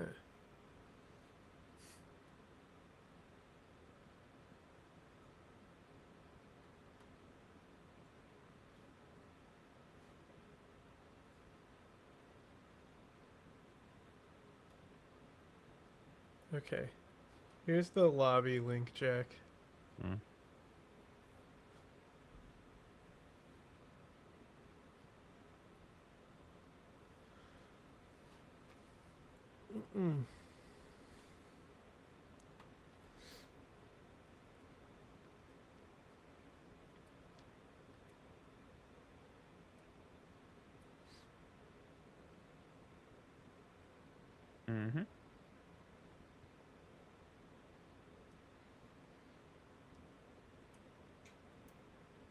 Bing, bing.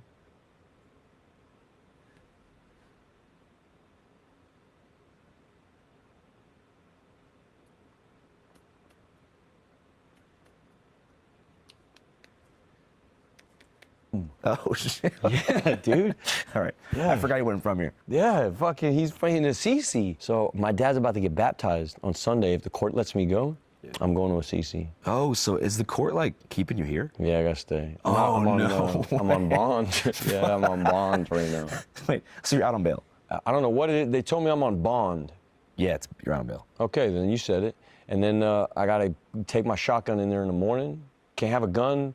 Can't be on drugs. Can't be in no fuck around, and can't leave the country. How much was the bond? I have no idea what happened. Did somebody bail you out? I have no idea, bro. I know Thundercat tried to get it going. Steven and me are very close. I know him from school. He tried to send his people out, and I love you very much. That's a good man. Cuddy did the same thing. So I had these assistants. I didn't know these names of these people, but they showed up at the court, the jail, trying to get me out. And then the bailiff or the jailer was like, "Hey, do you know Stacy or Shirley?" And I didn't know none of these people, so she said, "Should I just tell them to go?" She did, and then I just left on my own. I don't know who paid for what.